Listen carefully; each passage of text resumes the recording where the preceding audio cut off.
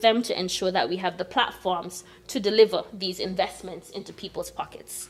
We've been able to utilize technology and online platforms to improve how we deliver our programs and the benefits. So people don't have to be lining up in the square to come, sign up for the money, for the little money, but we make sure that we try to maintain a level of dignity and a level of transparency in the way that we make sure people get access to these resources and to these investments.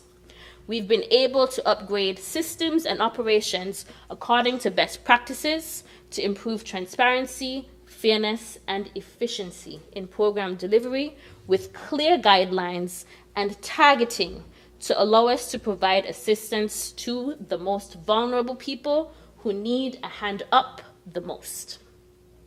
So, Madam Speaker, this investment in people was coupled with investments into our social protection ecosystem. Very good investment, Madam Speaker. And as you know, like I would have said, social protection is one of the 7 pillars of our Sustainable Island State agenda. And so the near $250 million already spent has allowed us in the Ministry of Social Development and Gender Affairs, Youth, Aging and Disability to upgrade our systems and operations, which is necessary for building a resilient social protection ecosystem. So when we're talking about CISA, we're all at work in all of our areas. We're really working. We're doing the work. And I must take this opportunity to thank the staff and management within both of the ministries that I have direct responsibility for their hard work and for their commitment to realizing the Sustainable Island State agenda, because it really is a lot of work to do. Establishing systems and implementing strong policies. Administering and maintaining these programs and initiatives, it really requires a great deal of support and collaboration, and the staff and our partners really stepped up to the plate. So I trust that the announcement of the double salary to our civil servants is a celebrated reward for all of the hard work of the staff across the ministries. So thank you, the Honorable Prime Minister and Mover, for that delivery. Now, Madam Speaker, in this budget for 2026, as I mentioned, the ministry will receive a little less than what was budgeted last year. The numbers show it, but I'm not upset. I remain optimistic about this budget and the direction of this government. Because as the mover of the bill explained in his presentation, the Sustainable Island State agenda is extensive. And in order to make sure that we deliver on all aspects, remember there are 7 whole pillars of this agenda, we must exercise financial discipline. So, Madam Speaker, I'm okay with foregoing a few $1 million in 2026 if it means that more progress for all that, if it means more progress for all of us that we can see and we can feel. If experiencing that cutback means we can get 24/7 water everywhere, I'm okay with that. If it means more paved roads, I'm okay with that. If it means more completed housing solutions, I'm okay with that. That's social protection. If it means new schools get built and old buildings get upgraded, I'm okay with that. If it means healthier and more locally grown food, I'm okay with that. If it means more flights so that we have more business within tourism, I'm okay with that, Madam Speaker. I am willing and optimistic to accept cutbacks within my ministry in the area of human and social development if it means we will see progress that we can feel and that we can see. Madam Speaker, especially given the $250 million that this government has already invested since coming into office directly into people's pockets and into their homes and households. Since we already did that, Madam Speaker, it's okay for us to reprioritize to make sure that we deliver on the other things that we have promised as a government, Madam Speaker. So for 2026, the Ministry of Social Development and Gender Affairs is allotted $38.3 million. Youth Empowerment, Aging and Disabilities, $3 million. These budgets will generally be spent to maintain existing programming, Madam Speaker. We've worked hard over the past 3 years to be able to ensure that we can have programs, we can upgrade our flagship programs to make sure that we can deliver on them.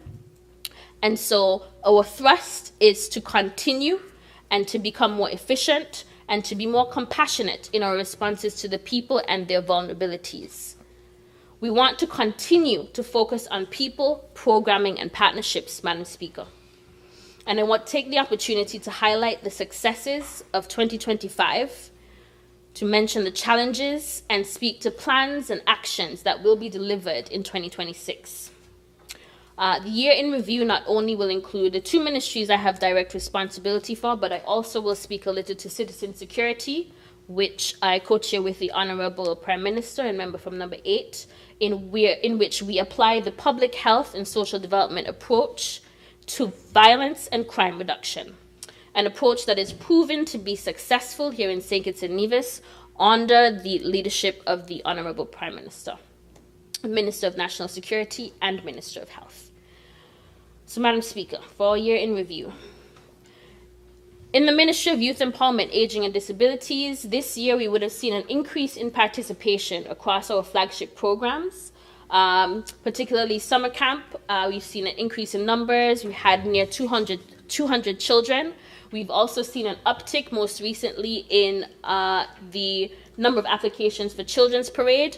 This is a collaboration that the Department of Youth Empowerment now does with the Department of Culture in terms of getting children for the Children's Parade. We currently have, I think, 245 applications for Children's Parade this year. And we're still accepting applications. That's my understanding. We're still accepting applications for those who might want to participate in Children's Parade so that we can have a festive cultural display this year during the festive season. Youth continues to work with making sure that we support young people and students living with disabilities by delivering on skill building programs and engaging our youth and children with disabilities in fun days.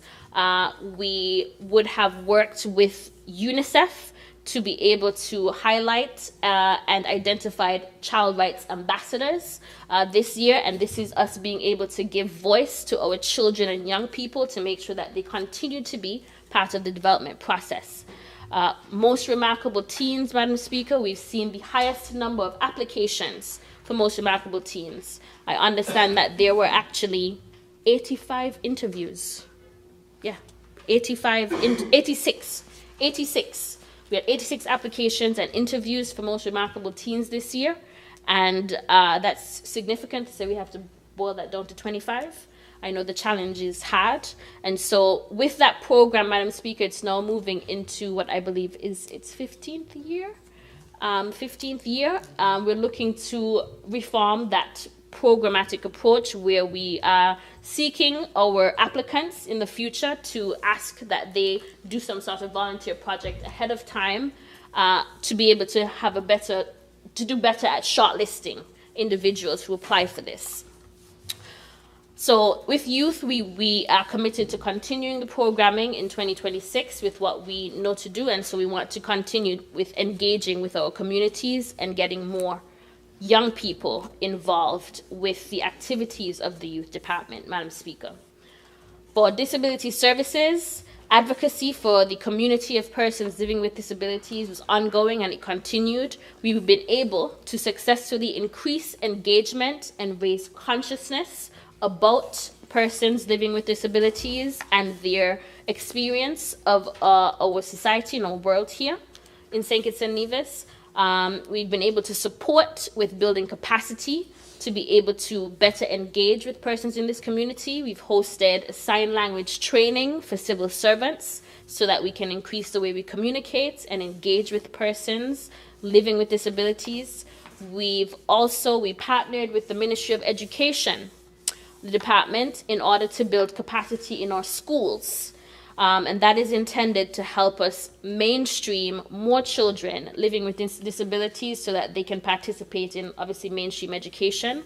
We currently have, at Washington Archibald High School, we have one student who is blind who attend school regularly with all the other students. So when we talk about inclusive education, we're really doing it. And we would have hosted some inclusion workshops for our teachers to be able to help them with managing students with different disabilities. There's currently a committee that's been established to help us with getting parking permits for wheelchair users. That's been a challenge, but we continue to work with our stakeholders to get that done, and we will continue to do that in 2026. The members of the disability community or persons living with disabilities always ask us to support them in advocating for housing, for employment opportunities and skills building, especially within the private sector.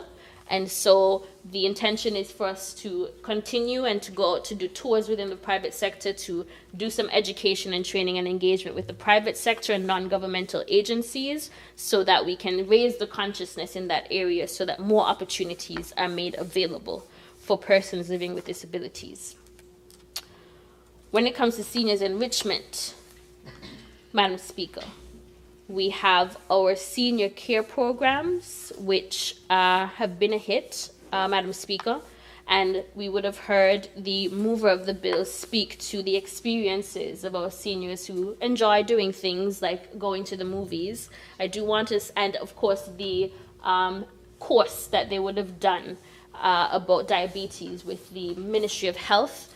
So, Madam Speaker, these care programs are really vital for supporting our aging population. We take the opportunity to focus on health, education, social and spiritual well-being of our seniors to ensure that they're living and aging with dignity.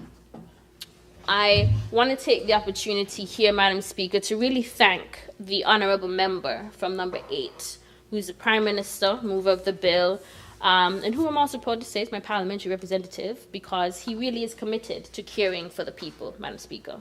And not only does this national budget show it, but when we speak to these programs, like our seniors programs, Madam Speaker, this is actually a program that's funded through the Prime Minister's office.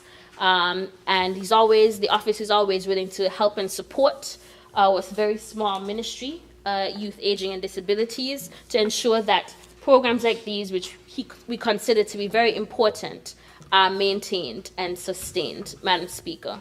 And so I really want to thank the Honourable Mover for his commitment to caring for the community, to caring for our people. We see he continues to deliver in that regard, Madam Speaker, so people can live and enjoy life. When it comes to the Ministry of Sustainable Development and Gender Affairs, some of our 2025 successes include improved social service delivery with increased case management. We hosted a few case management workshops on financial literacy for persons who have been recipient of LIFT benefits. We also celebrate the launch, Madam Speaker, as we talk about service delivery, the launch of a school-based assistance program. And this program was also mentioned by the mover, and just to break it down so that I can explain, this program is a result of the collaboration and partnership, again, with the Ministry of Education. And before I really explain the program, I also want to take the opportunity to thank the member from number 1, who is the MP carrying the expansive portfolio of people-focused ministries. He's also the Minister of Social Development and Gender Affairs, Youth Empowerment, Aging and Disabilities. And he says all the time that I'm his boss. And so I just want to say, really appreciate his support and vision to ensure that all of these ministries work together in improving how we do things and how we reach people. I'm happy that while I was away, he got the opportunity to go in because I know people always ask for him. And so he was able to see a lot of our programs in action and was able to speak and connect with the staff. And so we really want to thank him for his support. I want to thank him for his support throughout just the process. Now, the school-based assistance program, again, was a collaboration with the Ministry of Education, where it combines the application and assessment for all school-based type of assistance. we're talking about, we would know that school uniform assistance was always within the repertoire of social services. And then when it came to getting things like textbooks, CXC fee waivers, or subsidies, you'd have to go to education. And so we were approached by the Ministry of Education for assistance through social services, and we've been able to combine the delivery of all these programs into one application. So when you come, you can apply once, and then you can submit an expression of interest, and then you're considered and evaluated for receiving one or all of these forms of social assistance in relation to school and education. And that has been pretty successful. We, I think, received from the numbers that I have 1,200 expressions of interest. And so we want to continue with that approach, and we seek to improve as we go along throughout the years. We've been able, Madam Speaker, this year we celebrate our ability to have improved data collection and evaluation and analysis of our programs. We always aspire to see how we can improve our program delivery. And so the information that we receive from data collection, the feedback that we receive from clientele, we do use that information to see what we need to do to improve with the investments that we have made in social and human development. I want to take the opportunity to also speak to capital projects, Madam Speaker, for 2025. This year, we would have expended the capital budget that was afforded to the ministry, and I'm happy to report that the work on the New Horizons Rehabilitation Center is really near complete. Yes, please clap for that, because I know I work hard on that. We are now at the point where staff and residents are moving back into the original location. All of the works, I have an extensive report of the money that went into and the extensive works. I'm going to take the time to actually speak to that, because we worked really hard on this. The amount of work that we put in, we would have replaced all of the windows. We built a whole new pump house, a walkway, a new garage receptacle. We renovated the entire assessment center building and the sewage system. We installed new burglar bars and handrails. We completed electrical upgrades for the entire facility.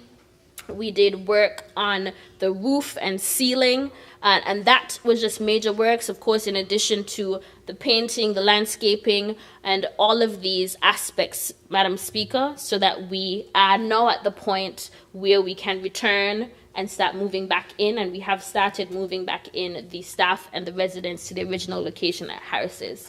Madam Speaker, I want to express thanks to the member from number 3, who is the Minister for Public Works, for ensuring that these renovations are also prioritized within his ministry.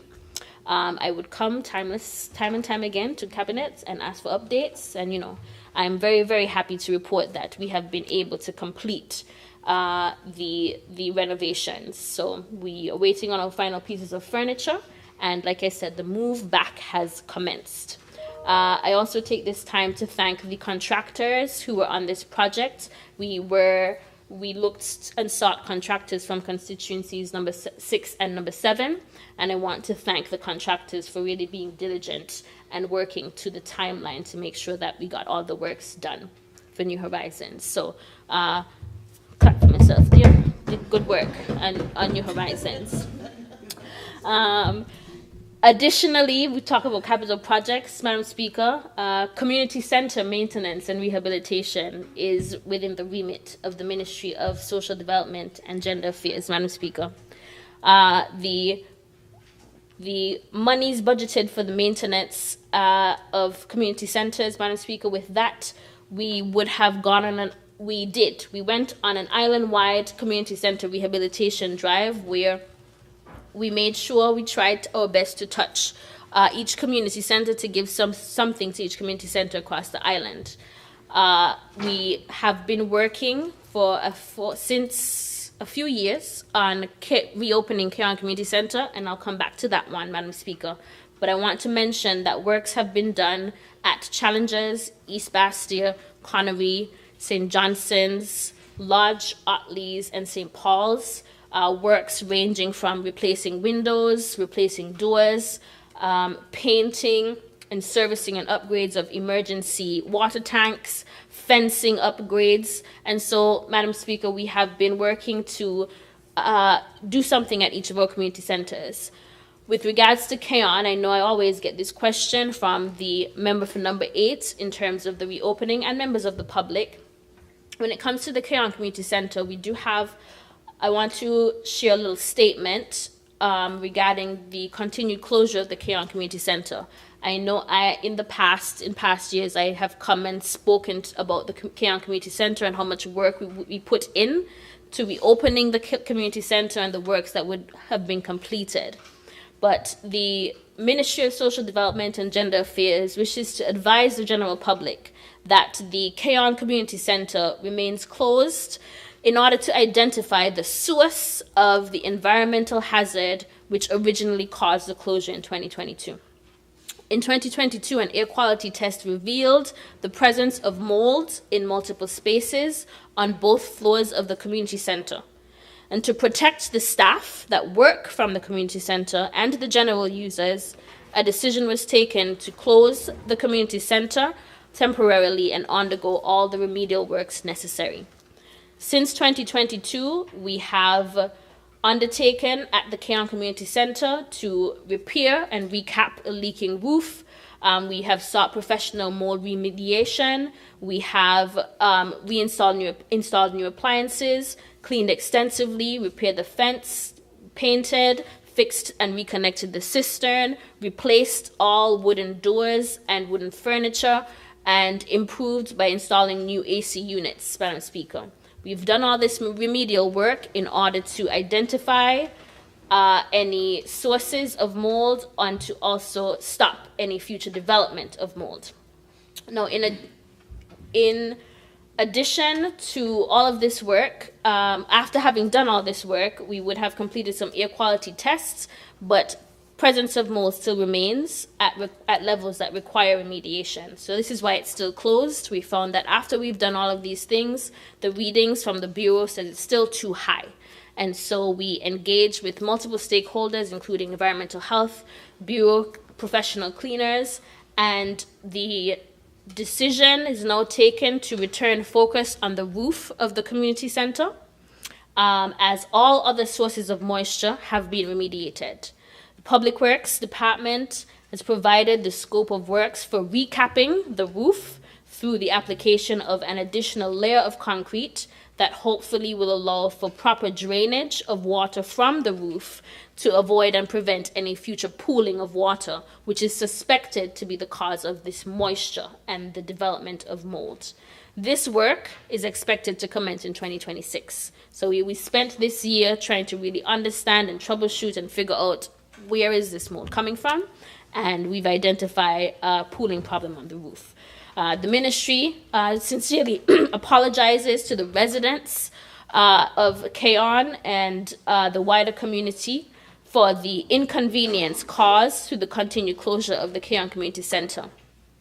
However, we are still committed to ensuring that we return the community center to the residents of the community so that it can be fully utilized, because we are waiting, of course, through the ministry and through Youth, Aging and Disabilities. We are also interested in establishing programming in this community, and so we intend to keep the public updated, but please note we are still working on understanding and figuring out the source of the mold problem at the community center in Keon. Okay, Madam Speaker. Next, on to citizen security. Madam Speaker, citizen security is the approach that we speak about when it comes to addressing violence and crime and looking at that from a public health perspective. We've spoken about citizen security in different sittings and different forums. We would have the mover of the bill would have spoken to the success that national security has seen when it comes to the reduction in homicides and violent crimes and the peace that we are all experiencing and benefiting from in the Federation of St. Kitts and Nevis, especially since we started with the approach to violence and crime reduction using the public health approach.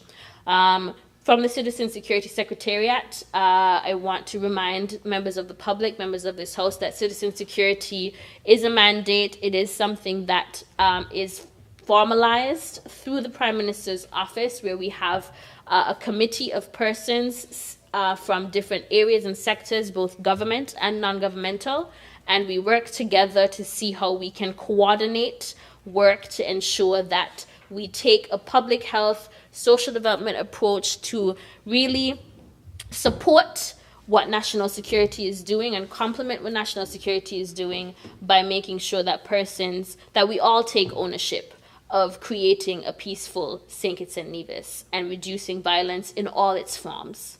And so through the Citizen Security Secretariat this year, we're celebrating the successes that we would have seen in terms of hosting a national day of interruption, where we went into the schools to push the messaging of peace and security and nonviolence to our children and young people. That was very successful. We thank all of the stakeholders, and it is the intention to see how we can continue working and partnering with the Ministry of Education to host another day of interruption in 2026.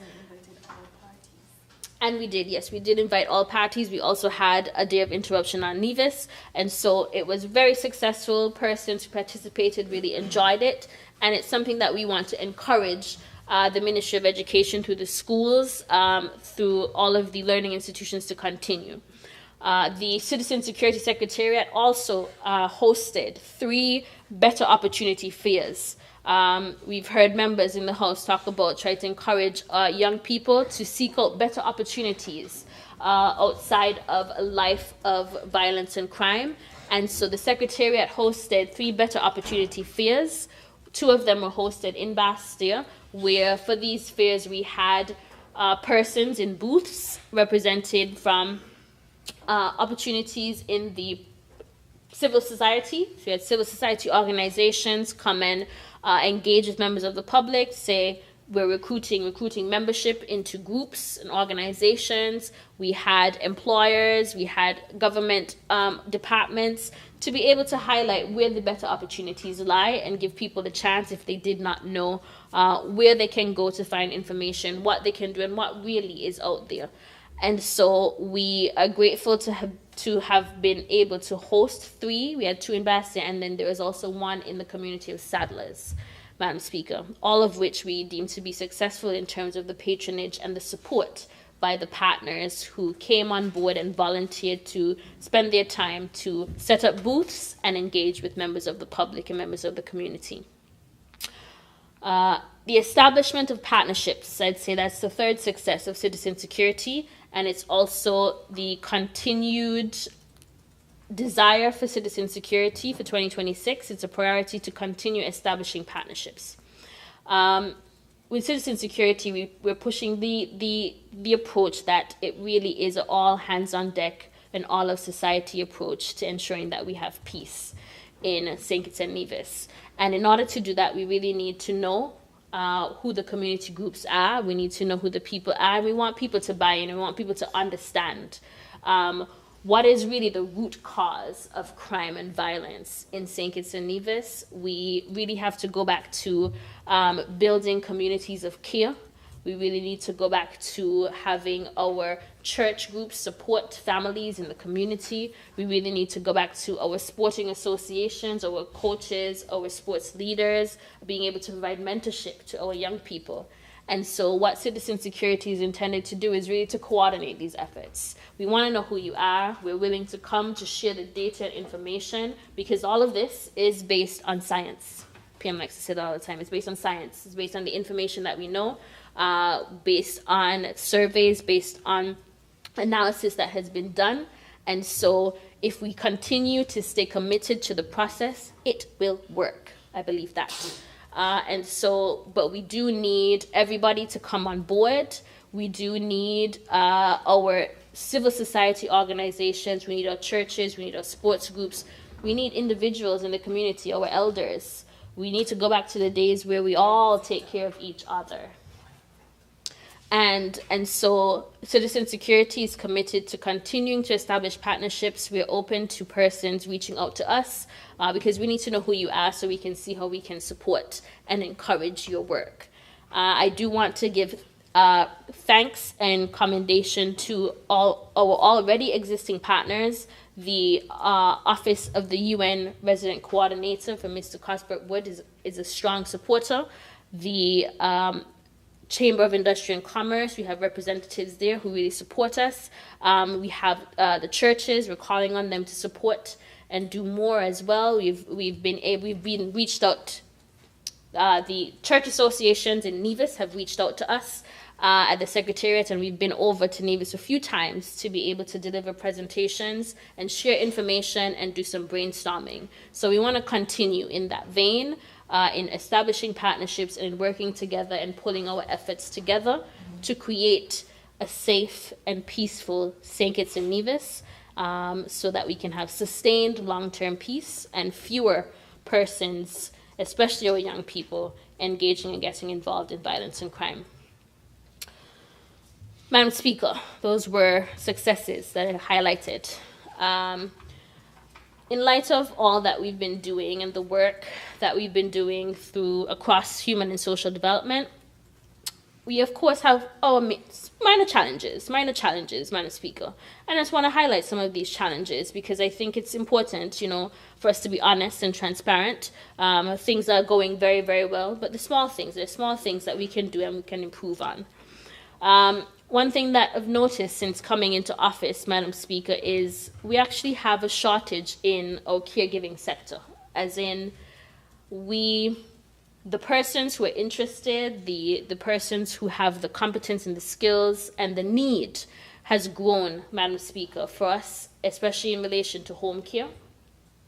We have a need for more home care officers, a need for persons to be interested in giving care to our elders.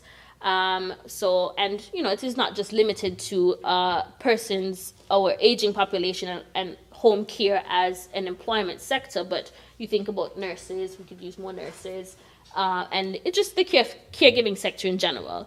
It's a note that we have a high demand for home care officer support.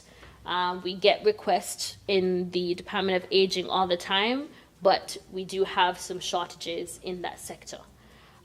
We also have received increased reports through the Ministry of Youth, Aging and Disability, the Department of Aging. We have increased reports of elder abuse, which has signaled to us the need for policy and legislation around elder care. And that's engagement that we have started. We have had a few meetings with the Ministry of Health in relation to establishing regulations for elder care because the reports of elder abuse are increasing. We could use, Madam Speaker, an increase in community engagement that is seen across the board, especially when it comes to citizen security. So we always seek to increase the community engagement. We are working towards, Madam Speaker, increasing our communication outreach so that people are aware of programs, so that people can participate in the programs that have been established and that are being delivered, Madam Speaker. We note, particularly when it comes to our children and young people, we could really do a better job as communities to support families and to protect our children, Madam Speaker. The cases that are reported at Probation and Child Protection Services are still significant, and there's more that we can do on an individual and community-based level to do a better job at protecting our children and supporting families. We really, really need to rebuild and cultivate communities of care. And this extends not only to achieving the ultimate objective of maintaining peace and security, but it's also of just what do we value as Kiddushians and divisions. If we are unkind to each other, if we don't aspire to keep each other safe and to protect each other and to take care of each other, who are we as a people? And so there is really a need to rebuild and cultivate communities of care. We need to reduce elder abuse, we need to reduce domestic violence, we need to reduce gun crime, all of these things, Madam Speaker. And it does require more than just the government and government laws and government to be able to really see how we can support and do a better job. And Madam Speaker, all of this is, these are the challenges that we would have noticed. And this is why we are committed in this budget to investing in people and investing in progress. Because we recognize that these are shortcomings. And so we certainly are committed to, as a government, to taking the lead on making these significant investments in our people to better support each other and better support the work that needs to be done by making sure we progress. So, Madam Speaker, in terms of plans and priorities for the Ministries of Social Development, Gender Affairs, Citizen Security, Youth, Aging and Disability, for 2026, we want to use the funds that have been budgeted and allotted to these ministries to be able to, as I would have said, continue with flagship program delivery and strengthening program delivery to be able to invest in our people, especially our young people, through juvenile rehabilitation. Now that we're back at New Horizons, we want to make sure that programming there continues and improves, and we continue to look for partnerships. Part of the rehabilitation curriculum is that we tend to seek support from the churches, support from the groups to come in and work with the residents at the center, and so we continue to work on that. We're investing in case management so that people can benefit more from the programs that we are delivering, so that we can see that, making sure that the investments that we're making into people's pockets through our different social assistance programs, that it's more than just receiving a handle, but we're also trying to develop capacity and build skills. When we talk about investing in people, it's not just about money, but it's about investing time and resources to be able to teach people new skills, give a man a fish, but teach a man to fish. And so that people can be sustained for a much longer time. We are going to work on increasing our community engagement. As I said, that's one of the challenges that we found. So whether that means increasing our social media presence, increasing publicity around our programs, making calls out for persons to support the programming that we do, and also encouraging non-governmental organizations and entities to establish their own programs. Madam Speaker, that is also something that we are encouraging and that we seek to do, really working on establishing partnerships and increasing community engagement. Want to invest in the people. We also want to make sure part of that is making sure that we connect with the people in part of that investment. Madam Speaker, I'm near the end, and I want to wrap up by reiterating my support, Madam Speaker. This appropriation bill, 2026, and the plans outlined for the budget should really make all of us feel reassured, because we really continue as a government here on this side, we really continue to make investments in people and progress. Remember, I said we've already, in this third year of government, we've already invested near $250 million into our people, direct, Madam Speaker. And the plans that have been outlined by the mover and the plans that I'm sure you'll hear from all of the other members on the government side will speak to the progress that has already been made and that is intended and expected for 2026 upcoming, Madam Speaker. We are investing in people and progress. It's not just, even though that's the theme for this year, it's not just this year that we have been doing that. This is a budget of optimism, of discipline, and of compassion. And this government, Madam Speaker, under the leadership of the honorable member from number 8, has already demonstrated, I believe, its commitment to taking care of the people, and we continue to do so. Madam Speaker, when it comes to social development as a concept, we are really talking about who we are as a people. You know, economic development, we already know, is booming. The numbers show it. The honorable mover would have spoken to our economic development. But when it comes to our social development and our social protection, we're talking about supporting the most vulnerable. We're talking about building inclusive communities of care and protecting our children. We're talking about making sure that people live and maintain a certain standard of life, and that we are protected as much as possible from global shocks that are outside of our control. That's inflationary shocks, that's climate shocks, that's things that can destabilize and really change the way that we live and enjoy life.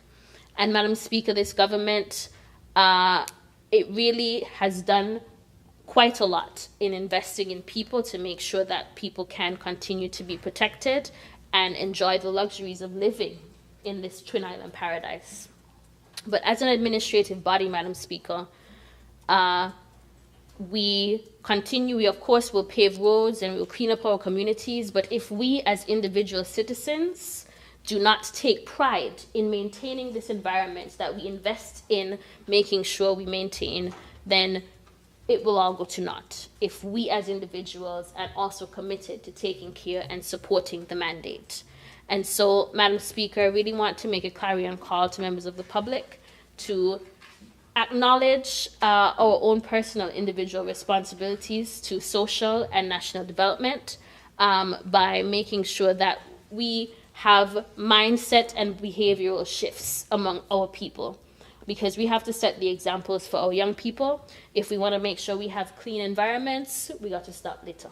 If we want to make sure that we have crime reduction and less violence, we need to be kinder. We need to be less aggressive people. If we want to make sure that we can have as many tourists, Madam Speaker, we need to be business-minded. We need to be able to encourage each other in that regard.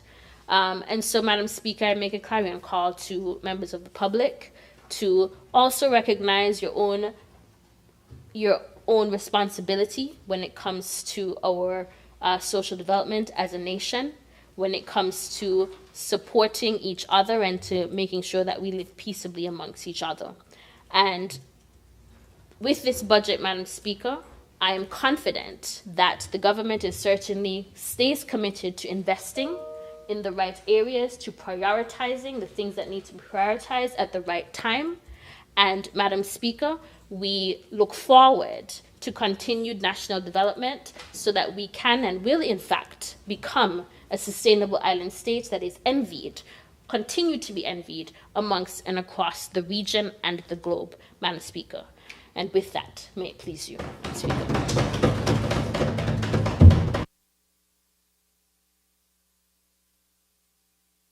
Thank you to the Honourable Senator Phillip. Based on our agreed speaking order, we should now have a member from the opposition. Would we prefer to break shortly? Madam. I recognize the honourable member. Yes, Madam Speaker. Yes, please. Want to move a motion that we probably break for lunch and then we restart in 35 minutes. If that pleases you. All right. Seconder. I recognize the honourable member for St. Christopher 2. Madam Speaker, I rise to second the motion. The question is that this honourable house stands adjourned until 2:30 to provide for lunch. Resume promptly at 2:30. We have to stick within our speaking time and order. We have a long agenda. Thank you kindly. House will rise and adjourn to 2:30.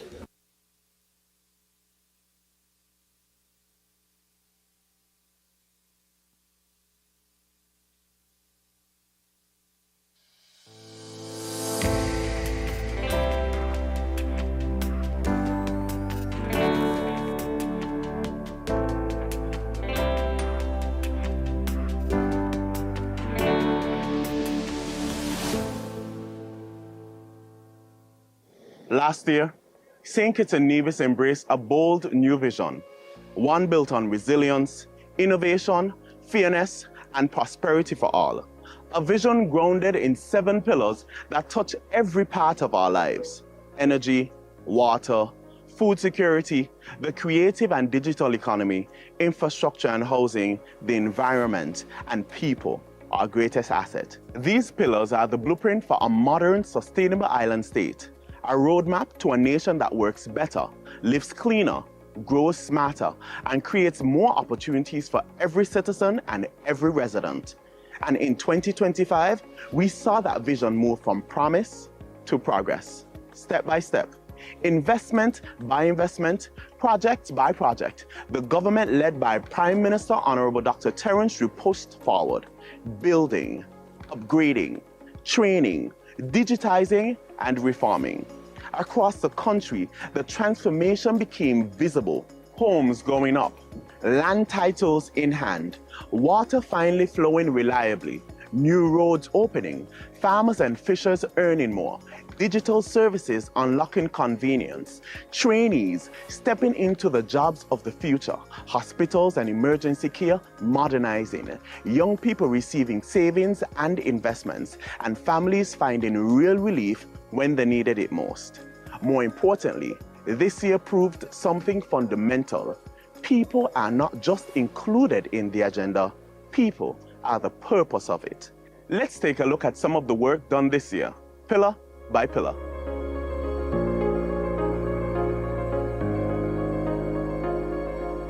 Pillar 1, energy transition. Moving boldly toward a future that is cleaner and cheaper, St. Kitts and Nevis continues to prove that energy is the master key. Because when you solve energy, you solve water, food security, and ultimately salaries and national wealth. In 2025, this truth became reality in real, measurable ways as the country advanced its most ambitious energy transformation in history. This year, our geothermal dream finally became a geothermal plan, with financing now secured, contracts reset, and drilling set to begin in early 2026. The Nevis Geothermal Project is officially on track to deliver clean, reliable baseload power, enough to run an entire country, this country. This shift means stability, a future where electricity is no longer tied to oil prices, where households and businesses benefit from low cost and predictable bills, where industries can grow more competitively, and where new high-value jobs emerge in a sector poised to define a global development for decades to come. As geothermal moved toward execution, 2025 also became the reset year for the solar PV and battery energy storage project. The government relaunched the initiative, designed to supply over 30% of St. Kitts' electricity once operational in late 2026. The project promises lower fuel expenses, greater bill stability, and a cleaner environment. But most importantly, it promises opportunity. Solar training programs are now in full swing, ensuring that Kittitians and Nevisians will be the ones installing, maintaining, and operating these major systems, keeping the economic benefits right here at home. To support this clean energy future, 2025 also delivered the most significant grid upgrade in our nation's history. A modern energy system demands a modern grid, and Skelec's new energy transition unit has begun upgrading 11 kilowatt legacy lines to more efficient, higher voltage infrastructure. The team is strengthening the grid against hurricanes, integrating smart digital systems, and improving response times to outages. Though much of this work happens silently in the background, it is the foundation that will allow renewable energy, desalination plants, new housing developments, and future industries to operate smoothly and reliably. It is infrastructure that quite literally powers progress. And this progress is reaching directly into people's homes. In March of this year, 2025, the rollout of smart electric meters began, ushering in a new era of transparency and control for consumers. For the first time, Households will be able to track electricity usage in 15-minute intervals, helping detect waste, reduce costs, and plan consumption more effectively. Prepaid options will give customers greater flexibility, while upcoming interconnection policies will allow homeowners with solar panels to sell excess energy back to the grid. It's greater choice, it's real savings, it's empowerment in the palm of your hand. But technology alone cannot transform a nation. People do. And 2025 was a year of building human capacity at scale. In January, the Federation hosted its first ever electric vehicle training and certification course, giving local mechanics internationally recognized credentials. Solar PV empowerment training soon followed, along with advanced renewable energy training in Taiwan, turning young people, technicians, and tradesmen into certified green energy professionals. These programs are not just preparing workers for new jobs, they are creating new income streams and new pathways to generational wealth. As EVs, solar systems, smart grids, and battery storage become the national standard, our people won't just use the technology, they will build it, maintain it, innovate it, and profit from it. Pillar 2, water security. This government fully understands that water is the foundation of life, public health, agriculture, tourism, investment, and national confidence. And we continue to make bold steps in securing a future when our taps run 24/7, moving from temporary fixes to permanent solutions. And nowhere is that clearer than in our desalination program. At the C.A. Paul Southwell Industrial Park, the Federation's largest desalination plant powered up for the first time in October 2025. Now, in final testing, this 2 million gallon a day facility is on track to restore 24-hour water access to Bastia and surrounding communities. For households, this means the end of chronic rationing. For businesses and investors, it means predictability, one of the most valuable assets in any economy. On the East Coast, the Federation's first solar-powered desalination plant continues to operate at the Canada Industrial Site, producing roughly 70,000 gallons of clean water each day. Powered entirely by renewable energy, it reduces costs, strengthens climate resilience, and supports communities like Connery's, Keys, and nearby industrial corridor. Together, these desalination plants mark a historic turning point. St. Kitts and Nevis is no longer waiting on rainfall to guarantee water. We are producing it ourselves. But desalination is only one piece of the puzzle. This year, the government completed the most sophisticated water survey ever done in St. Kitts, a semi-airborne hydrogeological scan that mapped the island from Keon to Old Road. Delivered in October, the survey identified 17 promising groundwater sites, with 10 prioritized for immediate development. For decades, communities like Sadlers, St. Paul's, Newton Ground, Sandy Point, and Challengers have struggled during dry spells. Now, they stand to benefit from new climate-resilient wells that will boost supply where it is needed most. To move swiftly, the government pre-advanced procurement for drilling. A contract was signed in September with water and oil well services from Trinidad and Tobago. These wells mean reliability for families, expansion for farmers, better services for hoteliers, and employment for our local construction and engineering sectors. All of this fits into a wider investment framework that is transforming the entire water system: storage, interconnection, leak reduction, pressure management, and modern monitoring. It's not just more water, it's smarter water. Interlinked reservoirs now allow water to be rerouted across districts. New climate tracking tools guide decision making, and upgrades to pipelines and pumping systems are reducing losses and lowering operating costs. Anchoring all of this is the SKN Transwater Project, the Federation's flagship climate finance water initiative. In 2025, The project advanced through major public consultations, technical designs, and international frameworks with the Green Climate Fund. Transwater is a vehicle that will overhaul outdated infrastructure, reduce non-revenue water, introduce low-carbon technologies, and build the climate-ready water system our islands need. It brings global financing into local hands, creating jobs, strengthening resilience, and ensuring that every gallon counts. Pillar 3, food security. Food security is national security. It is jobs, income, exports, and the comfort of knowing that in a changing world, we can feed ourselves. This year, we continued bold strides to transform agriculture and fisheries into engines of resilience and wealth creation, built on innovation, climate-smart practices, and new opportunities for farmers, fishers, and young people. The year began with the Federation emerging from one of the most challenging droughts in recent memory.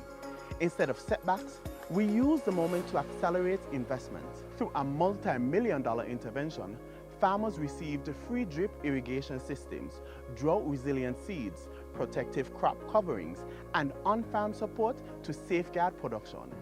These upgrades meant higher yields with less water, lower operating costs, and more predictable income, especially for small farmers whose livelihoods depend on every harvest. 2025 also saw unprecedented support for the livestock sector. A dedicated $1 million account was created to secure a stable and uninterrupted supply of animal feed, ensuring farmers never face shortages due to global supply delays. Veterinary medicine and livestock programs expanded, giving students hands-on training in pregnancy diagnosis, ultrasound use, and animal husbandry. The result is a stronger, more professional livestock industry, one that protects food supply while opening new career pathways for young people. Our investment in technology pushed agriculture into a modern era. A national drought forecasting system powered by satellite data, digital mapping, and real-time WhatsApp alerts now guides farmers on when to plant, irrigate, and conserve water. This climate-smart tool transforms decision-making, giving farmers the same kind of digital intelligent use in advanced economies and helping protect their income in an unpredictable climate. At sea, 2025 was a breakthrough year. The government deployed 12 of 15 new fish aggregating devices. These subsurface FADs are sturdier, safer, and designed to boost catch rates, reduce fuel costs, and increase earnings for fishers. And it is working. Fisheries revenue has risen from EC 8 million a few years ago to EC 90 million. But our oceans are not our only sources of food. They are ecosystems that must be protected. In June of this year, the Federation launched a groundbreaking king crab coral restoration initiative. Fishers and marine stewards received training to raise native Caribbean king crabs, which help revive coral reefs by naturally removing excess algae. This creates a double benefit: healthier reefs for tourism and biodiversity, and a new blue economy product that fishers can sell to restaurants and hotels, generating an entirely new income stream. On land, diversification took center stage. Nature's Sustainable Farm moved into its next phase with over 100 acres now under cultivation and the first ever export of St. Kitts grown Tabasco peppers to the United States firmly on the horizon. Each acre employs up to 5 people, meaning hundreds of jobs and a new export market that links farmers directly to global value chains. All of this falls under a broader shift toward eco-friendly, climate-smart agriculture, greenhouse expansion, modern hatcheries, precision irrigation, soil-saving practices, and the Climate-Smart Agriculture Project, now advancing through national consultation, signals a future where agriculture is not just sustainable, but profitable, competitive, and resilient. Pillar 4, Sustainable Industries. We continue to invest in our own by building out our talent, empowering entrepreneurs, and opening new pathways to wealth creation. This year, the creative economy stepped confidently into the future. As part of Global Entrepreneurship Week 2025, the government hosted the first ever AI in Business Summit and award ceremony. It brought together creatives, entrepreneurs, and technologists to explore how artificial intelligence can amplify marketing, design, storytelling, and content production. For the first time, our artists and cultural entrepreneurs were positioned not just as performers, but as innovators and business leaders ready to export their craft to the world. But the digital revolution goes far beyond the arts. This year, we also launched one of the region's most ambitious cybersecurity training programs. Beginning in February and graduating its first cohort in November, the program trained participants to international standards and prepared them for remote cybersecurity work, jobs that pay global salaries from right here at home. As the second cohort is set to begin in January 2026, more citizens will enter a career field that has unlimited earning potential and global demand. This, coupled with the electric vehicle training and certification program and the solar empowerment training, ensuring that as renewable energy expands, our people, not foreign contractors, are able to benefit. For small businesses, 2025 was a year of unprecedented support. Hundreds of entrepreneurs gained access to training through the Building Bankable Business program, launched in April to teach financial literacy, budgeting, cash flow management, and business planning. Its purpose is simple: to transform ideas into bankable enterprises and entrepreneurs into investment-ready leaders. But training alone is not enough. In October, the Citizenship by Investment Unit launched the local micro and small businesses grant program, offering easy $10,000 grants to qualifying businesses across the Federation. By November, 36 businesses has already been approved, receiving capital to expand operations, purchase equipment, hire staff, or move their services online. These grants injected real money directly into the hands of local entrepreneurs, supporting the creation of jobs, products, and new services across every sector. This momentum is matched by one of the most transformative digital agendas in the Caribbean. In May 2025, St. Kitts and Nevis launched its Electronic Travel Authorization ETA system and e-border platform, enabling faster, more secure processing for visitors and dramatically improving the travel experience, especially during major events like the St. Kitts Music Festival. This strengthens tourism, enhances national security, and positions the Federation as a modern, tech-forward destination. Behind the scenes, the digital transformation is accelerating even further. The government is advancing its national digital ID system, the core of all future e-services, set to enable secure online access to government services, banking, trade, and digital signatures. Parallel to this, the electronic civil registry system also moved forward, digitizing births, deaths, marriages, and adoptions so citizens and the diaspora can access official documents from anywhere in the world. Together with online tax services, the developing online passport system, business registration portal, and single trade window, St. Kitts and Nevis is building a digital economy that lowers barriers, speeds up transactions, attracts investments, and creates new income possibilities for every citizen. Pillar 5. Sustainable settlements. A strong nation is built, literally, on the spaces where people live, learn, heal, travel, play, and grow. This year, the government accelerated ownership through the NHC Renaissance Project, delivering and constructing nearly 200 new homes across Stapleton, Harry Phipps, Otleys, Sandy Point, and other communities. More land was secured to scale the project further, ensuring that hundreds of families will soon step into houses that instantly increase their net worth. Every home built supports contractors, tradesmen, truckers, suppliers, and strengthens the foundation for generational wealth. Side by side with the new housing came one of the most meaningful reforms in decades: land regularization. In 2025 alone, 531 lots were distributed, with full titles handed over to families in St. Peter's, Lagreet, St. Paul's, and other long-neglected communities.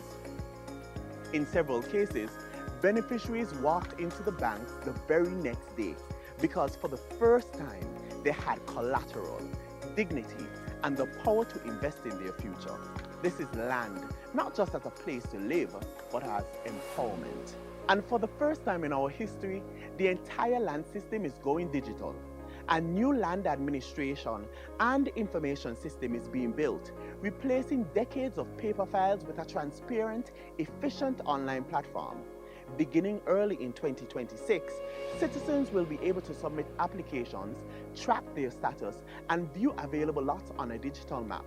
This modernization protects national patrimony, strengthens fairness, and speeds up development, making it easier for families, investors, and planners to build a modern St. Kitts and Nevis. 2025 also marked a leap forward in climate-resilient public infrastructure with the unveiling of the designs for the new JNF General Hospital. This state-of-the-art, storm-resistant facility is being developed in partnership with Taiwan and OECC.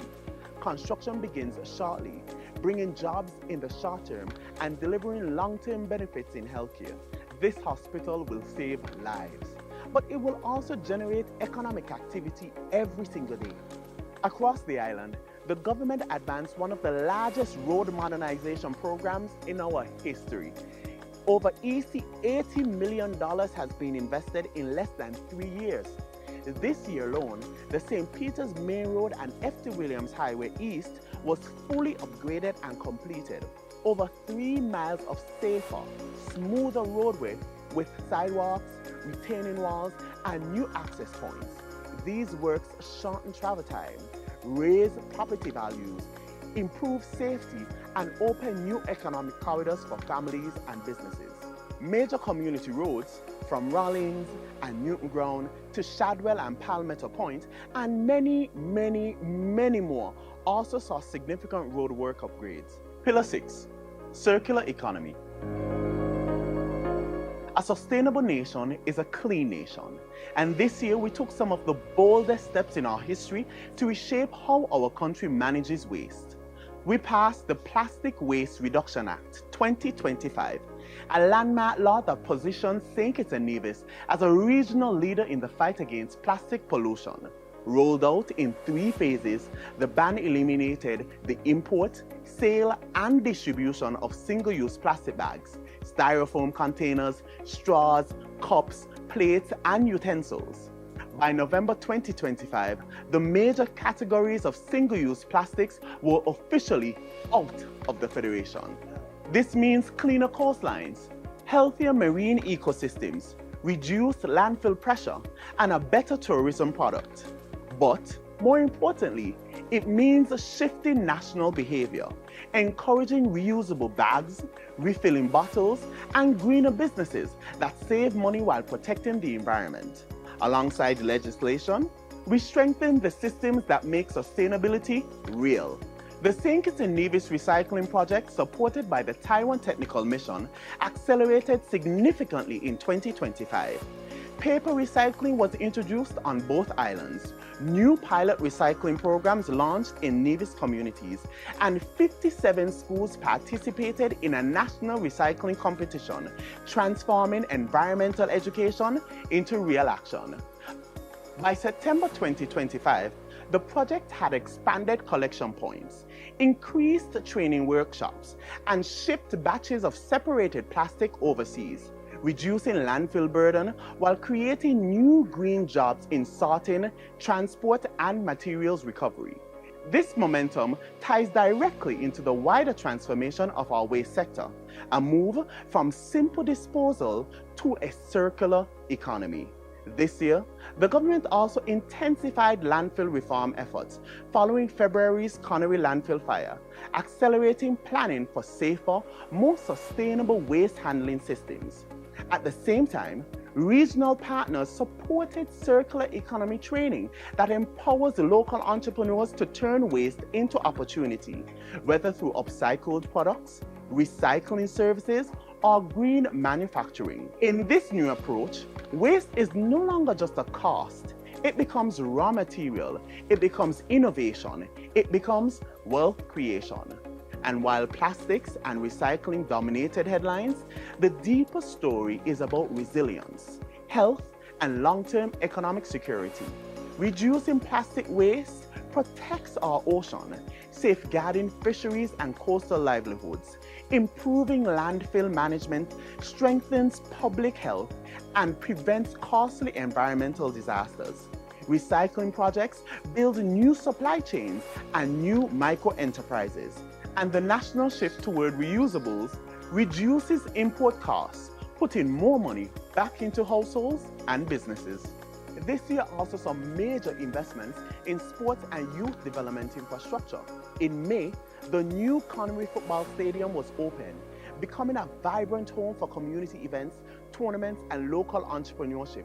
Meanwhile, the redeveloped and fully upgraded Kim Collins Stadium achieved World Athletics Level 2 certification, a milestone that allows our athletes to record official qualifying times and position St. Kitts and Nevis to host regional meets that generate tourism and business opportunities.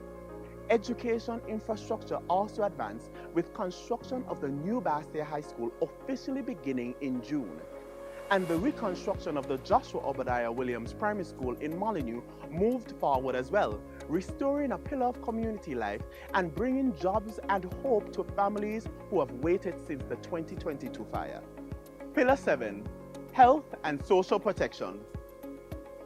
It is no argument that at the heart of the Sustainable Island State agenda is our people. This year, we saw one of the most ambitious social protection and human development agendas in its history, lifting incomes, modernizing healthcare, and building wealth from the ground up. This was the year of the Budget Boost Wallet, a groundbreaking digital support system that changed lives overnight. Launched in January, it provided EC $1,500 support over 6 months to citizens and residents earning $5,000 or less. More than 23,000 people benefited, and over EC $35 million was pumped directly into the local economy. The wallet helped families buy groceries, pay utilities, support small businesses, and catch their financial breath during challenging economic times, all through a modern, secure digital platform. It brought relief, it brought stability, and most importantly, it brought dignity. At the same time, the government continued to raise the standard of living by increasing the national minimum wage. Effective July 1st, 2025, workers saw their pay rise to EC $12.50 an hour, or EC $500 per week, the highest in our history. This two-step increase over 2 years lifted thousands of workers, strengthened household budgets, and injected new spending power into the economy. When workers earn more, families do better, and businesses grow stronger. For decades, thousands of government auxiliary employees, those who clean our hospitals, protect our schools, maintain our streets, worked without pension security. In 2025, that injustice ended. The Comprehensive Pension Bill finally gave GAEs a contributory pension plan, ensuring that those who serve the country with dignity can retire with dignity. This reform protects workers today and prevents poverty tomorrow, a major milestone in fairness and equality. The transformation continued with Aspire, the pioneering youth savings and investment program. In 2025, Aspire expanded dramatically. Over 5,000 children applied, more than 4,000 accounts were opened, and over EC $4 million was invested into our young people. Every participating child received a 1,000 starter portfolio, half in savings, half in shares, giving them real assets and a real stake in the future. With the ECCB-led financial literacy curriculum rolled out nationwide, a generation is learning not just to earn money, but to grow it. The health sector also saw major upgrades. We commissioned a new fleet of modern ambulances. These vehicles are smaller, faster, and easier to maintain, cutting response times and saving lives.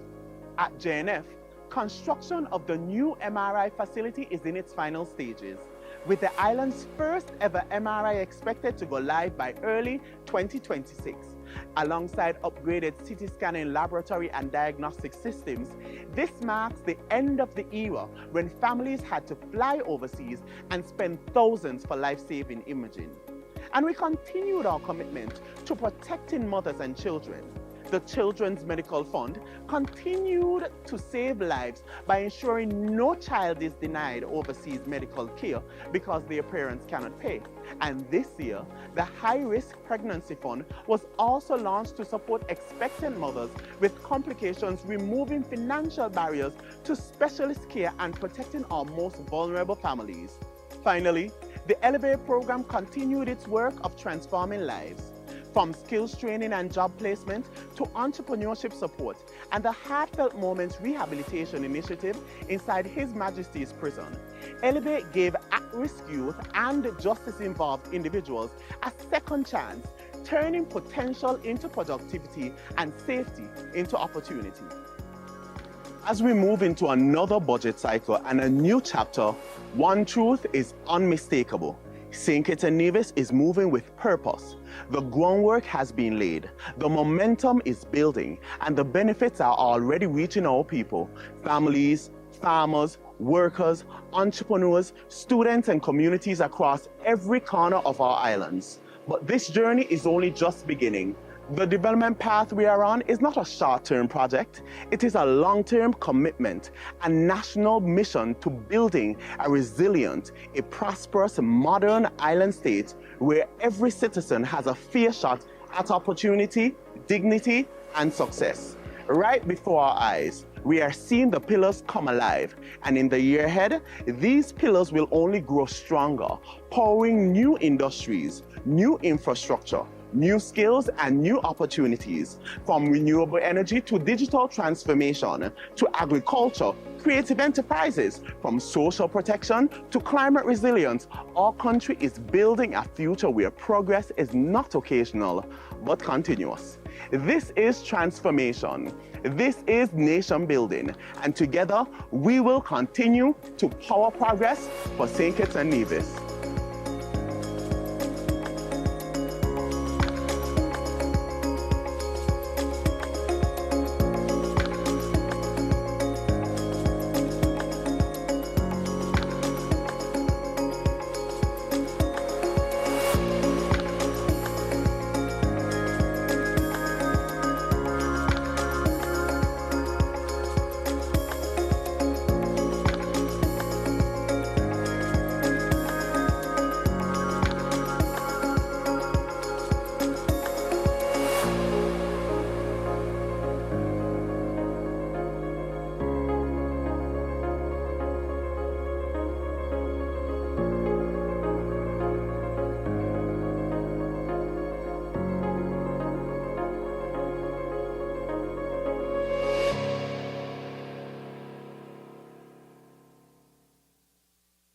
Paying 8 hours, the clothes them get torn up and sale. So put some money on savings. And so the first present you should be asking your parents to do, sign you up for a bank account and sign you up for Aspire.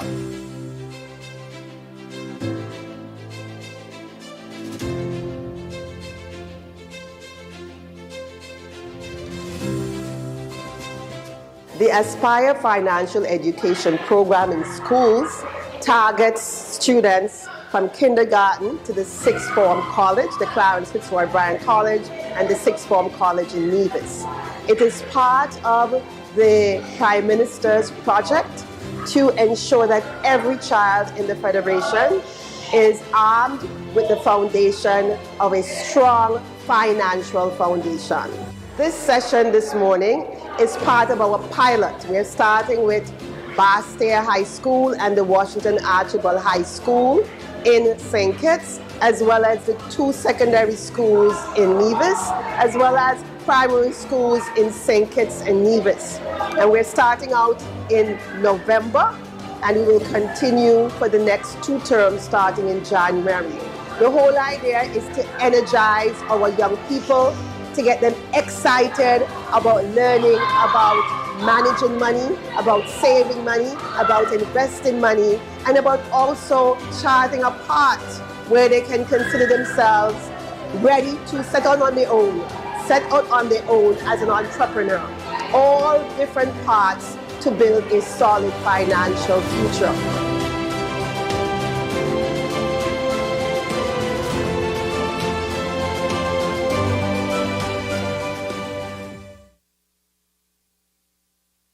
If you haven't done it as yet, please do it today. Subscribe to our YouTube page at SKNIS Media for regular updates, live coverage, and even more information on your government.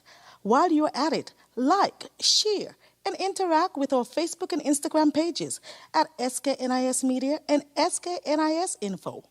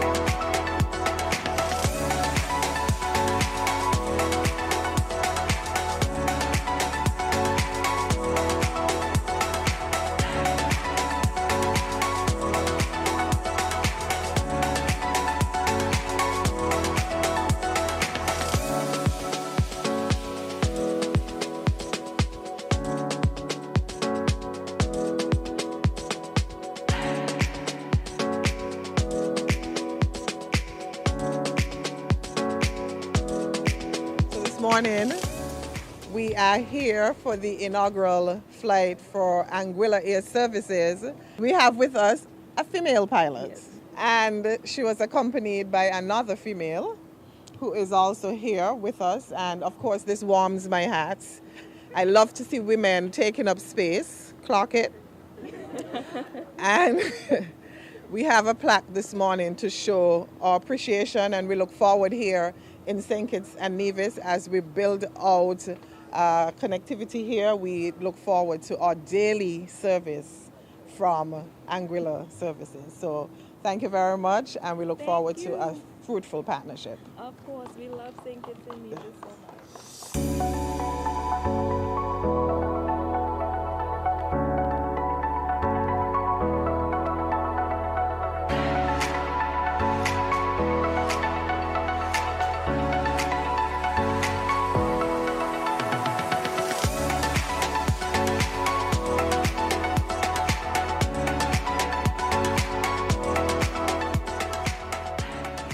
On behalf of the Board of Directors of the Anguilla Tourist Board and management and the team and the government of Anguilla, we are happy to be here today with the inaugural services of what we consider to be a great deal for Anguilla, as it's a local carrier from Anguilla. Anguilla Air Services, we thank the Federation of St. Kitts and Nevis for embracing this opportunity with our local airline carriers, and we thank St. Kitts for rolling out the red carpet for us today with the inaugural flight. On behalf of us, the government and the Anguilla Tourist Board Minister, we thank you and your team for your continued support and what we are doing with access to St. Kitts Nevis and between Anguilla. Thank you guys so much.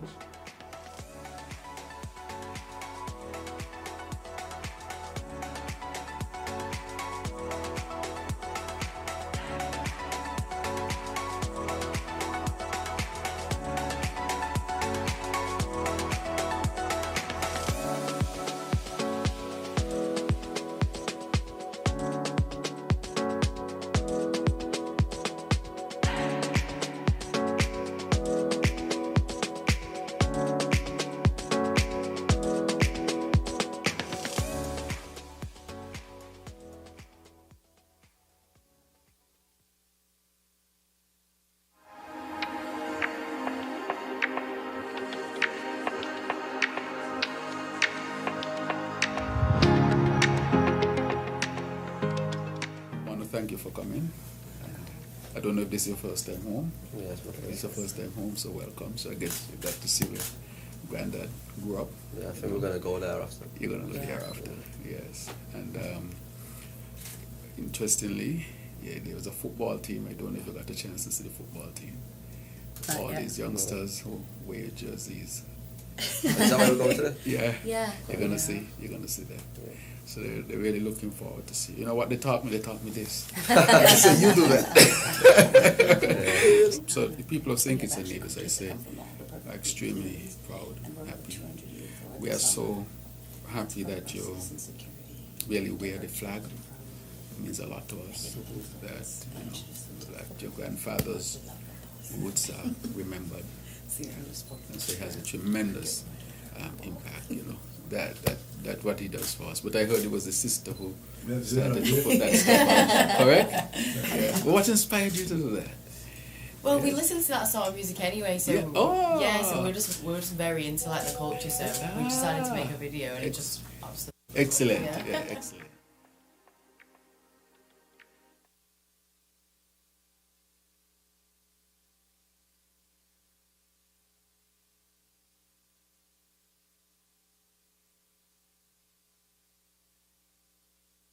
May be seated.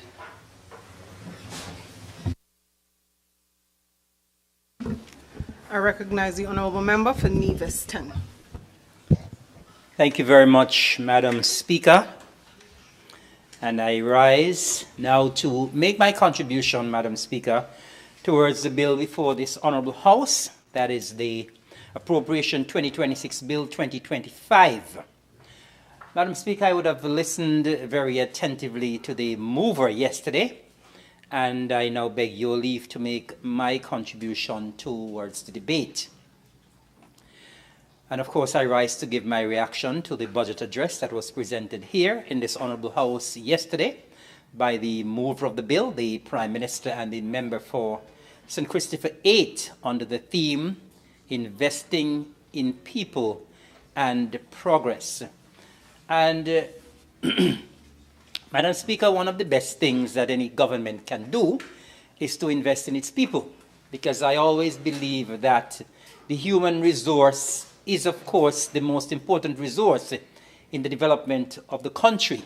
So anything that speaks to investing in people, Madam Speaker, I would definitely support.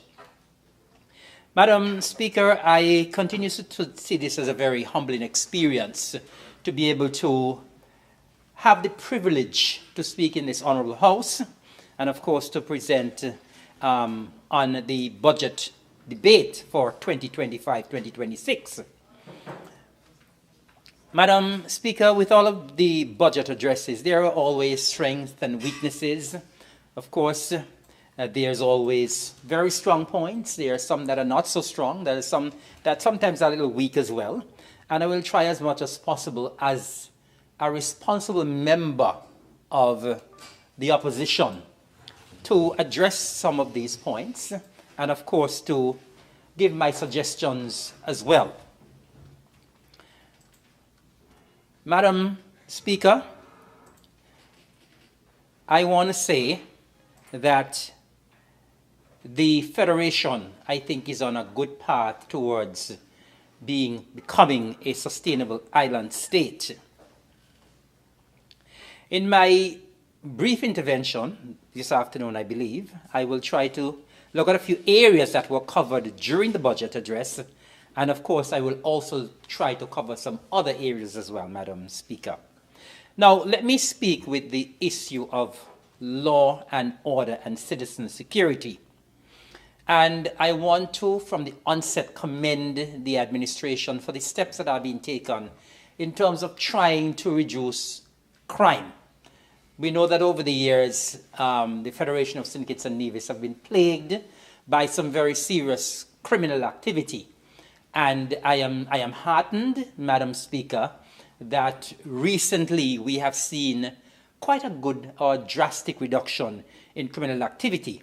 I want to commend the passage in this Honourable House of the various pieces of legislation. I know that at least in the past, in the past couple of years, there have been at least 7 pieces of legislation that have been passed regarding law order and citizen security. And I believe, Madam Speaker, and the evidence will show that these pieces of legislation have definitely yielded results. And not only yielded results, but yielded positive results. Of course, we heard from the mover of the bill yesterday, rightly so, that there has been a dramatic decrease in serious crime, and in particular in homicides. And this is a kind of news that we in the Federation of St. Kitts and Nevis would like to amplify. That yes, there is a reduction in serious crime, especially homicides. And of course, Madam Speaker, all of us in the Federation, nationals, residents, and visitors alike, we would like to feel safe.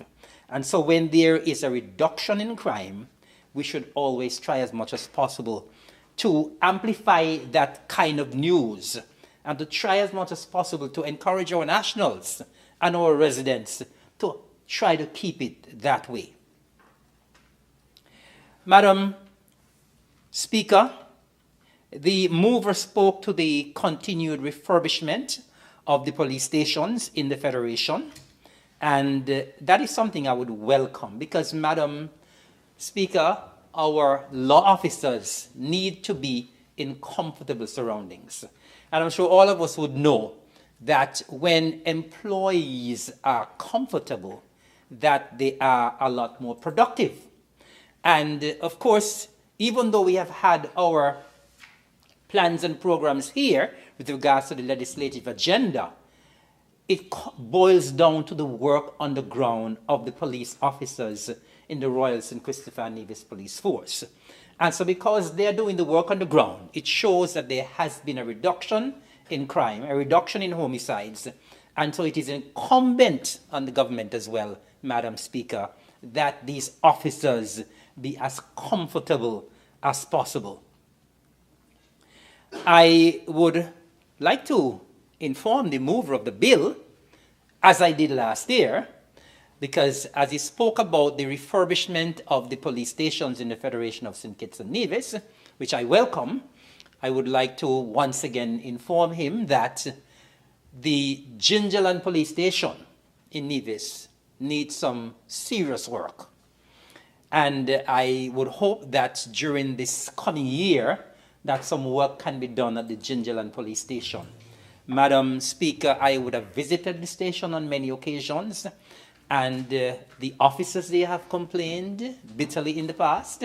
They have complained to me, and I want to bring the message to this Honorable House and to the mover, who is also the Minister of National Security, that some work needs to be done at the Gingerland Police Station.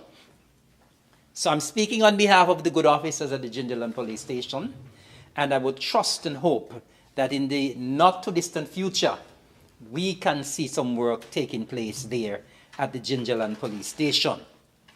I want, Madam Speaker, to commend the work that has been done at the Charlestown Police Station.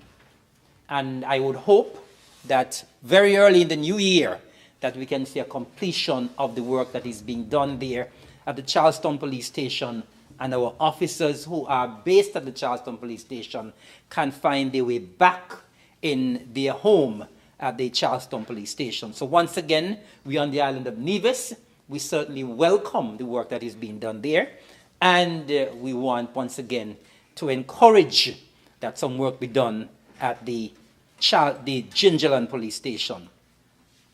Madam Speaker, I would also like to join with the mover, and of course with all right-thinking citizens in the Federation of St. Kitts and Nevis, to discourage our nationals and residents from, getting involved in deviant behavior and criminal activity, and especially during this festive season. We know that the carnival season is upon us. We know that the Christmas season is upon us, and we know persons have a tendency during this season to get involved in deviant behavior, especially stealing, and sometimes in criminal behaviors as well, in terms of homicides. And we are asking persons to try as much as possible to behave themselves Unfortunately, we have seen some not so good behavior on the island of Nevis. In recent times, we have seen some shooting incidents, and we are hopeful that that can stop for the season, and of course also into the new year. And so my call, Madam Speaker, is to our good and right-thinking persons in the Federation, especially our young people, to put the guns down and try as much as possible for us to live in peace, Madam Speaker. I would hope that there will be no more homicides in the Federation for the rest of this year. I would trust that the next few days that are left in 2025 would be peaceful days. I want at this time as well to commend the Commissioner and the members of the Royal St. Christopher and Nevis Police Force for the work that they have done on the ground with regards to the reduction in crime. We are hopeful that our people can continue to coordinate and collaborate with and cooperate with the police force, and of course with the rank and file of the police force in ensuring that our crime situation is remaining at bay. Madam Speaker, the mover would have indicated that the most recent military course took place on the island of Nevis, and that is something we welcome as well. The mover also spoke to the issue of border management and the ETA system. That, of course, as well is commendable. I have passed to the Robert Bradshaw International Airport, and yes, it's seamless when you enter the Federation nowadays, and I want to commend that as well. But at the same time, I would like to suggest and recommend that the administration, and I would suggest this to the mover, who is also the Minister of National Security, that we also look very closely at our physical borders. Our physical borders are still very porous, and sometimes we do not know what is happening in our physical borders, especially at night, Madam Speaker. And I would trust and hope that in the coming year and the years to come, that we can take a very hard look at what is happening at our physical borders. And of course, I think the call has been made before as well, that we need more patrol vessels for our borders in both St. Kitts and Nevis, so at least we can continue to keep the criminal element out. And so as we commend what is being done in terms of the border security with the ETA, we also make the call, Madam Speaker, for us to tighten our grip on the safety and security at our physical borders. Madam Speaker, I will now turn to the legislative agenda. And I must say that the legislative agenda has been a very robust one. And that has been the case ever since this administration would have taken the reins of government. I think we have passed a record number of laws in this honorable House, and I think it has happened in record time. The mover indicated yesterday that 23 pieces of legislation, acts and amendments were passed during the course of this year. And Madam Speaker, if my math is correct, when that is added to the 33 that were passed in the past 2 years, that gives a total of 56. And I hope my math is correct. Now, that I would say is a major accomplishment. I think it is also in order to commend the AG and his team for the tremendous amount of work that has been done in order to have so many pieces of legislation brought to the House, to prepare them, brought to the House, and have them passed. However, Madam Speaker, it is equally important, very equally important, that these laws be monitored and policed to ensure compliance. Madam Speaker, we often hear the term, there are laws to govern this, And there are laws to govern that, but they are not enforced. Madam Speaker, we must get past that. Now, the same amount of enthusiasm and energy that we exert in bringing these pieces of legislation to the Parliament and getting them passed, similar energy must be utilized in having them enforced. And I'm happy that the AG just walked in, because I hope he heard my commendation in terms of the pieces of legislation that have been passed. All right, well, at least my maths was not correct then. All right. So, Madam Speaker, often as well, we hear the talk that the public relations and public education sessions will be held to sensitize members of the public regarding new legislation. But I'm sure that many of the times that the follow-up and the public relations that is necessary after or prior to the bills being passed is not being done, and that also needs to change.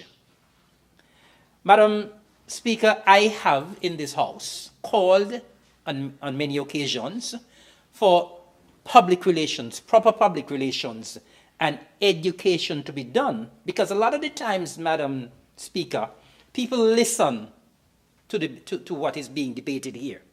But a lot of the times, sometimes people don't digest. And sometimes people listen superficially as well. And sometimes people listen to what they want to hear. For example, yesterday, as the member for Nevis 9 would have said, people were listening yesterday to hear one thing, you know. A lot of the times, sometimes people, they listen, but they're not hearing. Once they want to hear one particular thing, they're listening, but it goes to one ear and comes out of the other. And so a lot of the times when we come here to this Honorable House and we bring pieces of legislation to this Honorable House and they are passed, sometimes people actually listen, but they do not sometimes understand, and sometimes they do not comprehend exactly what is being discussed and what is meant by these pieces of legislation. And so, Madam Speaker, it is incumbent on the administration that after these pieces of legislation are passed in this Honorable House, that whatever needs to be done to even sensitize the public more on these pieces of legislation ought to be done. And so I am making that call again today, that when we have certain pieces of legislation passed in the House that may not be clear to members of the public, that some follow-up work ought to be done. Now, Madam Speaker, one perfect example is the legislation that deals with the use of marijuana. And I'm going to take a different slant to what the member for Nevis 9 spoke about this morning. Now, since the pieces of legislation have been passed regarding marijuana, I believe a lot of persons have more questions than answers. And people are still not sure as to what entails.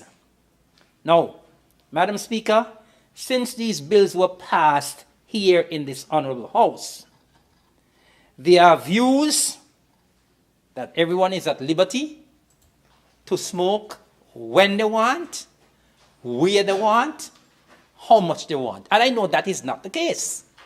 But they are doing so, Madam Speaker, because some of them genuinely do not understand what exactly was passed in the House. And so here again, Madam Speaker, we ought to have people educated in terms of what obtains from what does not obtain. The necessary education has to be done. Now, let me give an example with regards to this piece of legislation. Last year, during our annual agricultural exhibition, which we call the Agri Expo, there was a booth there that was exhibiting marijuana plants. And persons were entering the booth. And apparently, marijuana plants were being, apart from the educational aspect, the plants were being sold publicly there in the booth at the Agricultural Expo. And persons were boldly walking through Charlestown with their plant or their plants going home because they would have purchased their plants at the Agri Expo. We at the Department and Ministry of Agriculture, we got calls from the police. Because when the police saw persons parading through Charlestown with their marijuana plants, they were wondering what is going on here. So it is apparent, Madam Speaker, that not only members of the general public are not very clear on what obtains, but you also have members of the security forces who are not absolutely clear as well. And so it boils back down to what I've been saying, Madam Speaker, that an educational aspect must be attached to certain pieces of legislation when they are passed. It is absolutely important. And so, when the police call and ask questions, we didn't have any answer to give. Because I know a lot have been spoken about, marijuana commission and that sort of thing. Persons were not sure where that is. And so it begged the question again, what was done in terms of follow-up? What does the police know? What does the general public know? Very, very important, Madam Speaker. I am sure as well, I could probably use another example. Last year we passed a piece of legislation here with regards to abandoned houses, derelict vehicles, overgrown property. I don't know if any follow-up has been done, whether the law is being enforced, whether anybody have been asked to clean up their property, whether people have been asked to clean up their derelict vehicles from off of their property and so on. So it's all well and good to come and pass the legislation, Madam Speaker, but the follow-up absolutely has to be done. It is incumbent on the administration to have strict monitoring and oversight of these pieces of legislation, because the pieces of legislation mean well. They mean well, but we have to ensure that they are enforced. So the question remains, Madam Speaker, how good are we at policing and enforcing our laws? Madam Speaker, what we are putting in place to ensure that they are fully enforced. Is there a mechanism in place, Madam Speaker, that would in some ways measure where we are 6 months, a year, 2 years after the legislation is passed? Do we have the capacity, Madam Speaker, to enforce and police all of these pieces of legislation that are being passed in this Honorable House?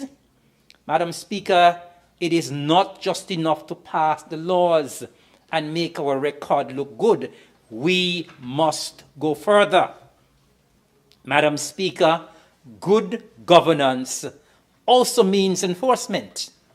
It's not just about passing the legislation, but the good governance agenda should also mean enforcement of the legislation and ensuring that persons stay in line when they are supposed to stay in line. Madam Speaker, we can't just get comfortable and say, well, we have passed 50 or 80 pieces of legislation. No, we ought to get comfortable when we can boldly stand and say, we have passed all of these legislation and all of them are being enforced. So, Madam Speaker, as we move forward, let us be cognizant of the fact and the need to not just have the laws passed, but to have them fully enforced and policed. Madam Speaker, history will not be very kind to us if we do not ensure that these pieces of legislation are not enforced. We are, of course, a law-abiding nation, and therefore all laws passed in this assembly should be rigorously enforced. Madam Speaker, as I speak about the legislative agenda, I also must speak to the much talked about Special Sustainability Zone Bill that was passed in this honorable House earlier this year. And let me from the onset say, Madam Speaker, that I believe that it was an excellent piece of legislation. There is absolutely nothing wrong with the SSZ legislation. Madam Speaker, it is a short but a comprehensive piece of legislation. And because it is so short, and because it is concise and very easy to comprehend, I think that our people, and I'm encouraging our people, to make it your business to become familiar with the piece of legislation. Do not allow anybody to fool you. We are a society where we have over 98% literacy, and everybody can read and comprehend. And so we do not have to wait for someone to read something and regurgitate it to us for us to speak about it. So I'm encouraging all of us in the Federation of St. Kitts and Nevis, those of you who have not read it yet, but you still have an opinion on it, and a lot of persons, I believe, who have not read it, they are speaking to it as if they have read it over and over again. So everybody is now talking about the SSD, but many people do not know exactly what the bill or the law says. And so I am calling on our nationals and residents from this rostrum to please familiarize yourself with the SSD legislation.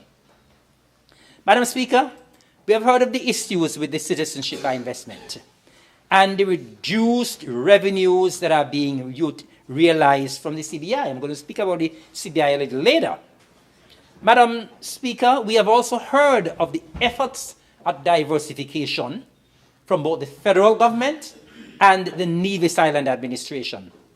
Madam Speaker, I think that this piece of legislation provides an excellent avenue, Madam Speaker, an excellent avenue for us to continue to diversify and reduce our dependence on the CBI. Madam Speaker, there are so many positive attributes to this SSZ bill. Of course, we heard yesterday the movers speak about the bill and the transparency aspect of the bill, Madam Speaker. I mean, like in the past, there were developments taking place in St. Kitts and Nevis. You don't hear much about the development until the development comes. Construction takes place, you don't hear much about the development. But in a case like this, for the establishment of a zone, Madam Speaker, it has to be ventilated if it's been done in Nevis. It has to be ventilated in the Nevis Island Assembly. It has to be ventilated here in the National Assembly. It has to go to the cabinet of the Nevis Island Administration. It has to go to the cabinet of the federal government. And of course, in the case of what is happening now, in case of the proposed development on the island of Nevis, we have had numerous town hall meetings, and people are being sensitized. So the transparency issue is there. It is clear. Nobody is doing anything in secret. Madam Speaker, the bill also aligns very well with the Sustainable Island State Agenda. And of course, we know that this administration has been on the path of the Sustainable Island State Agenda for the past years. And if we examine the bill very closely, we would realize, we've heard the talk, of course, as well about geothermal and clean energy and so on. And if we examine the bill very closely, we would realize that the bill specifies that the zone must have renewable energy. I'm sorry, 70% of the energy must be renewable. Added to that, Madam Speaker, the bill specifies or will ensure that the investors prove that they are capable of the investment. We have heard of many cases, Madam Speaker, where investors come and they pretend that they have money, but they don't have any money. A lot of the times investors come and they are broke, just like me. Yes, they are broke. but they pretend that they have the money because they want to get a foothold on the island. But this piece of legislation will ensure that the investors can prove that they are capable of the investment. Of course, there's also the oversight aspect of the SSZ. These movers spoke about the committee yesterday for St. Kitts, and of course the Nevis Island Administration will have a committee as well, so there will be oversight. Madam Speaker, the bill provides for the establishment of not just ordinary zones, but a sustainable zone. The sustainability aspect is what makes this bill stand out, and stand out in terms of providing for the establishment of not just any zone, but a sustainable zone, Madam Speaker. Madam Speaker, the potential to bring much needed revenue into the country. There is immense pressure, Madam Speaker. I don't think persons who are not in government realize the kind of pressure that governments are under to provide the kind of monies we need for the development of the island or the islands. Those who are in the government, in the federal government would know, those who are in government in the Nevis Island Administration would know that we are under tremendous pressure.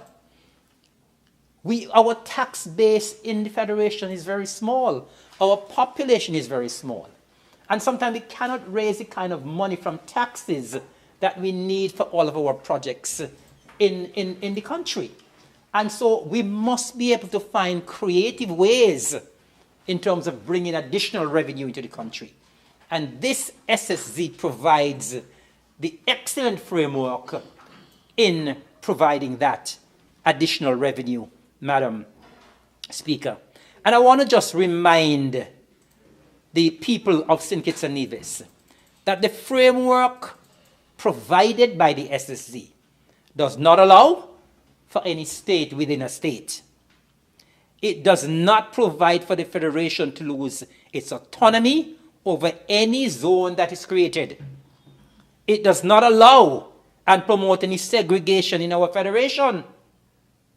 It does not allow individuals residing in a zone to ignore the laws of St. Kitts and Nevis.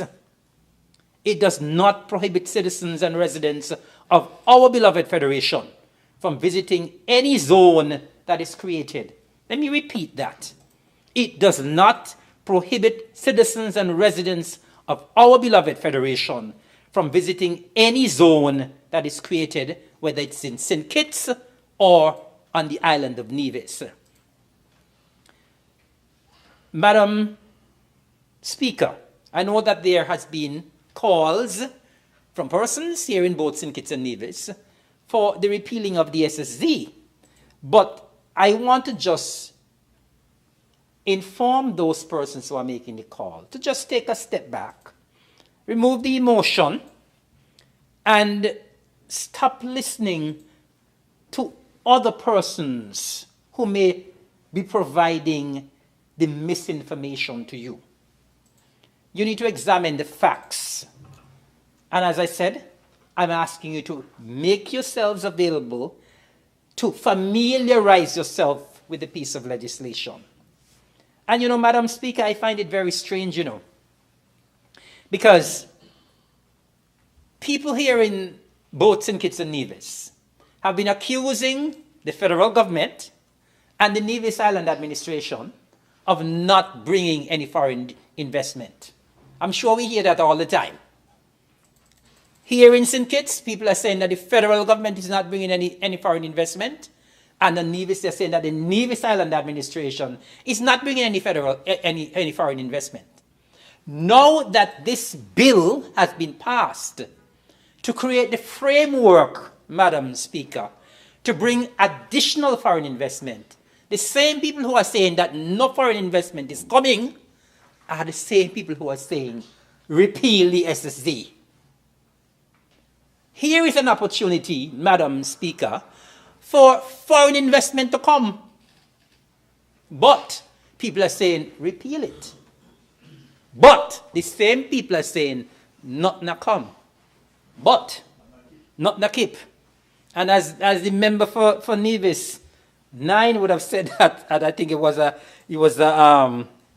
a town hall. Now something I keep, they want to stop the keeping from keeping. Right? So, Madam Speaker, I want to encourage our nationals and residents in St. Kitts and Nevis to take a hard look at what this bill would have been provided for, and to, as I said, familiarize yourself and stop listening to the misinformation that is out there, because there is really and truly, there's a lot of misinformation out there.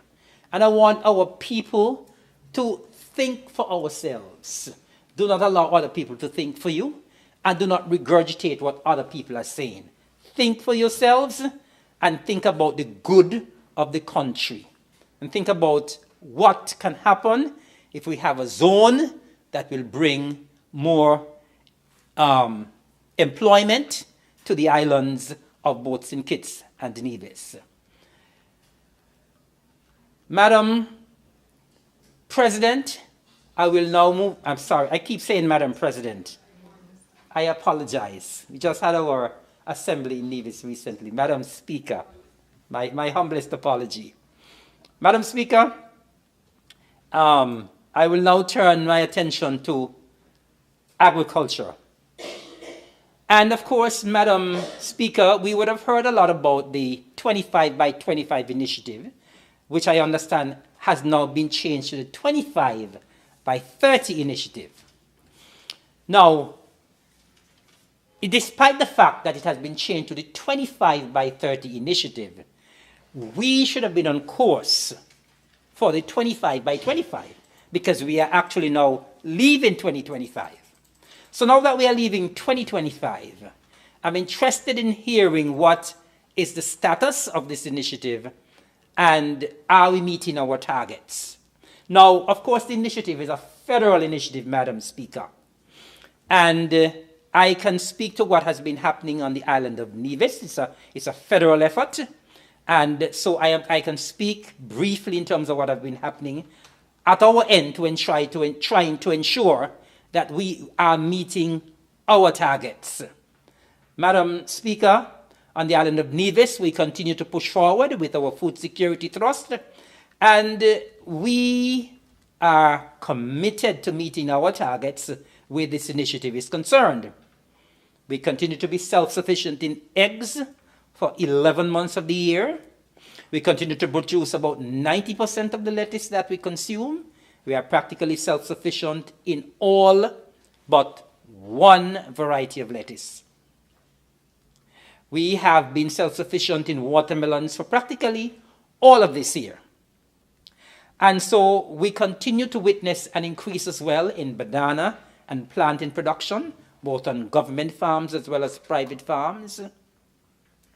And so I am hopeful that as we push and we are trying to meet our targets on the island of Nevis, that is the same thing that is happening on the island of St. Kitts as well. Now, as I said, the 2025 have been changed to 25 by 30. Now that we have an additional 5 years to play with, I'm hopeful that we are already meeting the targets with some of our crops, and that by the time we get to 2030, that we would have been able to meet all of the targets on all of the crops. And I say here again in this honorable house, Madam Speaker, that I know that the island of St. Kitts has the absolute best soil in the entire Caribbean. The absolute best soil. So there is no excuse why we should not be able to meet our targets here in St. Kitts and Nevis. As a matter of fact, because St. Kitts have the best soil, St. Kitts should be able to meet the target for both St. Kitts and Nevis. And so I will wait to hear what the member opposite who is responsible for agriculture will say with regards to that 25 by 25 initiative. Madam Speaker, as I continue in the area of agriculture, we would have heard in the 2 previous budget presentations about the concept of the greenhouse villages. And of course, it is an excellent concept, Madam Speaker. But how quickly are we getting there in terms of those greenhouse villages? Here again on the island of Nevis, we have been doing exceptionally well with greenhouse and shade house technology.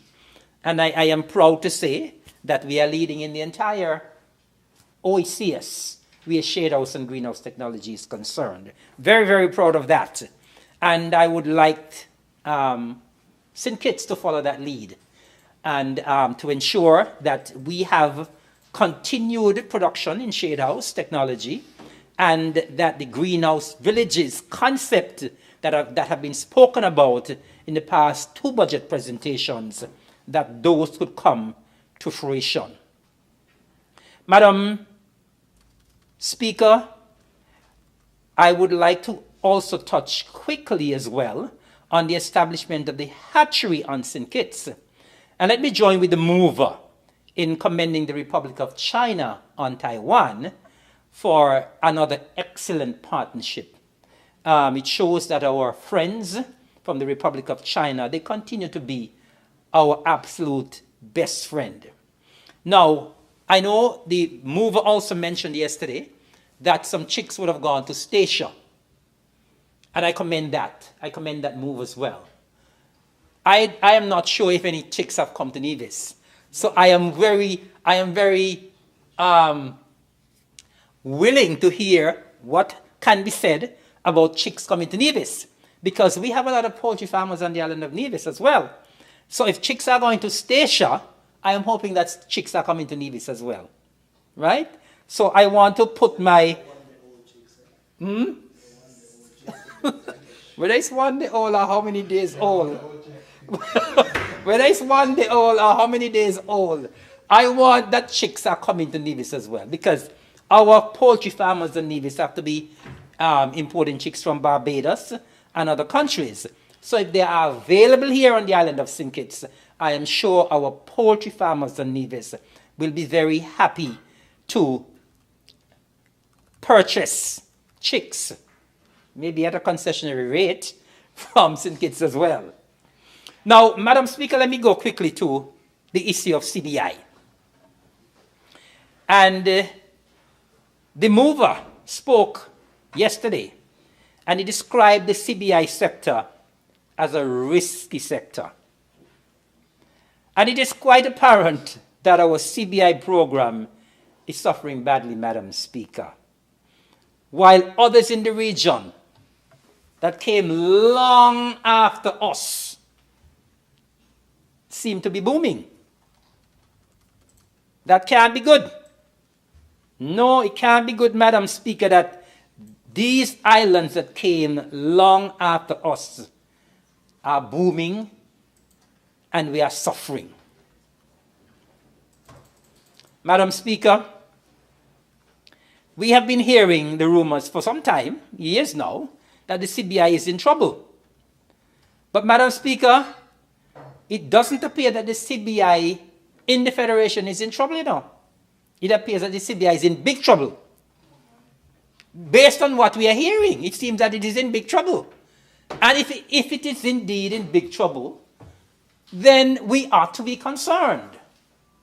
And so I am now here, as I make my contribution, to say that I am concerned, Madam Speaker, about the CBI and what is happening with the CBI. Madam Speaker, for years the CBI has proven to be our saving grace.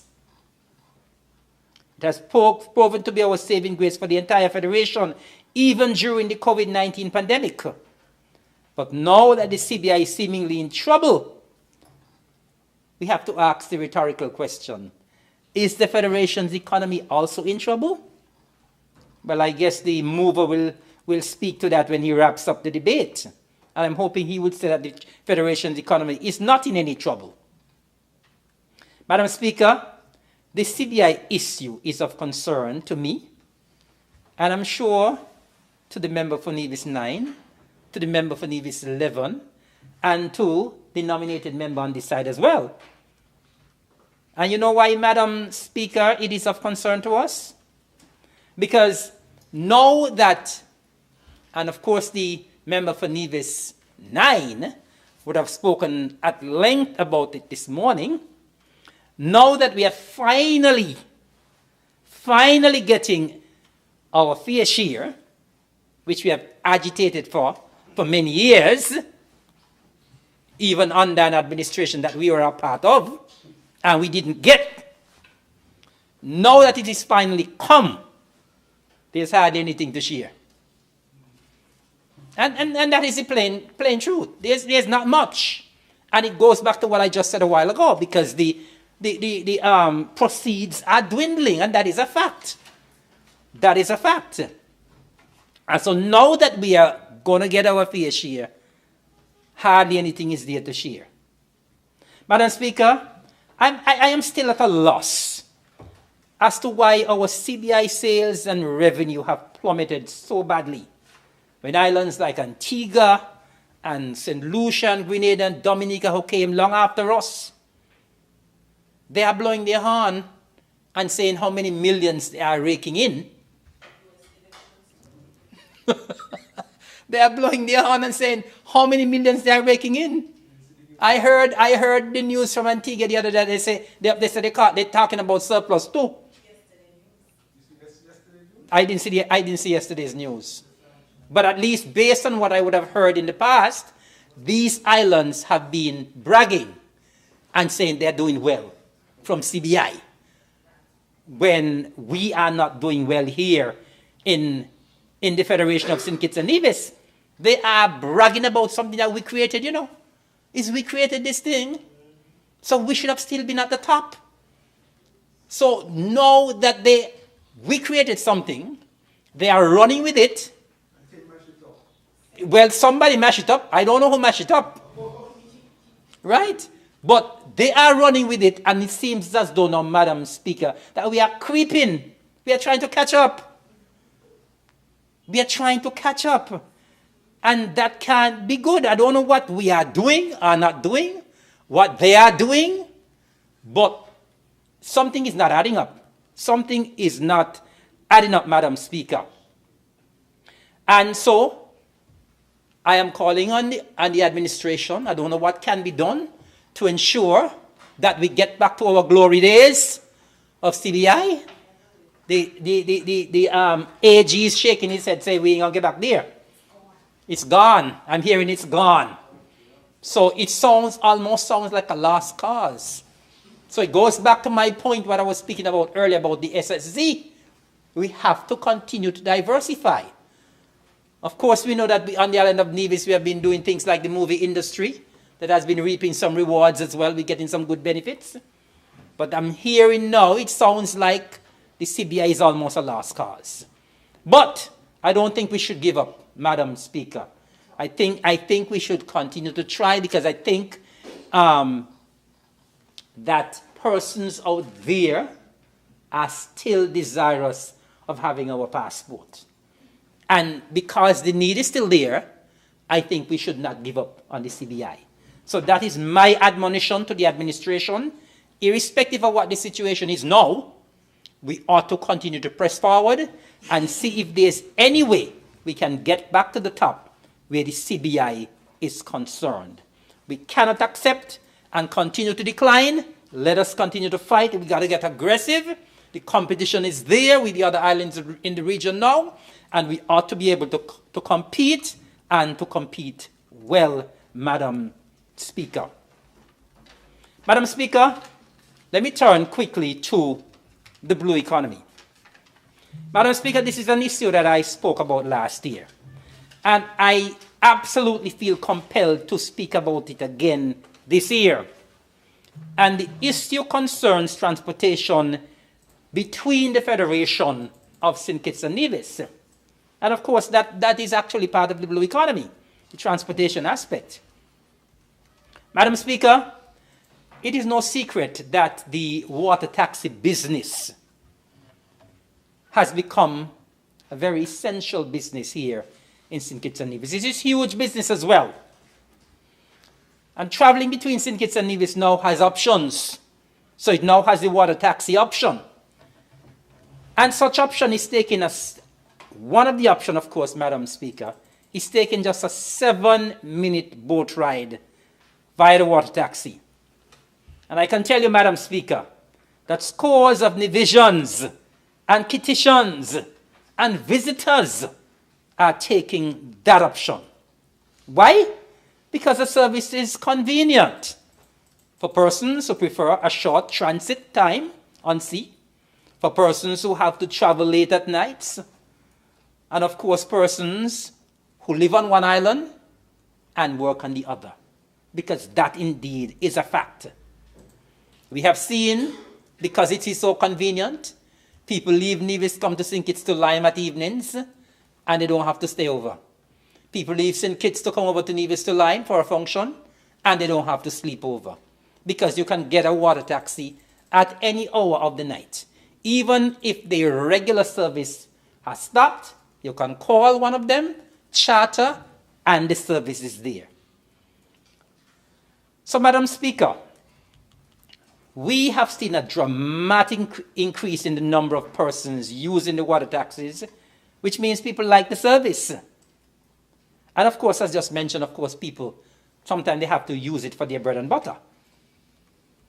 Now, Madam Speaker, I am pleased to indicate that over 1 million passenger movements have been recorded at the Uwali Water Taxi Facility on Nevis between 2019 and November of this year. And I'm going to give the figures. Yes, it's a wow. It is a wow. It is a wow. Wow, wow, wow. In 2019, started in May, passenger movements, 66,871. 2020, 66,507. 2021, 87,192. 2022, 181,643. 2023, 237,570. 2024, 299,830. And up to November of this year, 281,948, for a combined total of 1,221,561. Let me repeat the number. 1,221,561 passenger movements. Now, Madam Speaker, for two small islands with a combined population of just about 50,000 people, that is a massive, massive number when it comes to passenger movement. Of course, we have to factor in visitors as well. But I can tell you that scores, and when I say scores of divisions and petitions utilize the service. Now that is separate and apart from persons who use the Charlestown to Bastia and the Bastia to Charlestown ferry. Because there are still a lot of persons who use that service. It continues to show how St. Kitts and Nevis are so linked. We are one, we are inseparable. Separate to the Sea Bridge and the I-Connect. So it shows that the movement is there between St. Kitts and Nevis. I'm sure, Madam Speaker, you're wondering where I am going with that, right? But I don't think I need to say again, Madam Speaker, which I said last year, about the condition of the road and the jetty over at Reggae Beach. Yes, I need, Madam Speaker, to say it again. The situation over there is bad. And to compound the problem, of course, a lot of people complain about the darkness. Now, apart from the issue that I just outlined, of course, the jetty can only accommodate one vessel at a time. And Madam Speaker, I have been out there sometimes where the operators of the vessel almost come to a fist fight. Yes, I have been there times where they almost come to a fist fight because only one can go to the pier at one time. And of course, that could lead to delays. Madam Speaker, I was humbly sent to this parliament by the good people of Nevis, and in particular, the good people of Nevis 10. And a number of persons would have asked me humbly to raise the issue here in the National Assembly. And so I feel that I'm mandated to do that. One person actually indicated to me, if you don't speak about it, don't come back to Nevis. Another person said to me, please ask for Reggae Beach to be fixed so that people can stop thump them toe. Madam Speaker, I don't think Madam Speaker knows what thumping toe means. Right, Madam Speaker? And so I am humbly bringing the message from the good people of Nevis. And I'm sure I'm also speaking for the good people of St. Kitts, because scores of petitions use the service. And so I am aware, Madam Speaker, that the land there is not government owned, but I am calling on the administration again. I am calling on the administration again to do whatever is possible so that at least some relief could be brought there at Reggae Beach in terms of improving the conditions there. Of course, we know that on the island of Nevis as well, where the water taxi is built, it was private property. But we made a move. We made a move, and we would have acquired the property there. We would have paid a lot of money for it. We would have developed the facility there, so that at least a number of vessels can dock at the same time, maybe 6 at the same time or more. And of course, you know, we have the nice facility, Madam Speaker. And so I believe that the administration here has the capability of doing something similar. And so I'm calling again. And as I said, people of Nevis insisted that I raise the issue during. Good. So like I'm going to get good news then. Right. So I just wanted to bring that to the attention, Madam Speaker of the Assembly. And I will now wait with bated breath for the good news that will come during this Assembly, Madam Speaker. So I think I speak for the good people of Nevis, the visitors, and of course the people of St. Kitts as well, and we will wait for the good news. Madam Speaker, quickly to the Sustainable Island State Agenda. And once again, I want to give kudos and commendation to the government for its efforts regarding the Sustainable Island State Agenda. Of course, it's no secret that I'm fully on board where the Sustainable Island State Agenda is concerned.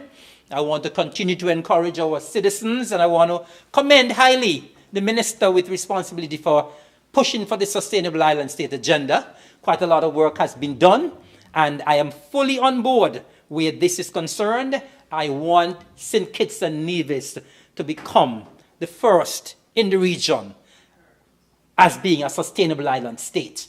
I think we are on course, and if we continue to do the work, I believe we can get there. And so I say, Madam Speaker, that I'm fully on board where that is concerned, and I want all of us as divisions and petitions and residents to be on board. And let us continue to do whatever we can to ensure that this island becomes a sustainable island state. I want to encourage persons to continue to desist from whatever they're doing to prevent us from becoming the sustainable island state. Those of you who are involved in dumping, those of you who are involved in not keeping the island clean, I want you to change that. Now, Madam Speaker, the mover spoke also about the plastic issue. And he did indicate that we don't make plastics here. And of course, that is a fact. We don't make plastics, but I can tell you that we utilize a lot of plastic. A lot of plastic, Madam Speaker. And I mean, imagine in Little Nevis, since we started the recycling project, we have shipped, I think, up to 3 containers of plastics. 4 containers of plastics. And it's amazing that a small island like Nevis could generate so much plastic waste. And I keep asking the question, if we were not involved in this recycling project, where would all of this plastic would have ended? It would have ended up in our oceans. It would have ended up in our guts. It would have ended up in our waterways. It would have ended up on our streets. And I just want to encourage persons to continue to collaborate and cooperate. Our recycling effort has been going so well, shows how committed we are to the Sustainable Island State agenda.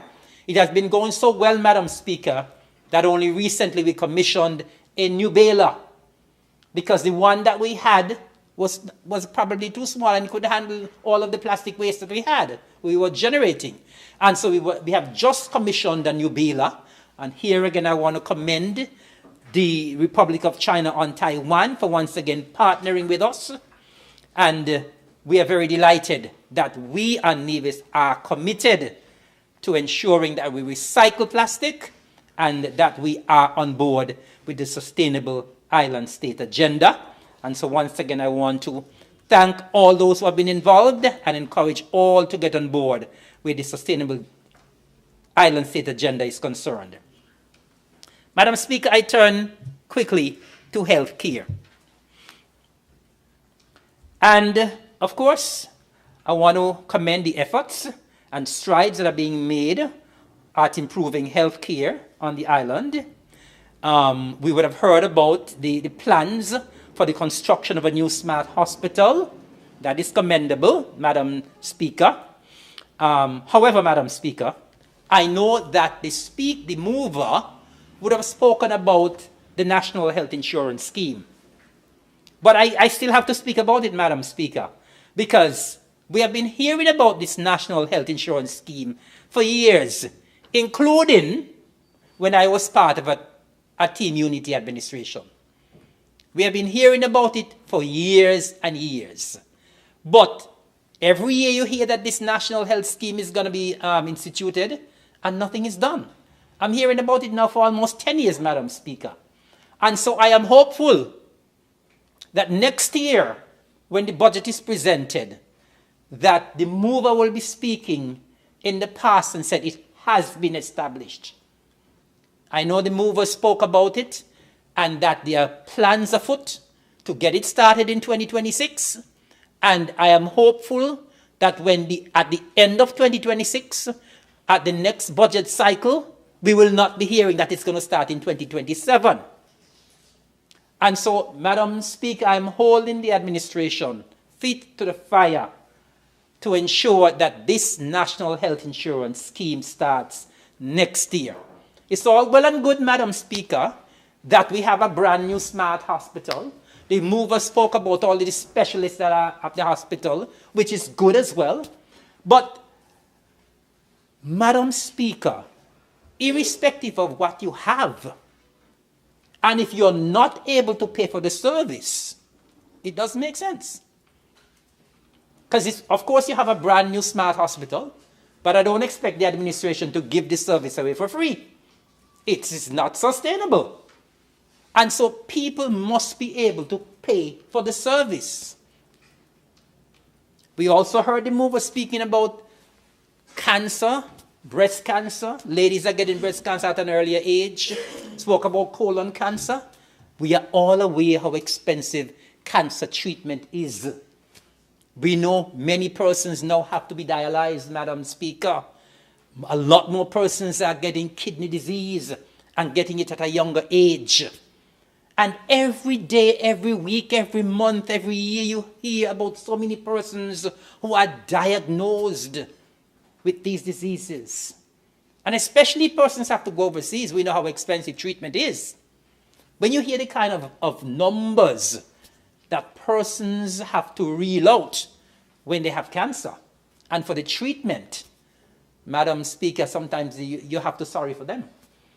And so it is incumbent on us and as a country to try to institute this National Health Insurance Scheme. Madam Speaker, I am part of the Nevis Island administration. And practically every week, the member for Nevis 9 can bear me out. Every week, we get numerous requests for persons who need assistance.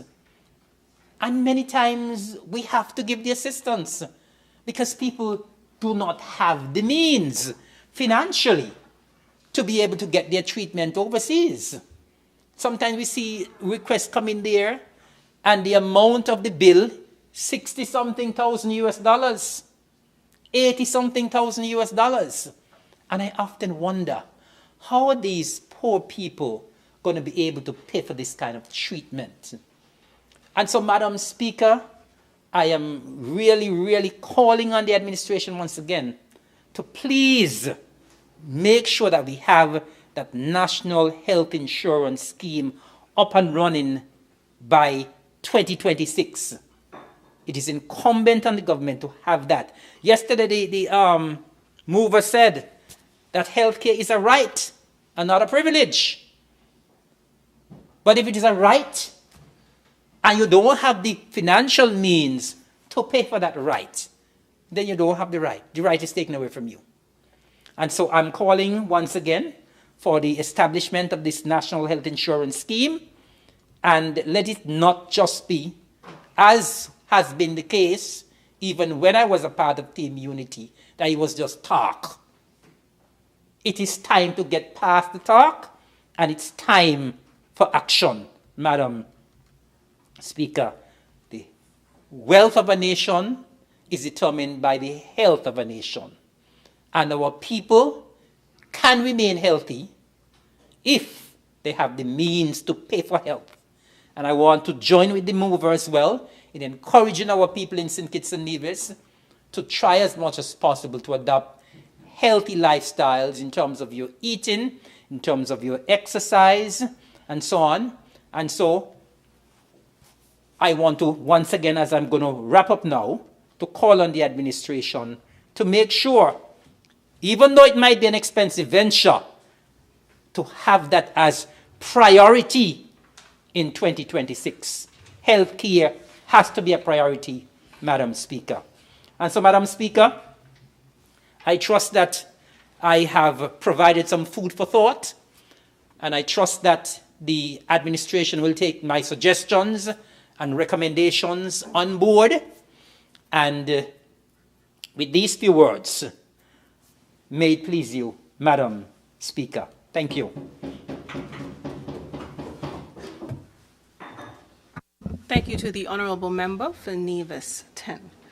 Honourable Members, I wish to rise for 5 minutes to switch over. The Deputy Speaker will conduct the proceedings thereafter. Rise for 5.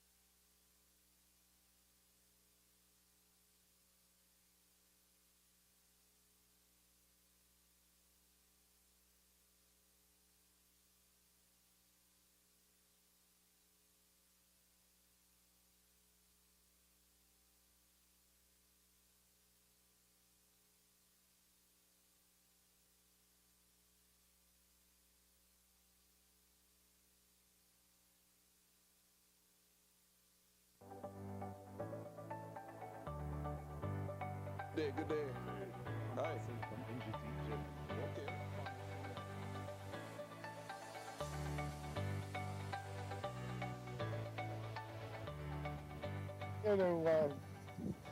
Yeah, I take the second flight of the drone just to demonstrate how it operates. What we have over here in this rack is a sensor for measuring electromagnetic signatures as well as magnetic signatures. And then the drone will fly in parallel traverses every 50 meters apart, about 50 meters high. Okay. To measure the resistivity in the subsurface.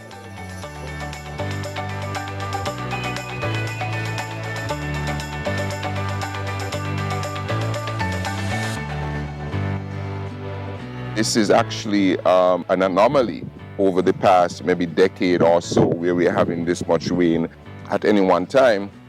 But beyond that, even when we do have that significant amount of rain, most of our rainwater does not run off, so we can't capture it like that. Most of it goes into the ground, into these aquifers, and that's the importance of today, where we're going to be sending up this piece of equipment to help identify where those aquifers are. So I want to thank the team because this is well needed. We have spoken about it for some time. I understand, we had a few delays.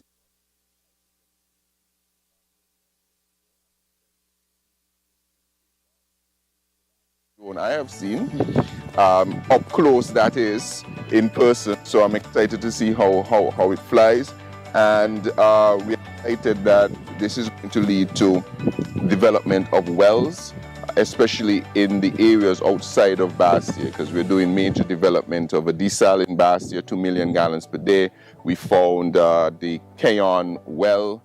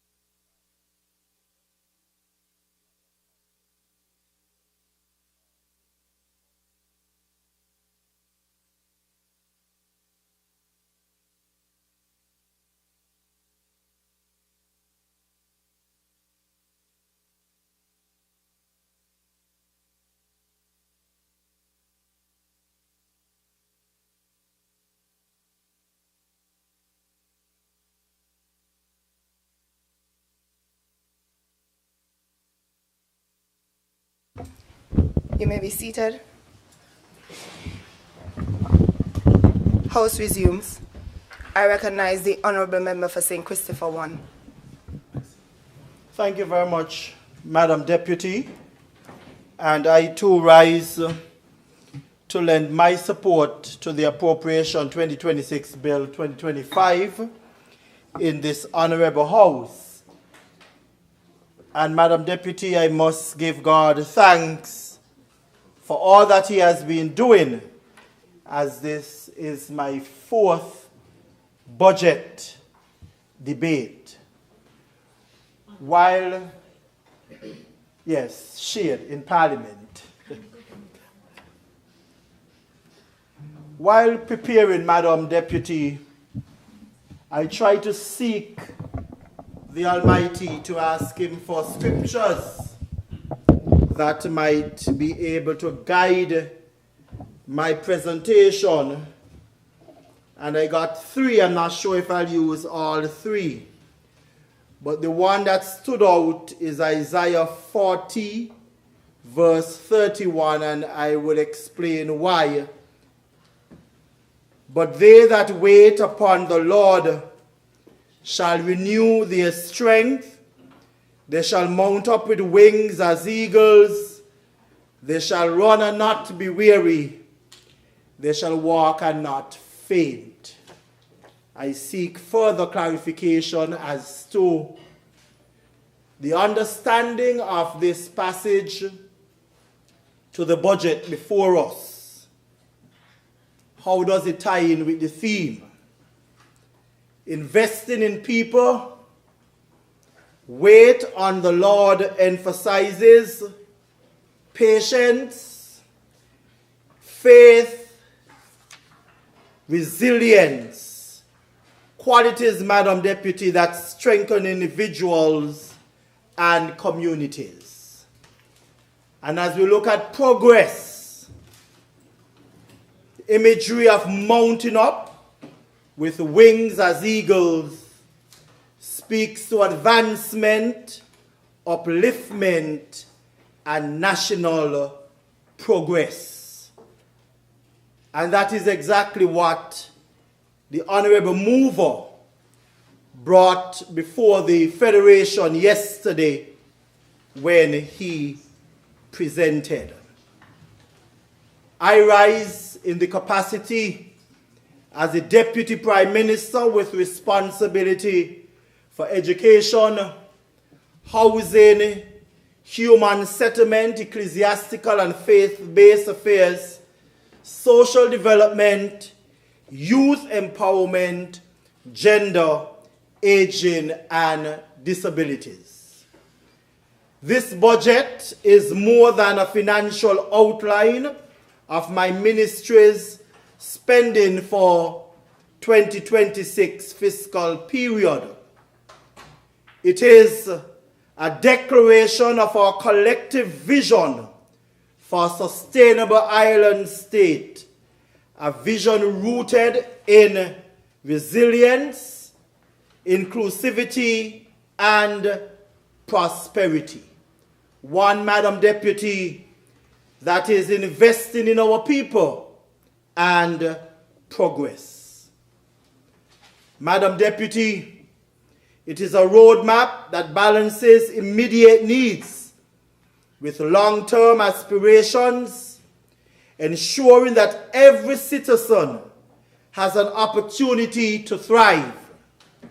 This budget is one for every Kittitian and Nivision and resident, turning, of course, conversations into action.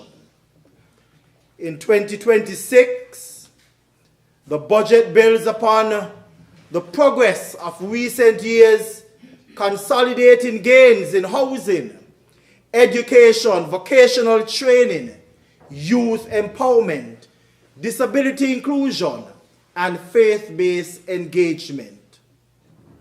Madam Deputy, it reflects our determination to modernize our economy, empowering our people, and strengthening communities. Madam Deputy Speaker, allow me to turn to the education sector, which is the largest and most transformative component of this year's budget. I am extremely grateful, and should I say we are in education, for the over $108 million that has been allocated. Record highest investment in our people, and you cannot lose when you invest in the nation's children. Education is the foundation upon which our sustainable island state agenda rests. It is the engine of social mobility, the guarantor of equity, and the driver of innovation. Education is a government way of investing in its citizens and residents, thereby ensuring that they progress. Our vision, Madam Deputy, within the Ministry of Education is very clear. Transforming education through self-renewal, holistic partnerships, and digital solutions. This philosophy recognizes that education must be dynamic, it must be inclusive and future-ready. Every child, Madam Deputy, regardless of their background, no matter where they come from, whether it is in Sandy Point, Newtown, St. Paul's, Molyneux, no matter their background or ability, they deserve access to quality education, and this government continues to lead in that aspect. In the area of curriculum reform, we continue to modernize our national curriculum to ensure relevance to 21st century challenges and the shaping of our society to meet the workforce needs, Madam Deputy. Our national curriculum focuses on developing transferable skills into our students, identifying the competency level of each child so that remediation can occur. The digital component, Madam Deputy, further enhances our national curriculum in kindergarten to grade 2, with plans to further integrate it into grade 3 to 6, first and second form as well in 2026. Instead of spending hours, Madam Deputy, drafting a lesson plan, this digital component makes planning easier, more effective, and allow teachers to differentiate their lessons with ease. This was something I campaigned on the platform, and in less than 4 years, Madam Deputy, we were able to deliver, and we will continue. The Ministry of Education's vision for its students is clear. Our learners must become solution-oriented, change agents to secure the future of this Twin Island Federation. In order to do so, Madam Deputy, our children must acquire the skills and knowledge to help further this country's quest to meet SDGs 11, Sustainable Cities and Communities, SDG 12, Responsible Consumption and Production, and SDG 13, Climate Action. In 2026, the Ministry of Education will focus on making our students more aware, and as such, we have integrated education for sustainable development. The policy will be rolled out in 2026, and training of teachers in ESD will continue, Madam Deputy Speaker. Let me take a minute, Madam Deputy, to highlight a few of our successes in the area of curriculum and assessment. 1. Introduction of life skills programs, which will help to build resilience, empathy, and civic responsibility. 2. Key stage assessment of learning, which gives insight into the robustness of our national curriculum and provides a roadmap for further improvement through training of our teachers and adjustments to the curriculum. Our curriculum must remain relevant and dynamic. Gone are the days, Madam Deputy, when curriculum revision was done every 10 to 20 years. We are living in a time when change is the only constant, and therefore education must stay in step, if not ahead, of every changing world. To bolster our teaching resources, the Ministry of Education rolled out its Teacher Supply Assistance Program, which is aimed at giving teachers funding to purchase the necessary teaching aids. Again, Madam Deputy, a promise made and a promise kept. We gave out for the first time $300, and that was based on, in consultation with the teachers, that was the amount favorably agreed to. And I would imagine as we move forward, we will improve in these areas. Also, a partnership with the At Times for Us Foundation, with grant funding from the Church of Jesus Christ of Latter-day Saints, help to secure teaching and learning aids for our primary schools, and I am extremely grateful for that. A part of our thrust over the next year, Madam Deputy, is to ensure that our schools are safe spaces. Safety is non-negotiable. The National Safety School Policy underpins our efforts to create secure learning environments. And these initiatives include infrastructure upgrades. Over and over, I've been speaking in this honorable house about some of the spaces that we met being very dilapidated. And we have been working on bathrooms, renovating, and in some cases, giving or presenting new bathrooms to our schools. Millions would have been spent on electrical upgrades, roof and window repairs. And I dare say, Madam Deputy, we still have quite a lot more to do. We have, of course, lent our support in the psychosocial support system. We are not leaving anyone out, not even our teachers. The resources are also available for our teachers because they too need their own time of getting counseled. And we have been delivering on that.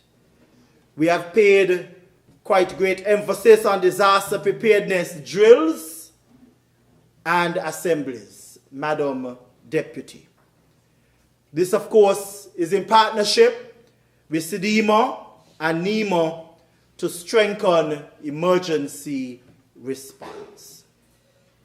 This process, Madam Speaker, is continuous, so we never lose focus of the need for continuous preparedness of our schools. If we ever forget, then we just have to look or reflect on our brothers and sisters in Jamaica of recent disaster. Safety, school safety, is a priority. And doing all of this, we are investing in our children and, by extension, investing in our people. Our schools are not only a space of learning, but they represent the institutions that advance the preparedness of our citizens for natural disasters as well. Our schools are not usually utilized as shelters. However, the Ministry of Education in 2026 will continue its drive to build resilience so that education can continue despite the natural shocks that we as a community might face. Madam Deputy, I implore our citizens to view education and educational institutions as safe spaces and guardians of our children's future. The Ministry of Education continues to invest in our children's future, and I implore our citizens to value this great investment. Madam Deputy, across the region, educators continue to speak about the impact and fallout from COVID-19. Literacy and numeracy interventions are key to stemming the gap. Madam Deputy Speaker, literacy and numeracy are the bedrock of learning. And in 2026, the following interventions will continue. 1. utilizing programs such as the Altar as a targeted intervention for students who are reading below grade level. And I was very moved, Madam Deputy, when this was introduced. I personally heard a parent via social media commenting on how impactful this was for her child. Most recently, she reminded me of it and told me, make sure you put it in all the schools. And we are working on that. Capacity development, Deputy Speaker. Professional development sessions in literacy and numeracy strengthen institutional skills across our primary school and secondary schools. In 2025, we partnered with the Commonwealth of Learning in order to provide our teachers with incentive training in innovative gender-responsive methodologies. Early successes in fractions and conceptual understanding position this project as a scalable model, and we are going to strengthen that. Work will continue, Madam Deputy, in the following areas. Development of our National Teaching Council, something that we have been speaking about as we move to professionalize the profession, and of course, establishing a national graduation criteria. This criteria, when established, will be the record that every person would have that would qualify them for graduation. In the area of mathematics, the ministry will be partnering in the pilot of the Caribbean Targeted Education Certificate. Mathematics which aligns with our students' learning needs and gives our students an opportunity to successfully complete mathematics. We often hear of the results, but we have been putting the necessary training in place to assist. And we have some math specialists, one in particular, former principal of the now Dr. Denzel Douglas Secondary School, Miss Isaac. She has been going around working extremely closely as well with our teachers and students. Technical and vocational educational training, that's TVET, have the integration of another critical part of education that is vital to St. Kitts and Nevis achieving its goals of becoming a sustainable island state. Madam Deputy Speaker, the transformation of our workforce is central to national development. The TVET Council has made historic strides in 2025, and in 2026, we will build upon these achievements. The NVQ SKN certification, Madam Deputy.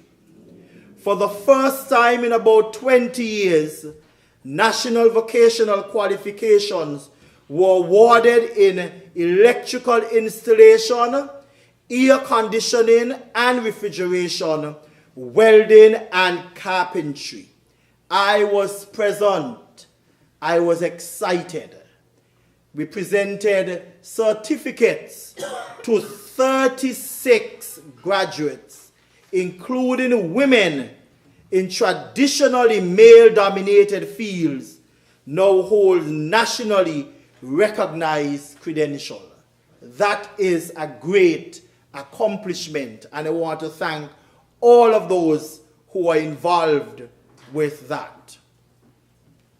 Number two, Madam Deputy, Christopher Wilkins Institute of Technology, CIWIT, launched in September of 2025. CIWIT consolidates AVEC, Project Strong, and National Skills Training Program under one umbrella. It is now the premier hub for vocational training in the Federation. Facility upgrades. We now have smart classrooms, and they're integrated with Nevis as well. So if a facilitator in Nevis, for whatever reason, might not be able to travel to St. Kitts, the class can continue because we have the smart classrooms. Upgraded computer labs. Improvement in the campus-wide Wi-Fi, and we invested in welding simulators, integrating VR and AR technologies, having modernized the learning environment. We are taking education to another level, ensuring that we continue to make great and powerful investment. $108 million might have sounded even better if it was 150, but I am grateful. But we will utilize it and put it to work. Internationally, partnership, our collaboration with the Chamber of Crafts in Freiburg, Germany, continues to provide scholarships and training exchanges. Madam Deputy, you would have heard the Honorable Member for number 8 spoke passionately about his interaction with Germany. And I am happy to report that we are utilizing that opportunity. And we have 2 candidates there already in Germany, with hope of many more going there for that. What was unique about it, they did the language here in St. Kitts before they journeyed to Germany. That is commendable, online and here.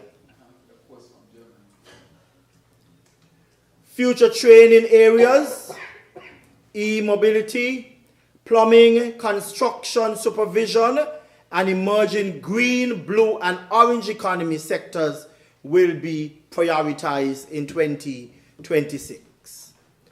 Strategic goal.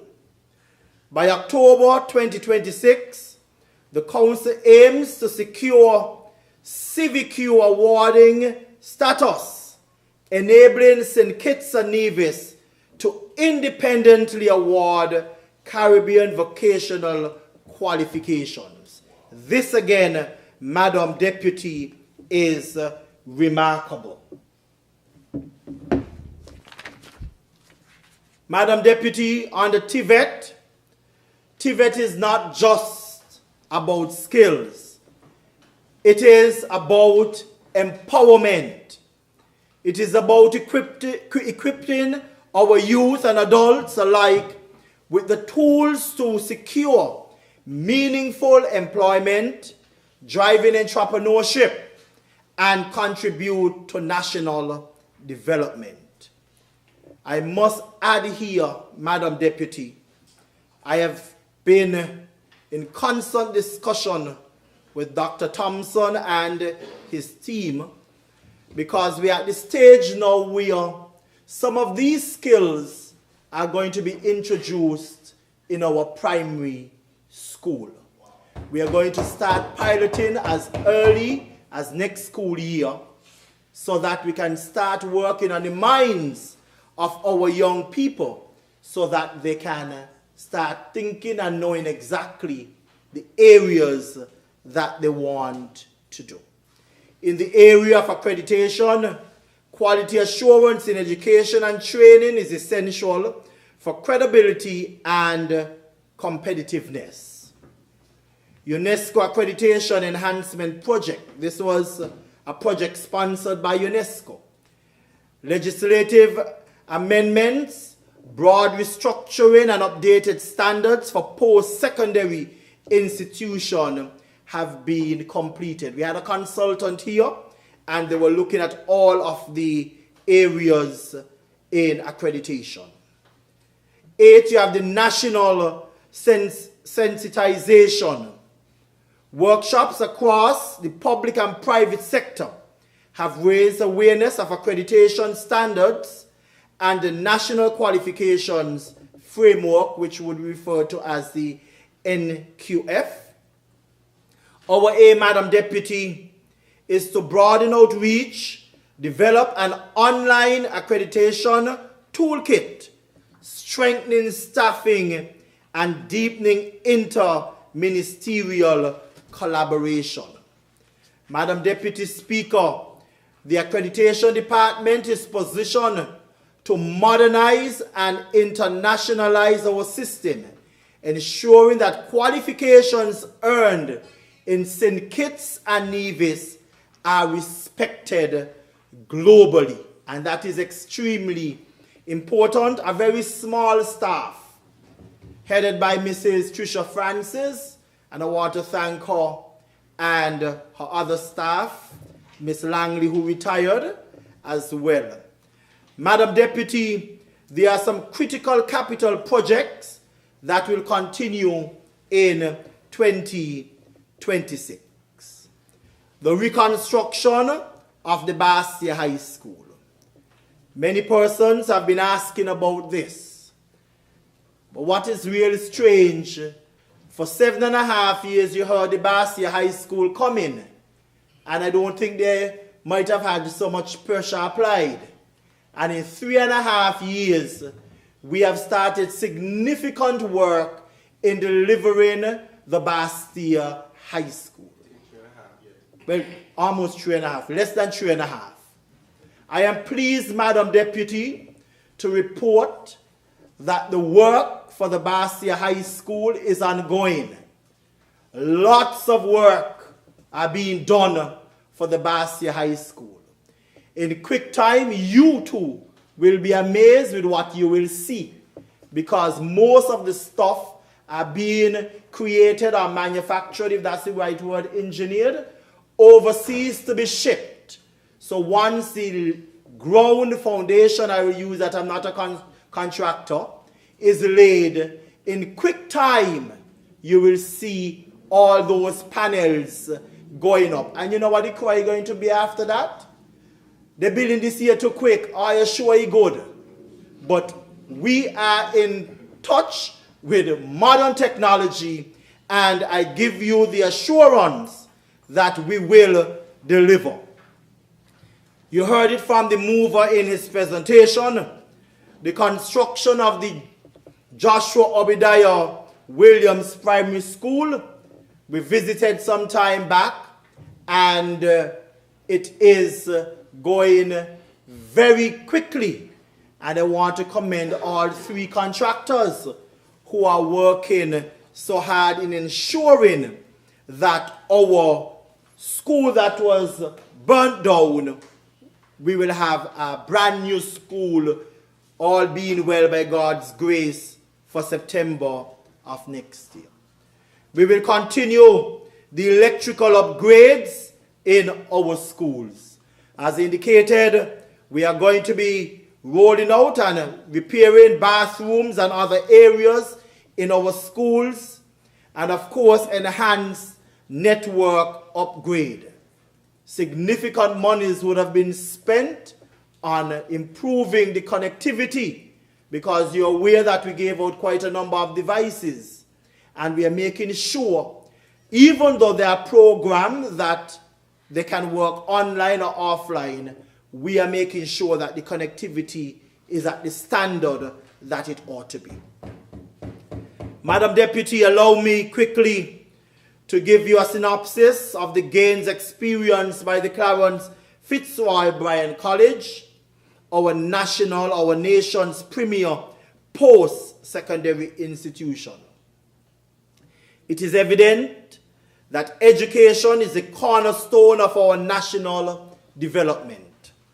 CFBC have been pivotal, evolving as a catalyst for the workforce readiness, climate leadership, and sustainable growth.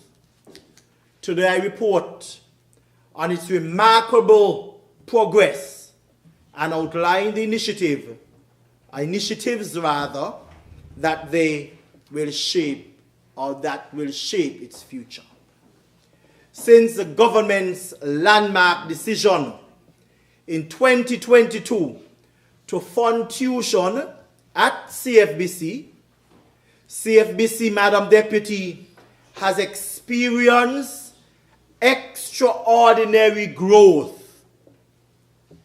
Enrollment has risen from 1,013 students in 2021 to 2022 to 1,354 students in 25 to 26, a 34% increase.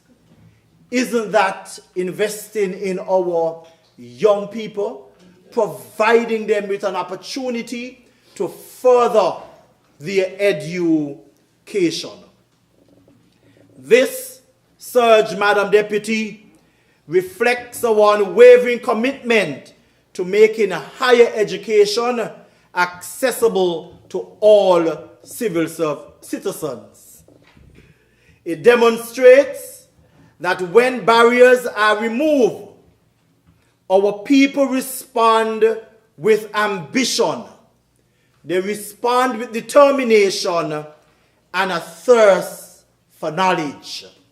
And let me at this time thank the leadership at the CFBC, the chairman and all of board of the governors, all of the lecturers, the cleaners, whatever role you play at CFBC.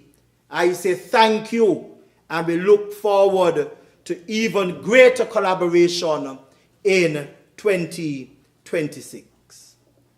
Madam Deputy Speaker, I'm also proud to announce that the Ministry of Education will continue to work with its administrators in order to rename its institutions as a way of honoring our stalwart educators and our citizens who would have significantly impacted the community and education as a whole. So during next year, a number of schools will be renamed. Madam Speaker, Deputy, CFBC has positioned itself as a regional leader in climate action and sustainable development. Since January of 2022, the college has successfully attracted $1.7 million in climate-related project funding from international partners. I think that deserves a tap, Minister for Climate Action. The staff, of course, all those who are responsible, must be commended. UNEP, $1 million for prevention of marine litter. The PROMA project, UNDP, $315,630 for the establishment of the Caribbean Center for Excellence in Research, Innovation, and Workforce. The training included solar panel installation and electric vehicle training. This again, the mover mentioned in his presentation.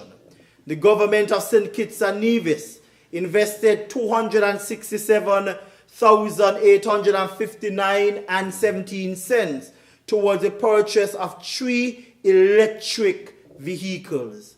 Again, another $102,000 was invested for the solar panel installation. Investing our people to further enhance or develop our federation. And I say our federation because after they get the training, we are hoping that they don't leave and go elsewhere. We want them to stay here to develop St. Kitts and Nevis. CFBC has also been shortlisted for Green Climate Fund, GCF, accreditation, one of only 3 institutions in St. Kitts and Nevis. That is commendable again, Madam Deputy. This, of course, opens pathway to substantial climate finances for national adaptation and mitigation projects, positioning the college as a driver for resilience for the Federation. Madam Deputy, the past year has witnessed transformative progress across CFBC. There was an outstanding situation there, human resource matter, where persons were not given their monies or paid, and they were able to pay out $1 million+, which they capped as human resource justice. Settlement of EC 1.4 in the Employee Saving Investment Plan arrears to 54 current and 23 former employees. And of course, they were able to unfreeze the increments after being frozen for 7 years. So I'm happy that the teachers, the lecturers at CFBC are also happy. This one is new, and I would dare say historic. About 2 years ago, there was a pharmaceutical conference here in St. Kitts. So the Ministry of Health. I went, I engaged, and I indicated to them that before 2027, I would want us to be able to offer pharmacy technician program at CFBC. I am proud, Madam Deputy, to report that finalization of the pharmacy technician program for 2026 launch is happening. In 2026, students would have the opportunity to apply to CFBC to become pharmacist technicians. That is a big deal. They've also been investing in updating the office administration and management program there to include data analytics and AI prompt engineering, investing in Canvas learning management system for expanded online course delivery. They are doing an upgrade. CFBC is taking it to another level. And that is what we want. That is what we refer to, Madam Deputy, turning conversations into action. When it comes to the Green Campus Initiative, the completion of Phase 1 solar panel installation to partially power the TVEMS campus established, yes, let me explain that. Down at TVEMS, what we knew long time as the technical division, that has been outfitted with solar panels. And that is an accomplishment for them.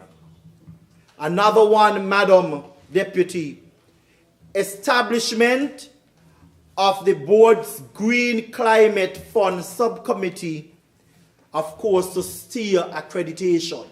So they are working on ensuring that the certifications or the certificate that we deliver is of the highest standard. Again, turning conversations. Something you just have to ask a question. Turning conversations into action. Of course, Madam Speaker, much work was done at the chemistry lab at the institution. Upgrades of the hospitality and the culinary unit. And there are a number of international partnerships, renewed MOUs with the University of the West Indies for the nursing and education programs. First cohort of CFBC students commence the vocational training in Germany. I said that in electrical engineering for energy and building technology. There was another thing that was historic, where the CFBC, in collaboration with the Jenkins Institute, they launched the leadership, executive leadership in civil service course, targeting permanent secretaries and directors, and they are completing the CVQ level 4 training, and this is something remarkable. Because there are times persons were complaining about how certain things happen within ministries, and the CFBC in collaboration with Jenkins leadership would have put on this training. And for my interaction with, which one? The Jenkins leadership, the one that they have at CFBC, they now did a component to specifically train permanent secretaries and directors, making them more efficient. That was organized by the Human Resource Department in the Office of the Prime Minister. I want to personally again thank the chair, Dr. Brown, and her entire board of directors, the president, and all of those persons at CFBC. You're doing an excellent job. Looking ahead, CFB will pursue a bold agenda. Accreditation for professional courses to strengthen credibility and competitiveness. Establishment of a division of hospitality and culinary arts to support tourism and service industry. And the Minister of Tourism and her team is very much involved with the CFBC as we move to make sure that we get the persons qualified to deal with the demands from the tourism. Alignment of the Technical Vocational Education and Management Studies program within the SKN TVET Council and the NVQ framework. What is happening now, Madam Deputy? NVQs are going to also be offered at the CFBC. So persons have choices whether to go to CWET or they go to CFBC, and they still get their NVQs. Development of an innovative framework for open and distant learning in teacher education, integrating artificial intelligence in partnership with the Commonwealth of Learning. Madam Deputy, these initiatives will ensure that CFBC remains at the forefront of educational innovation, workforce development, and sustainable national growth. Madam Deputy, the Clarence Fitzroy Bryan College continues to evolve as a catalyst for innovation, workforce readiness, and sustainable national development. As we look to the future, CFBC will remain guided by its motto, always striving for excellence. This Honorable House can be assured that the government will continue to lend its support to CFBC as it expands opportunities, strengthens resilience, and empowers citizens to contribute meaningfully to national development. We have accomplished quite a lot, Madam Speaker, in 2025. And we work even harder in 2026. You know where my passion is when it comes to youth education, the seniors. And we have secured a number of scholarships. I mentioned 28 would have left this year for Taiwan. 26 teachers started a few weeks ago from the Open University of Tanzania. 26 teachers started their bachelor's degree with the Open University of Tanzania.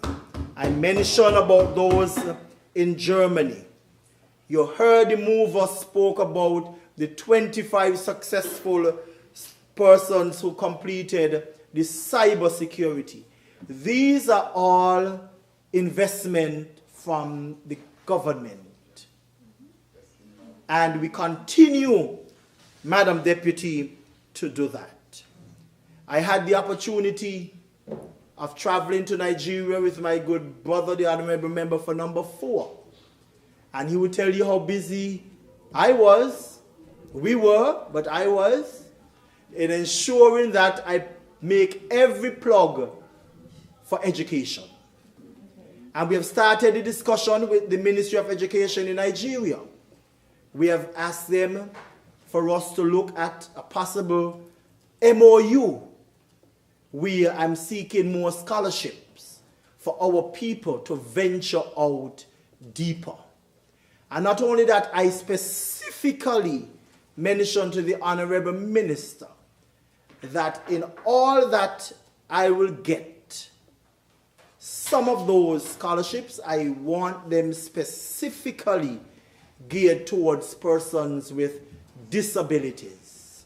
And I am confident that we will achieve it, because when I look at some of those persons with disabilities, they are as sharp as any one of us, but just that life had a way of doing certain things.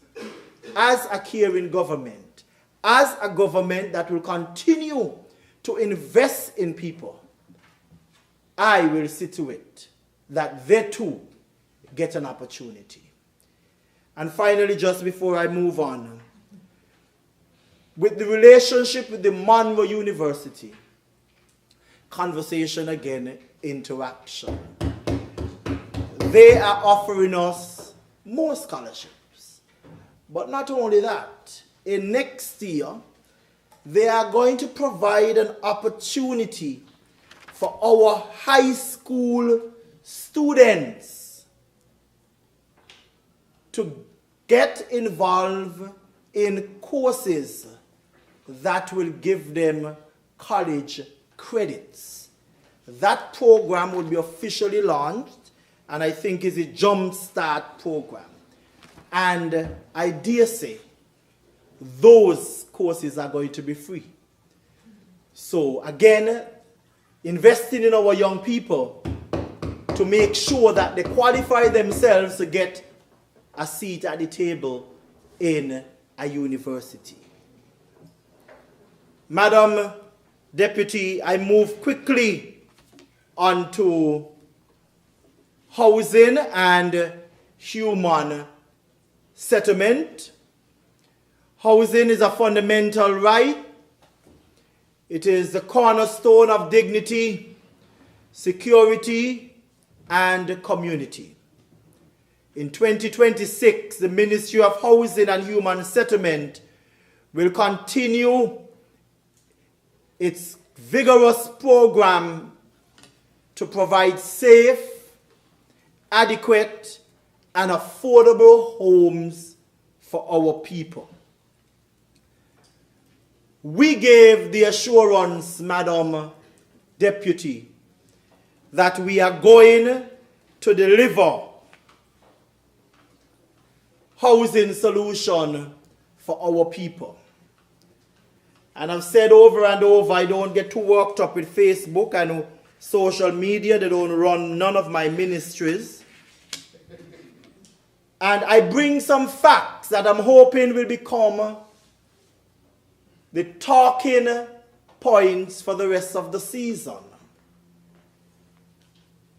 Because to date, Madam Deputy Speaker, NHC have completed a total of 200 160 homes, 60 additional homes under construction right now, which gives us a total of 320 homes. It has never happened in a one term, and we're just 3 years. I need to bring some additional facts when it comes to housing, because as government continue to invest in our people, every subsidy that government provide, every concession that we offer, it is a significant help. And I got some information for our first-time home owners. That's person like you, Madam Clark, if you're going to be building and you apply. She built already, I know, but you're just thinking. You know, you get your concessions.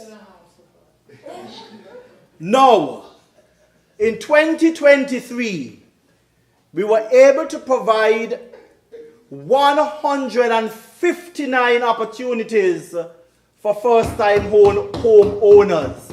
That means 159 more people had a house. That's in addition to the 320? I'm coming to the big total. In 2024, 168 persons benefited. And in 2025, and we're not done yet with 2025, some might apply tomorrow after they hear me, 158, bringing a total of 485 persons who have benefited from our first-time home owners initiative, plus the 320 homes that NHC has delivered. You're the mathematician, Honorable Congress, but I calculate 805. Who shall come in here and speak about housing? No, not one. History. I move on, Madam Deputy.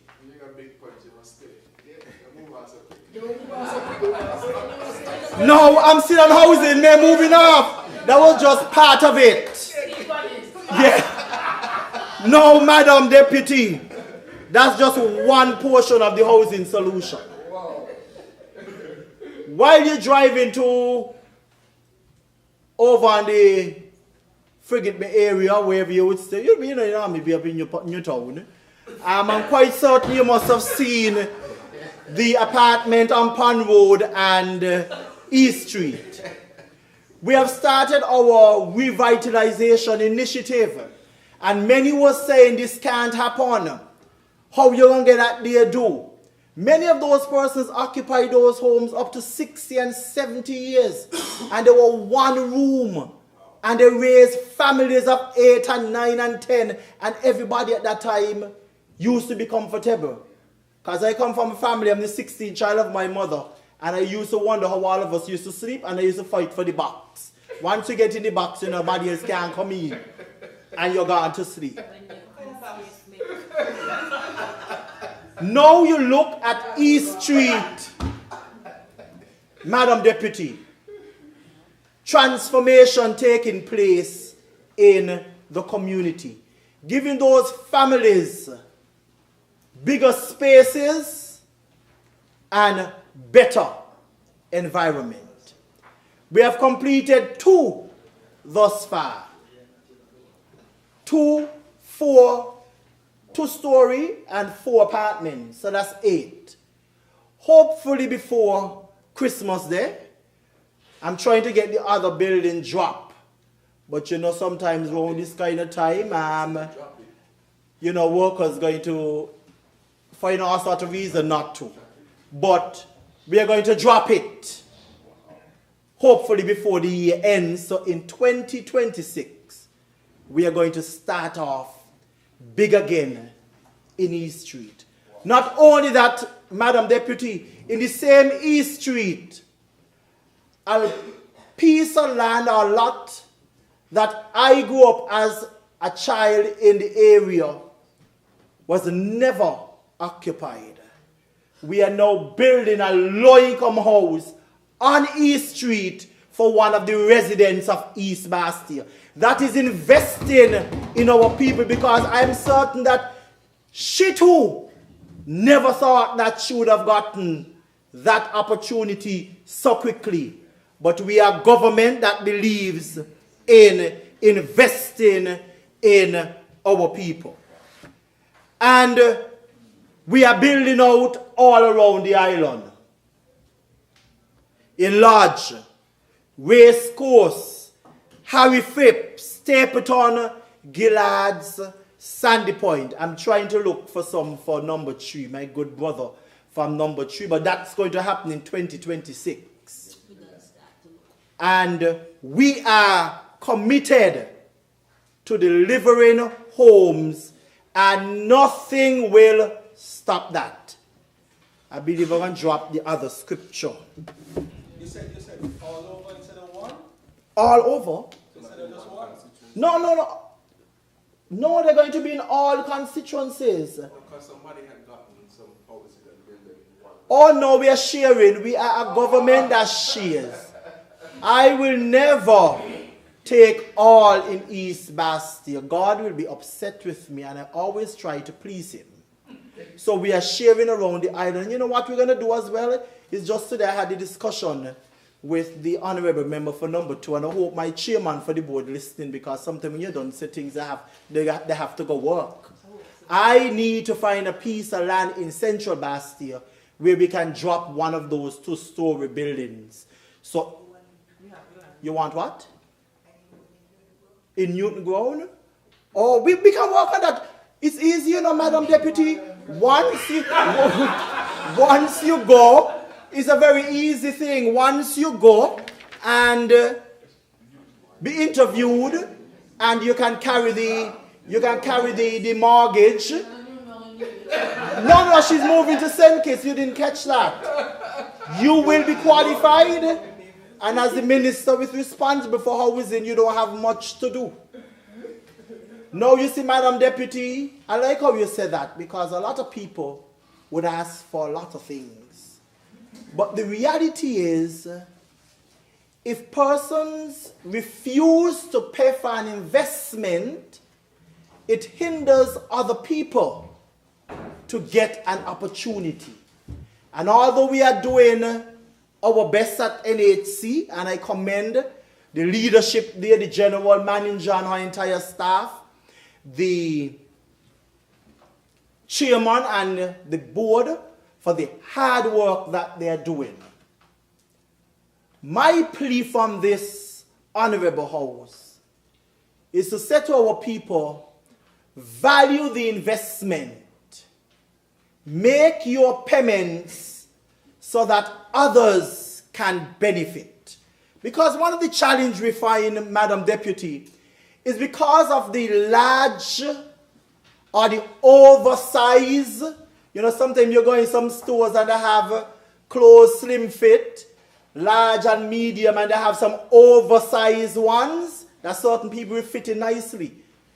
We met an oversized loan at NHC, where every month for the past 3 years, we have been paying Social Security just about $800,000 per month because of maybe a not so good deal before our time.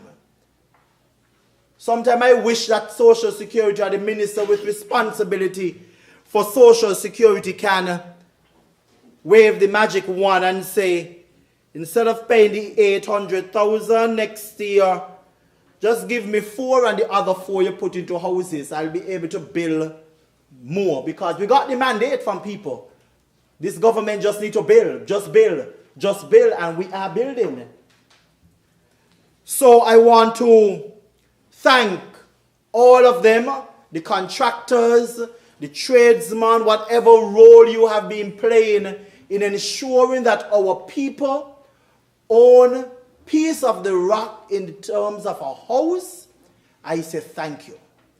And again in 2026, I'm hoping that those of you who might be late might start to be early with your payment and double up so that we can do much, much more. I was moved earlier this morning today, Madam Deputy, when I heard my minister with a presentation, and I told her today that she looked very good. What I said to her is not parliamentary right, but you know, I know. Yes, but I was very pleased with her presentation as always, and I personally want to thank her for her continued support in how she manages the youth empowerment, aging and disability, social development and gender affairs, and all of the permanent secretaries and their workers.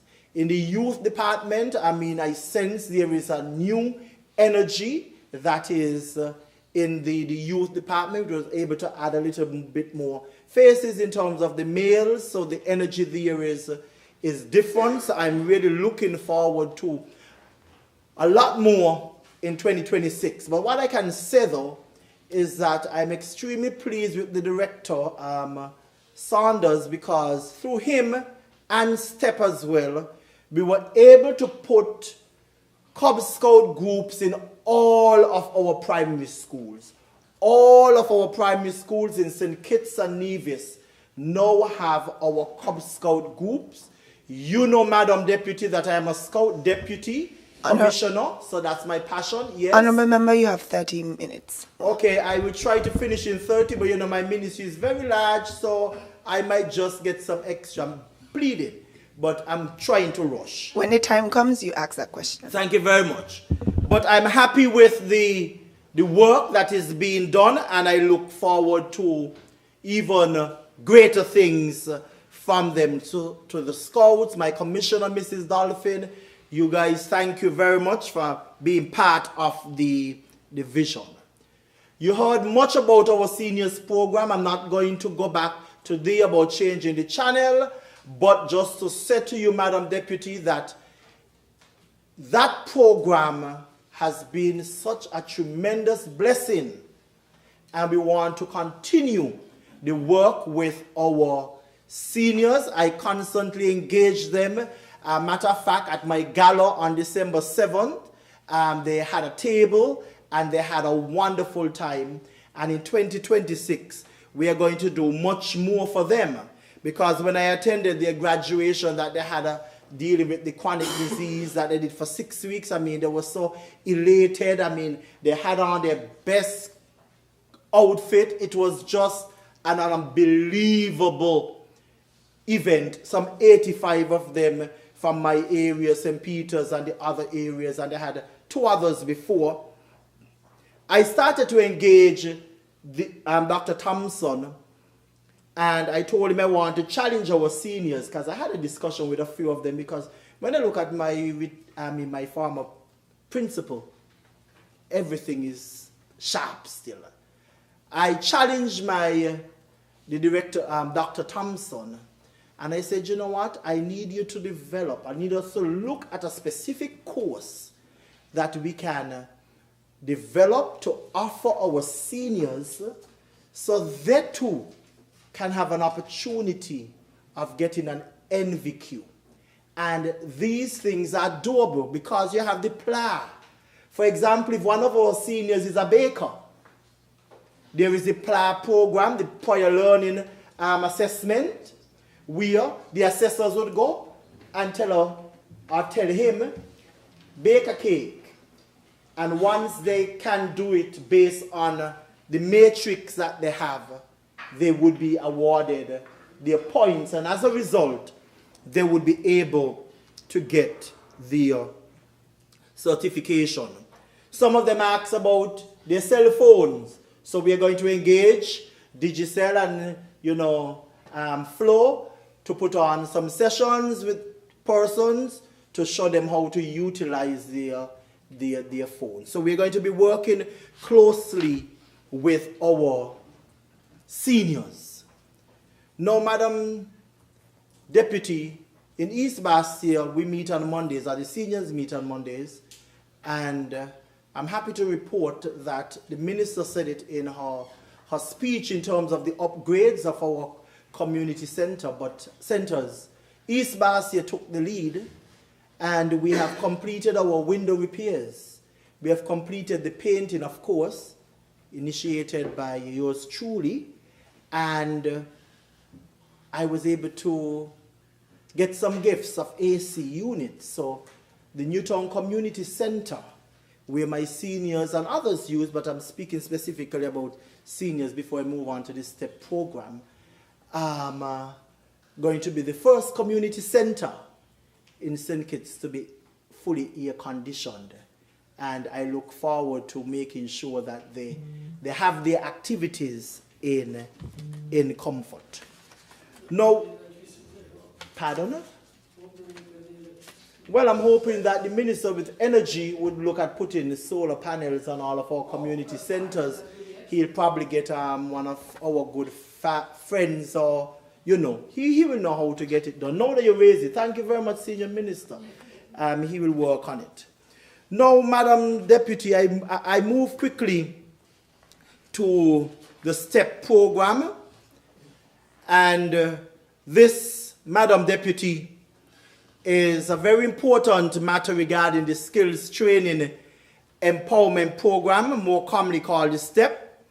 This is an innovative program introduced by a former St. Kitts Nevis Labour Government Party administration to provide an additional avenue for our young people to build skills and help them to transition into meaningful and sustainable employment.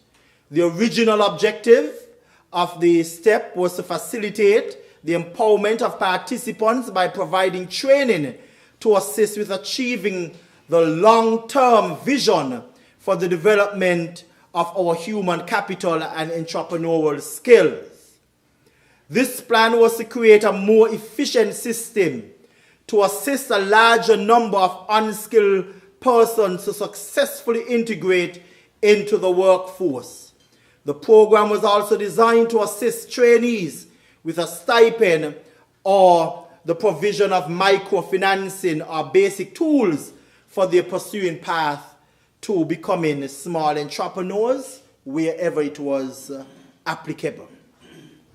Madam Deputy, it is common knowledge that the STEP in its current form of operation is unsustainable.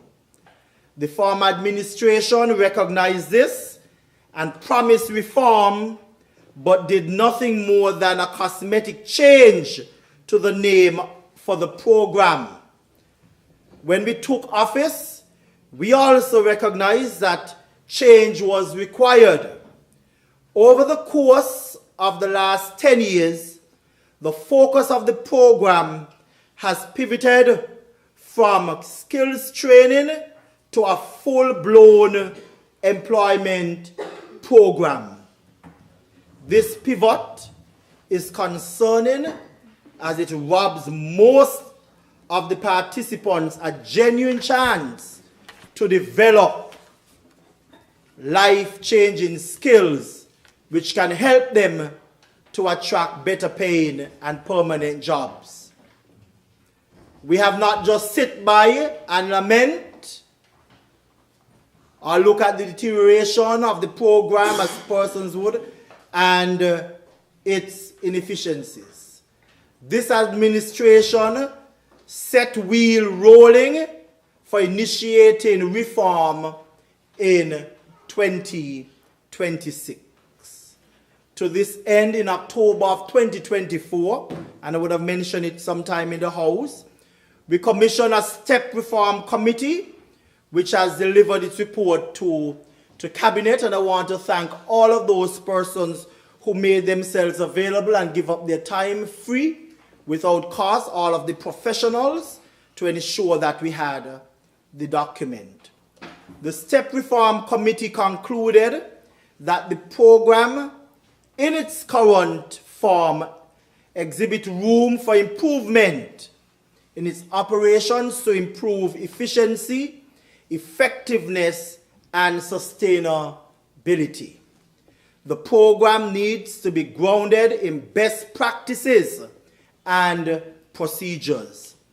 These best practices and procedures must emphasize skills training, certification, return on investment, accountability, result-based management, and documented approach to program delivery. In a small island society like ours, every public program matters. And you heard it coming from the Honorable Senator this morning. $250 million invested in our social protection program. $250 million. Our resources are limited, and this program was never intended to be a permanent source of free labor for private enterprise. It was designed as a stepping stone helping participants to gain experience, develop discipline, and prepare for long-term employment or entrepreneurship. At this juncture, Madam Deputy Speaker, we must acknowledge an uncomfortable truth. A number of businesses have been benefiting from free labor under this program since its inception and have failed to acknowledge the valuable contribution of the STEP participants assigned to their businesses. Many have failed to offer these persons permanent employment. This, in my view, Madam Deputy, is unreasonable. Is an unreasonable situation which will be addressed as part of the reform program in 2026. In a small island economy, this kind of misuse is definitely not sustainable. It places strain on public finances and limits opportunities for others who are genuinely seeking a chance to move forward. Mind you, Madam Deputy, we have accomplished quite a lot in the program. We have supported persons at CWIT, and I was at the graduation ceremony where 9 persons graduated in various disciplines: general office administration, cosmetology, data operation, motor vehicle repairs, and electricity. Matter of fact, the valedictorian and the salutatorian, they came out of the STEP program. So the program is doing well for the people. We continue to invest in our people. We have invested in our teacher assistants, in our primary schools, and I'm proud to report to you, Madam Deputy, that some of our teacher assistants who started off as STEP, we were able to support them at CFBC in teacher ed, and they are now certified teachers. That is true investment in our people. However, changes ought to take place, and they are not too hard. This reform in no way was meant to punish anybody. It was to give us as government a clear understanding of the program, where it's going. We have heard the complaints and the cries from the authorities, the finance and all that kind of stuff. And they have shared some information with us. The STEP office, the director, I thank her, and the entire staff and all of those persons who work on the road, in our daycares, in our shops, wherever you are, I appreciate the work that you are doing. But we must deal with reality. And the reality is, the STEP program called in a number of these businesses, indicated to them that over the 8 years that you have been a part of this program and you have your worker, we would have spent $800,000 on wages. Thousands of dollars have been spent. Maybe close to $1 million in certain businesses. And we are saying in 2026, those businesses will have to partner with us at the STEP program so that we can invest more in people.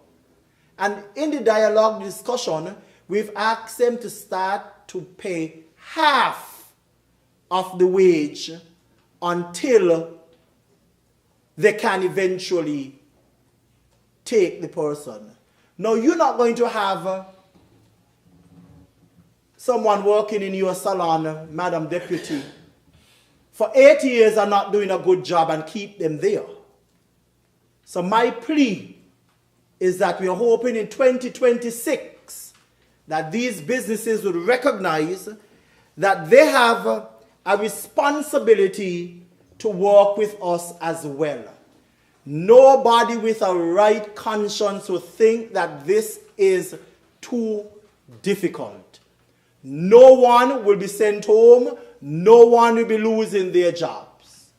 We are just asking the businesses in 2026 that they will be working much closer with us to ensure that we bring the program to a sustainable level. And I think that is not too difficult. And I look forward to their continued support with this. Like I said, we have to deal with the reality. And this is something that the Honorable Leader of the Opposition always spoke about. And we cannot allow it to continue. So all of those business people, places, we are looking forward to your support. Of course, Madam Deputy, the reforms will focus on restoring fairness, accountability, and purpose. They are about ensuring that the public funds are used to train and empower people, not necessarily to support dependency. As a government, our duty is to help and invest in our people to build independence, dignity, and opportunity. Together, we can ensure that this program continues to uplift our people, strengthen our workforce, and contribute to a sustainable development of our nation. Now, Madam Deputy, in the area of ecclesiastical and faith-based, we give God thanks. I want to thank all those churches for their continued prayer. It was at the opening of the session. Pastor Evelyn was thanking God for sparing us through the disaster period.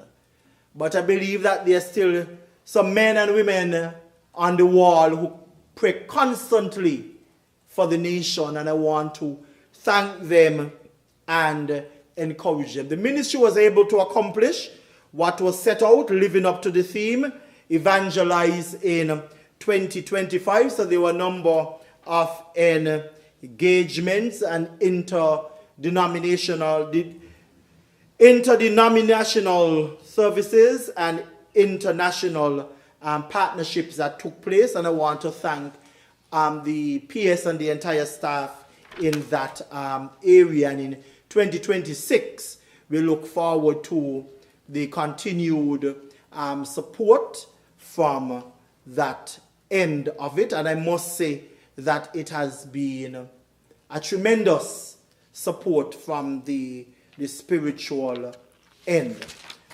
Now, Madam Deputy, the Honorable Senator spoke passionately about all the work that is being done in social development, and I too lend my support to that. And I was particularly pleased with the work of that was done at the Horizon, and the Honorable Minister of Infrastructure wasn't here when she was thanking him. So as her senior minister, I want to thank him and Public Works for ensuring that we met the deadline that we wanted to work towards with the Horizon, and we have outfitted them with the teacher and all of those things that are needed.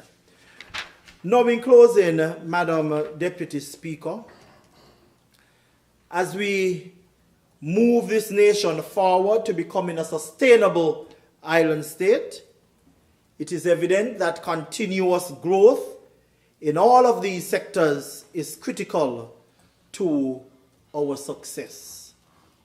This report that the Prime Minister laid proves that we are not only visionary in our thinking, but also strategic in our planning and effective in our implementation. Again, I express thanks to all of my permanent secretaries throughout the entire ministry, all of the leadership, all of those persons who have been working so hard, those at the school meals, the staff, the cleaners, the watchmen, those in early childhood. Some of you up as early as 4 a.m. I do appreciate all that you have been doing. And finally, Madam Deputy Speaker, I want to thank all those who over these years have been supporting me, those who have also shared their criticism, because I believe that is how you grow. And I view myself as a strong, bold person, so I'm not thin-skinned. So I take criticism and grow from it. So I want to thank those persons as well, those who have shared and given honest counsel over the years. I do appreciate you. To call names going to get me in trouble like I did last year, so I just say thank you to all those persons. I know we're going to have the adjournment, but just in case, you never can tell what can happen. To my executive members, I want to say thank you for your support. The supporters, my constituents, you have been a tower of strength. And East Basti, I continue to serve you with everything that I have inside of me. And when I came on the political arena, Madam Deputy, I presented my local manifesto, which I say I'm speaking life back into constituency number 1. And I know I'll have to ask for some extra time, but when I look at all that would have been delivered thus far, and it's not 5 years, all of the ticks, because I'm a teacher, I have been delivering. And I want to thank all who have contributed. When it comes to road, Madam Deputy, and I have to highlight it, because sometimes there are some persons who make song and dance over things. I remember there was one who was talking about George Street, and they went one day time, pretend that they're trying to clean, and they never been back there. I know they're going to go now because I mention it. And it's because it's not part of them. Service is not a part of them. I am connected with the constituency. It is from my stomach, from my heart, and they know that it is real. I am not ashamed to take the shovel. You would have seen me, Madam Clerk, see me brushing drain, throwing cement in certain hole. I am not afraid. I am going down to the level that my people expect me to. And we have delivered in roads, George Street, industrial sites, and these roads were left dilapidated. And the drainage, in some cases, we didn't only repair roads. We changed pipes that have been there for 50 years or more. Change out the pipes, put in new drains, and we have delivered roads. PA Paul Southwell Industrial Site, Fort Tyson, the Bay Road, Warner Park, Kitstodat. I have also heard the cry of my people in Bird Rock, in Suncrest, in Harbour View. And one of the reasons why I shared this scripture, because God was telling me to say, just be patient, it is going to happen. And in consultation with the minister with responsibility for roads, and you heard it in the budget speech, a lot of money for roads. So to those persons in Bird Rock, Harbour View, Suncrest, your turn is next. And you know why your turn is next? Because I often say to the member for number 3, he cut his hair in Bird Rock, and that road need repairing. So he's going to have to fix that road at least for his barber. And once the truck is there, they can't move out. They have to fix all of them. So I ask for your patience. We are going to deliver. I mentioned about the Newtown Community Center because you have to reinforce and say these over and over, because sometimes people, how they behave on the social media, sometimes make people feel that no work is being done or you're not doing. And this is our time now to pull the cards. So again, upgrade to the Newtown Community Center. And early in the new year, the Newtown Community Center will be renamed.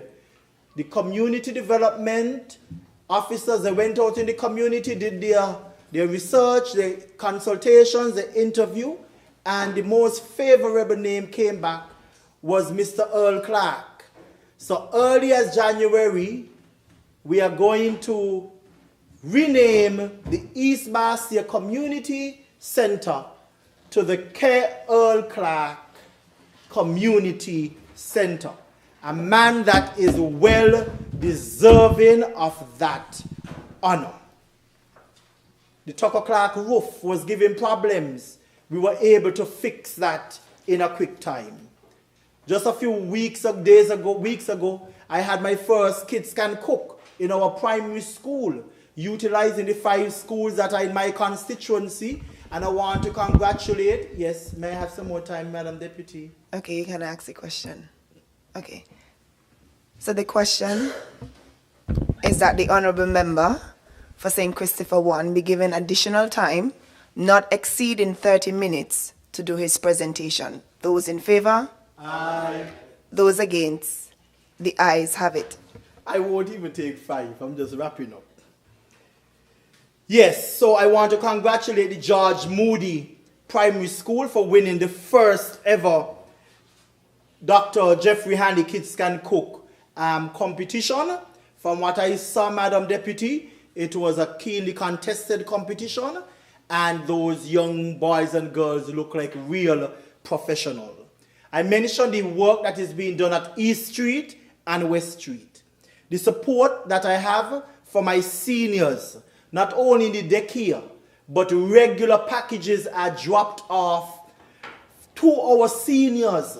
And I don't have to take a photo every time I carry in a package or some packages. God don't want you to be show off with everything you do, for he say your left hand should not know what your right hand is doing. I mean, he mean it at times, not all the time, but at some times. Because I remember the reason why I don't do it, I plug it in. The reason why I don't do some of these things, because I remember when a former MP delivered a bed to a senior in the constituency and put it up on Facebook. Persons took it very, very personal and they were offended. So I am mindful of some of these things. So I'm saying it. No, you might not see me posting a photo going by a senior with a bag of Pampers and any shoe and all of that, but I am delivering to my people. And the Madam Clerk nodding her head because she delivered some of them for me too. We have my business drop. Ever so often, I have persons go around based on what the business is doing. drop a case of chicken, drop some drinks, and that is continuous. I don't have to put that on Facebook. The outreach mission that we have in terms of building ramps, donating wheelchairs, fans when their homes are hot, these are things that I continue to do. And I want to thank all those persons for every time I ask. I have hardly gotten a no. And I believe the reason why I don't get a no, because they know I am not going to accept a no. So they always find a way of assisting, and I am grateful. Madam Deputy, since I came into the political arena, I've set up 7 persons in their small business. Landscaping, bodywork, barbers. I do this all the time for the people. I was able, through the Minister again of Infrastructure, to improve the lighting on Frigate Bay Road. Many of you, when you were going over on the southeast, the road was always dark and dangerous. It's now lit. You heard about the desalination plant. It's in my constituency, so I have to own it and make sure that it's well taken care of.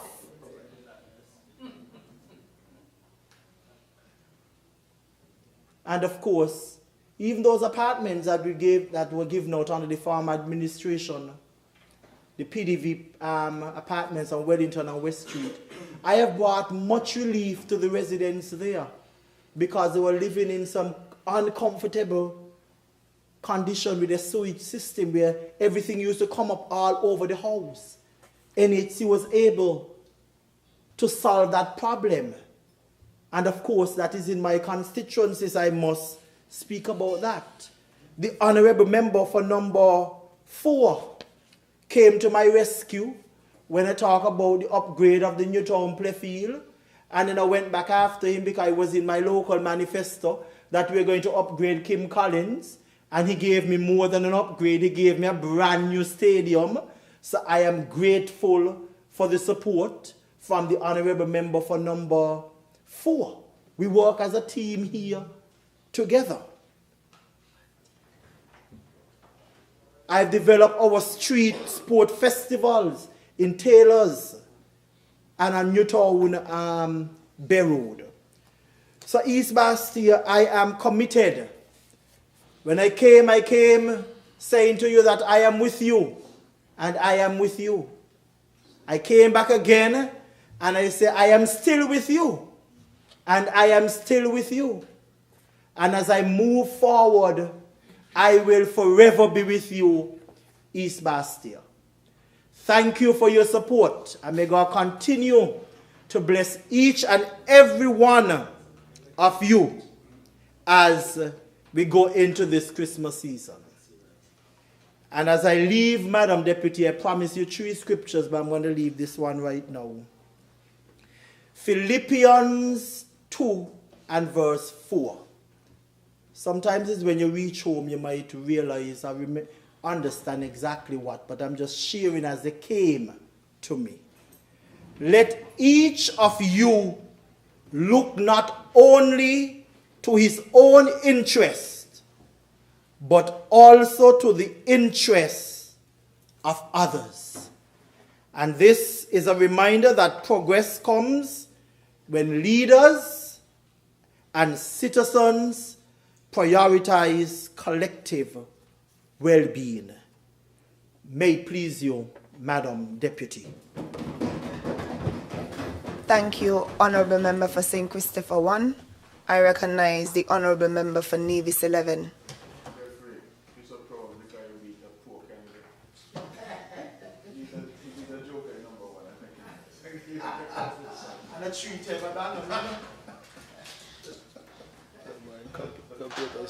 Computer's funny because as soon as I get up here, this thing I don't want to give me some joke. Yeah? So let me put up mine this and this. Something started. I know you. The minute you say you know me is what you lose.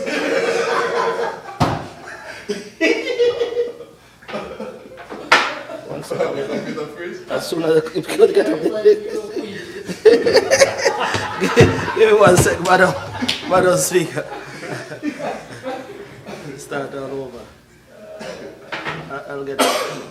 But I hope you not like the Boy, something went wrong here just now. I'll get it. No, I'll get it right. I'll get it right. Okay, good. Something about this thing. Thank you very much, Madam Speaker. Computers, eh? Yes. Fellow members of this Honorable House, citizens, residents, I say good afternoon to you. As I rise to make my contribution to this bill before the Honorable House, Madam Deputy Speaker, that is the Appropriation 2026 Bill 2025. I commence my presentation by saying that this time of the year and this particular sitting is one of the most important sitting of a calendar year. We come here and we can have 20, 30 sittings, but when it comes time to the end of the year, when we are discussing the budget, it is the most important sitting we'll ever have throughout the year. And so one must not miss this sitting for any reason whatsoever once it's unavoidable, because there are circumstances that may prevent persons from coming here. And so as I start this afternoon, I give God thanks for the opportunity to stand here this afternoon and lend my voice to this particular debate, and to say that I stand on behalf of the constituents of Nevis 11, St. Thomas and St. James parishes, and of course the whole of Nevis, the whole of the Federation, because whatever we say here in this Parliament during the course of this debate is meant to impact this Federation in a positive way and to ensure that we are making a difference in the lives of the persons whom we serve. And so it is indeed an honor. Madam Deputy Speaker, I recall a quotation yesterday by the mover of the bill. And it was simple but profound in some way. Huh? He said, and I quote, "Without my party, I will not be here. This is politics." End of quote. And I understood what he meant by that. He was making the case that he is here because of his political party. So when he speaks and he say anything that represents his party, then of course, why not? That's why he is here. And so, as I proceed with my presentation, I want to adopt that same stance, if he'll allow me to. That what I'm going to say is that I am here as well because of my political party, the Concerned Citizens Movement, and of course the voters in my constituency who would have voted for me to be here as well, but under the umbrella of the Concerned Citizens Movement. So we'll talk some politics as we go along. We'll talk policies. We'll talk all kind of things. But that is the premise upon which I stand here this afternoon, and I want it to be understood that way. So, Madam Deputy Speaker, we're here to discuss the budget. And what does the budget do? What does the budget is seeking to accomplish? Of course, the budget is really a layout of the government's plans and programs for the ensuing year. Some persons who have ministerial positions will talk about what they would have accomplished over the last year or the year that we are about to wind up, so to speak. But a budget also speaks about accountability in governance. It speaks about how resources will be allocated and spent throughout the ensuing year. So it is a comprehensive document that seeks to lay that foundation and the pathway for the ensuing year, as I just said. But there are certain budgets that, they are presented under the umbrella or the understanding that there will be challenges. And if there are challenges, then adjustments will have to be made. Spending may have to be curtailed. In good times, for example, if the budget is one that is seeking to foster a certain type of climate in terms of increasing spending in infrastructure and other things, then that will be the type of budget that will be presented. And so, either way you look at it, a budget should provide some hope to the populace at large. And once we're done with this budget, it must be one that persons feel good about. People should go into the new year with some expectancy, go into the new year feeling confident about what they would have heard emanating from the budget. They should go into the new year knowing that jobs will be provided, the resources will be there to do all of the work that the government intends to do. And I'm just saying these things because that is basically what the budget should accomplish. But of course, from this side of the aisle, we're not in government, so we would see it differently and will hope to, in our discourse, provide some, some prescriptions, some suggestions, whatever the case might be. So, Madam Deputy Speaker, I want to pretty much get into my presentation by looking at, first of all, let me look at agriculture. And you know why I want to touch on agriculture first? Let me say this. I am passionate about agriculture, and I say that seriously. And when I say I am passionate because I've held the position of Minister of Agriculture at the local level for, I think it was 10 years. And of course, I held the position of Minister of Agriculture here at the federal level for just about 2 years, or a little over 2 years. And so the plans and programs and strategies that were employed during those years was meant to advance agriculture, and it was meant to ensure that agriculture was not just a talk, and what we do, or what we say, was not just rhetoric. Because you see, I've looked throughout the Caribbean and I've seen the Ministry of Agriculture allocated or given to someone just to say, well, you have a Minister of Agriculture, and the serious intents are not there. But if what we believe agriculture should be as the cornerstone, as was mentioned in the presentation yesterday, the cornerstone of our economy, meaning it should be an important part, an important pillar in our overall development, then it must require of us to give some seriousness to this industry. And so that is why I say that I am passionate and I'm serious, and when I look from outside, looking in, to see what is happening with agriculture, I have to make some comments, and my comments will be to give some suggestions, and hopefully they'll be taken on board. Because I am not here to be critical in a way so as to say, well, I am bashing anyone. Because as agriculture go, so will all of us. All of us have to eat every single day. And all of us would like to eat something that we know and we have confidence in terms of its, or the resources that were used to produce these particular products. And they're wholesome in that they're free of pesticides, the type of organic material that we certainly would not want in our food systems. So the point is that once we give suggestions, they can be taken on board so that we can ensure that we are much more healthier as a nation. And so, Madam Deputy Speaker, agriculture. I know within the last 2 presentations I've made here during the budget cycle, I've started with agriculture, and I'm doing so again this evening. Madam Deputy Speaker, we have heard a lot about CARICOM's agenda of 25 by 25, and now extended to 25 by 30.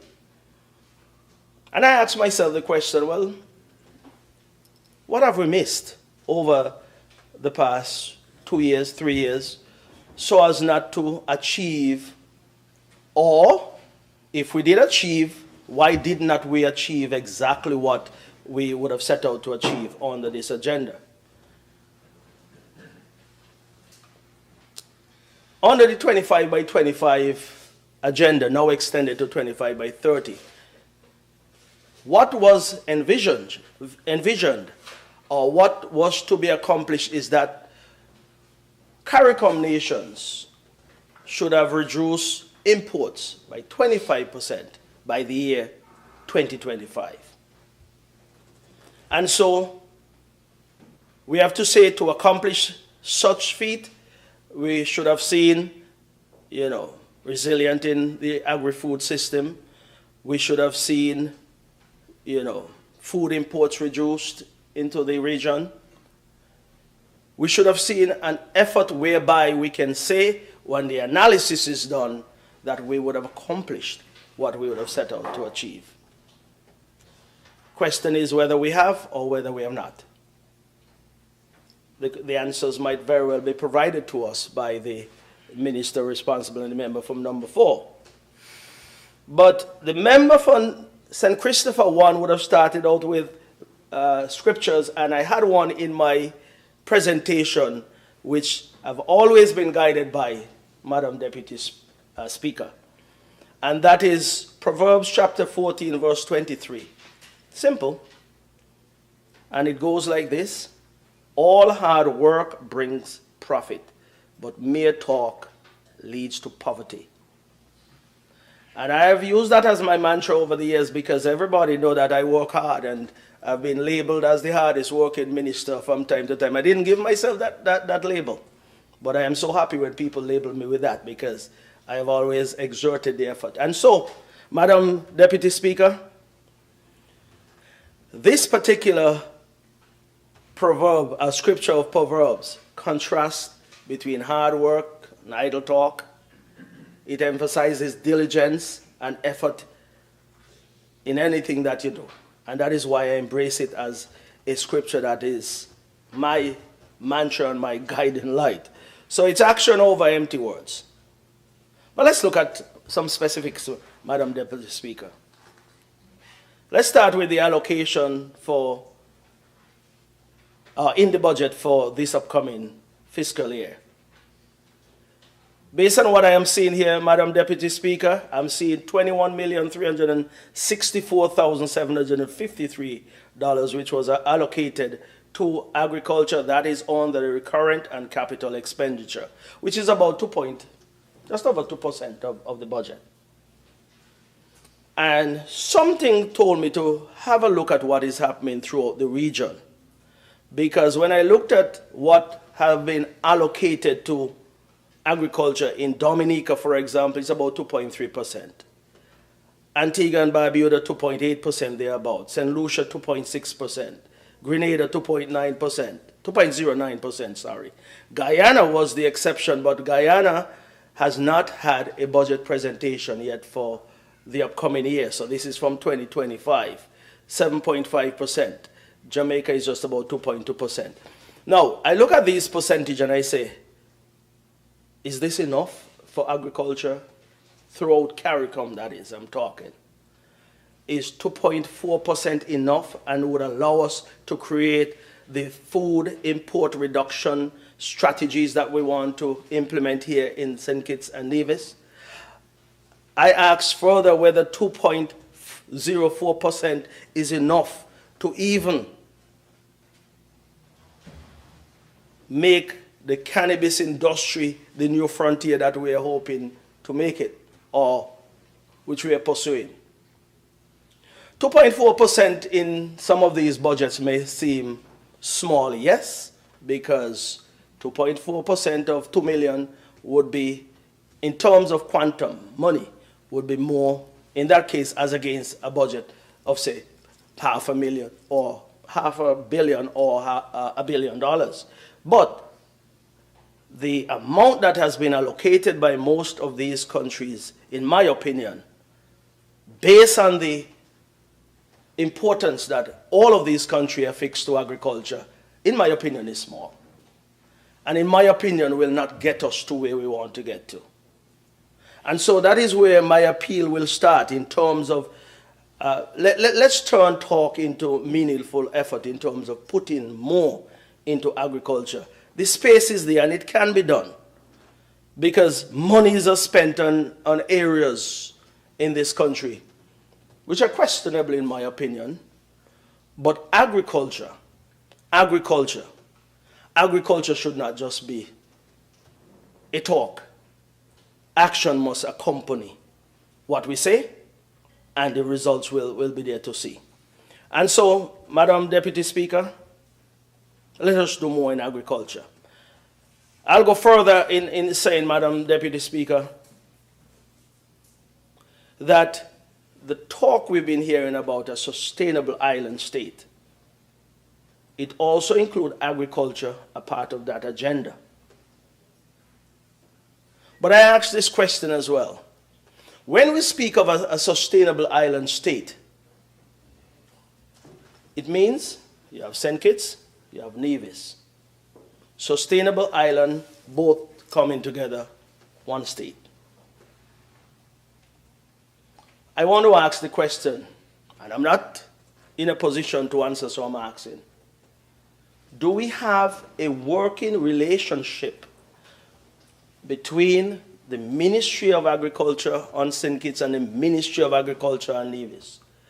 Is there a working relationship between the Department of Agriculture on St. Kitts and the Department of Agriculture on Nevis? Because you see, data is what we have to use to guide our decision-making process, right?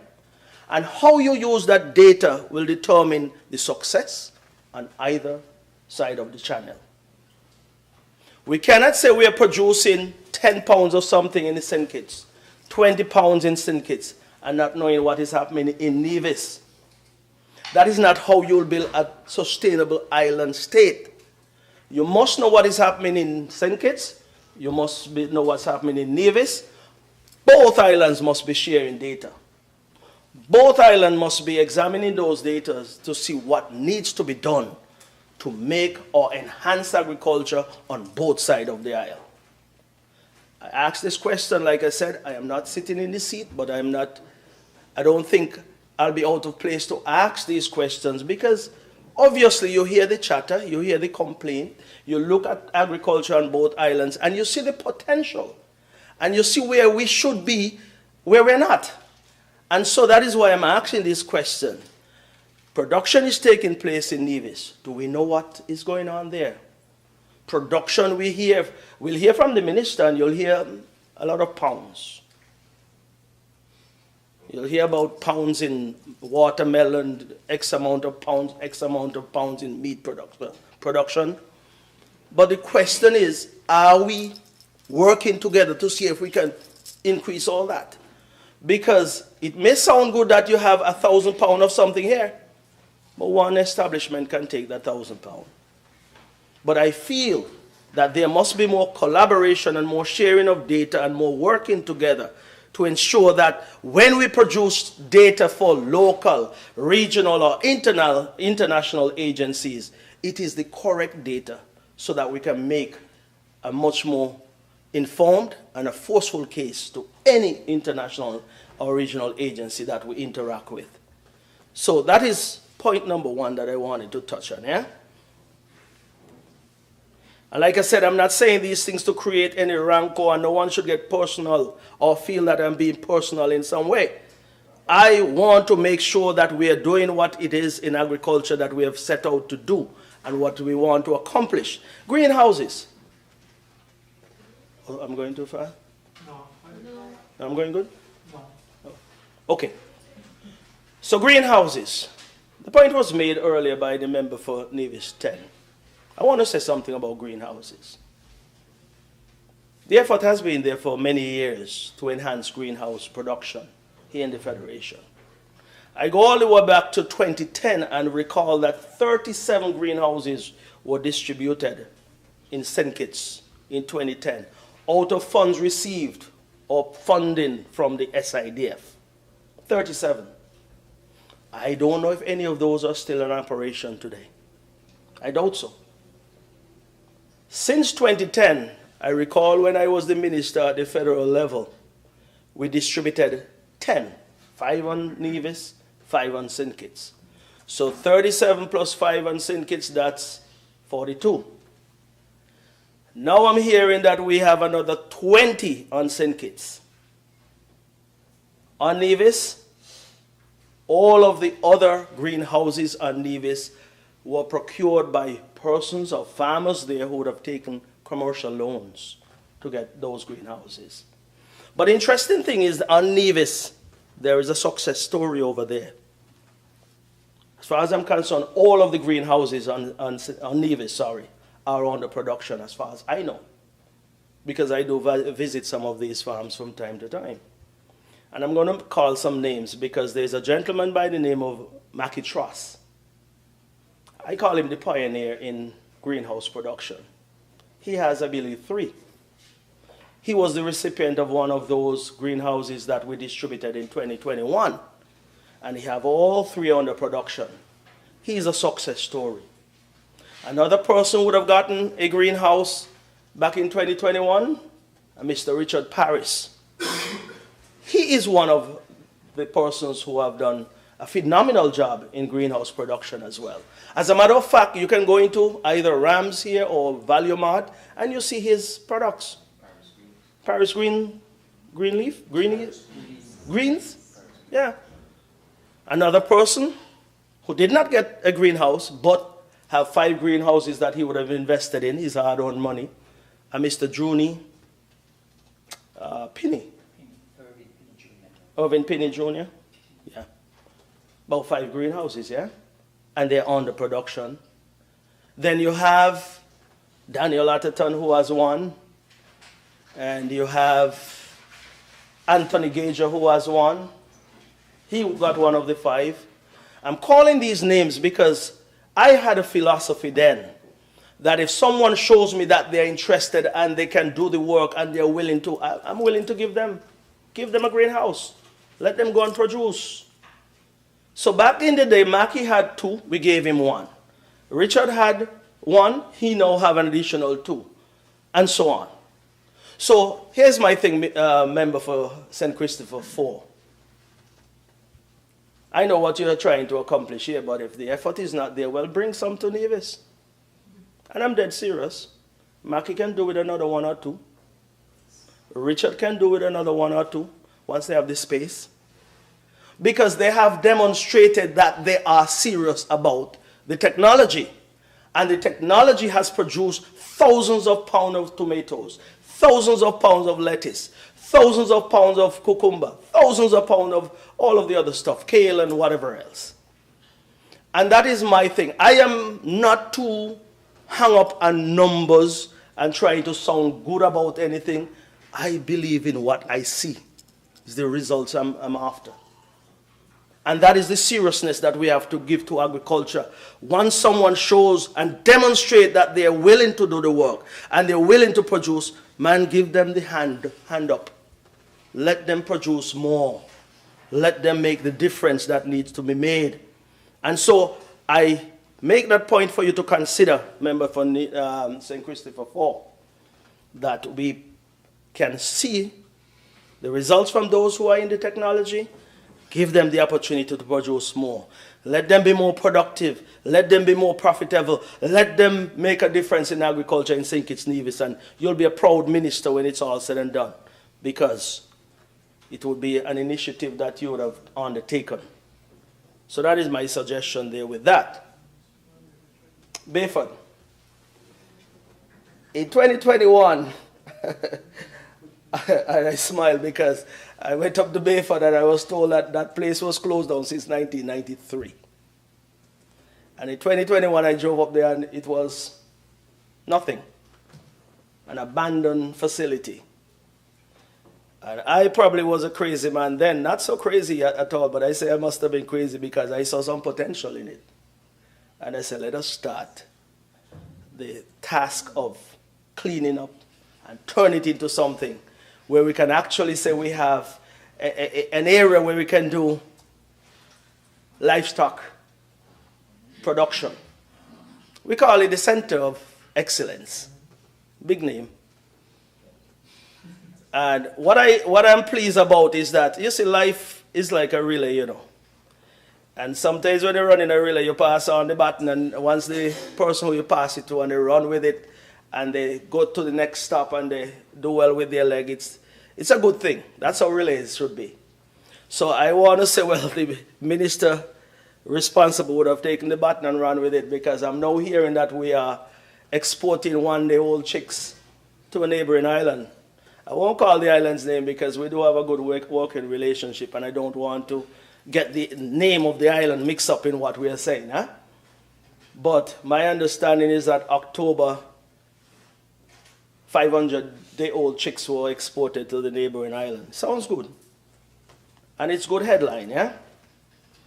But when we undertook the rehabilitation of Bayford, it was meant to make a difference in the Federation of St. Kitts and Nevis, yeah?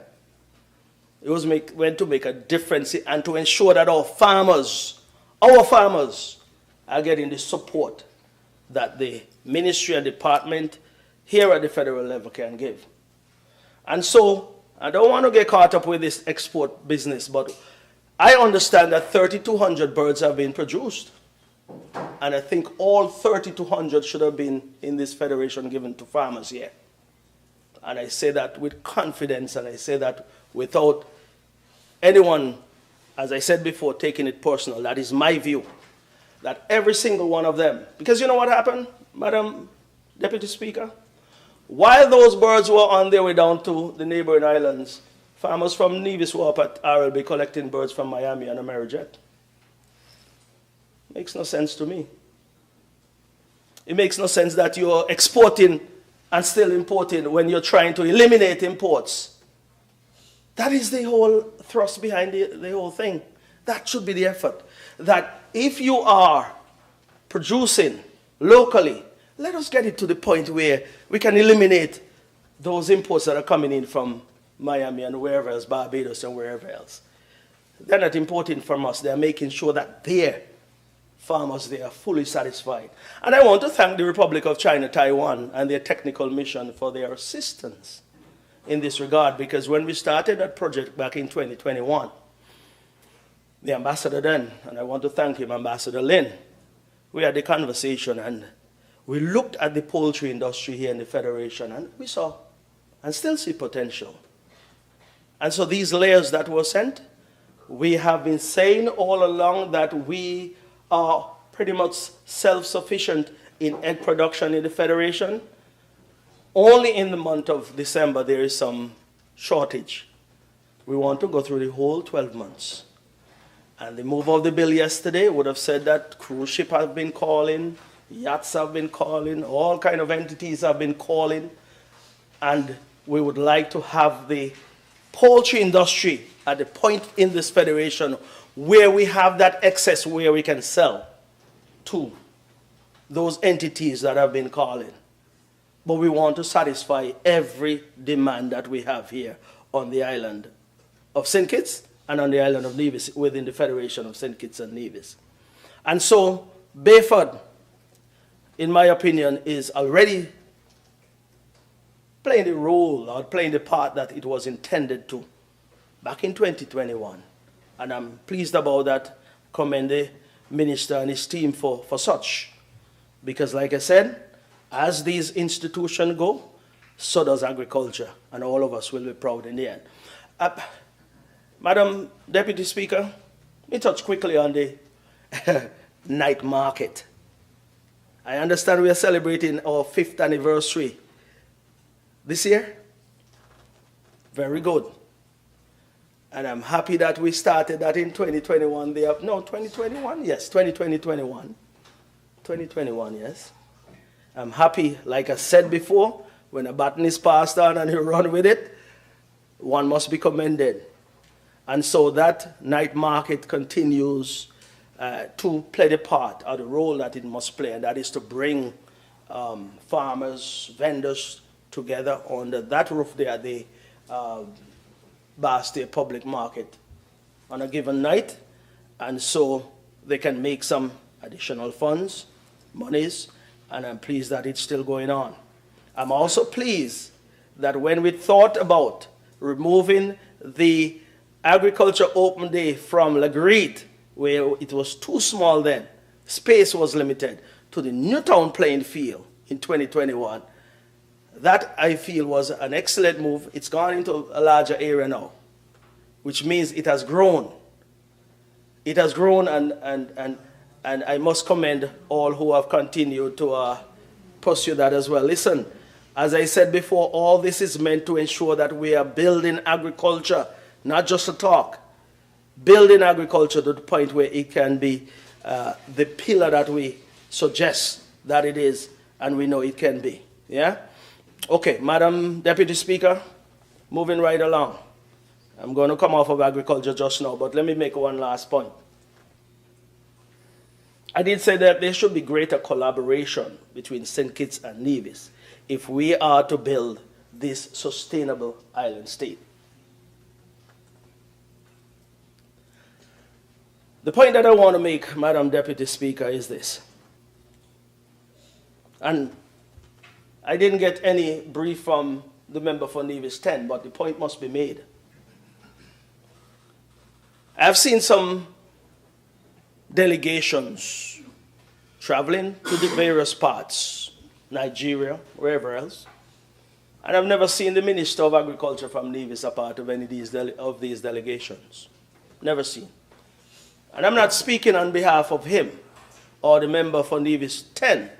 I am speaking from someone on the outside looking on and looking at what we are doing in agriculture to make sure that we are putting actions to our words and trying to accomplish things in agriculture.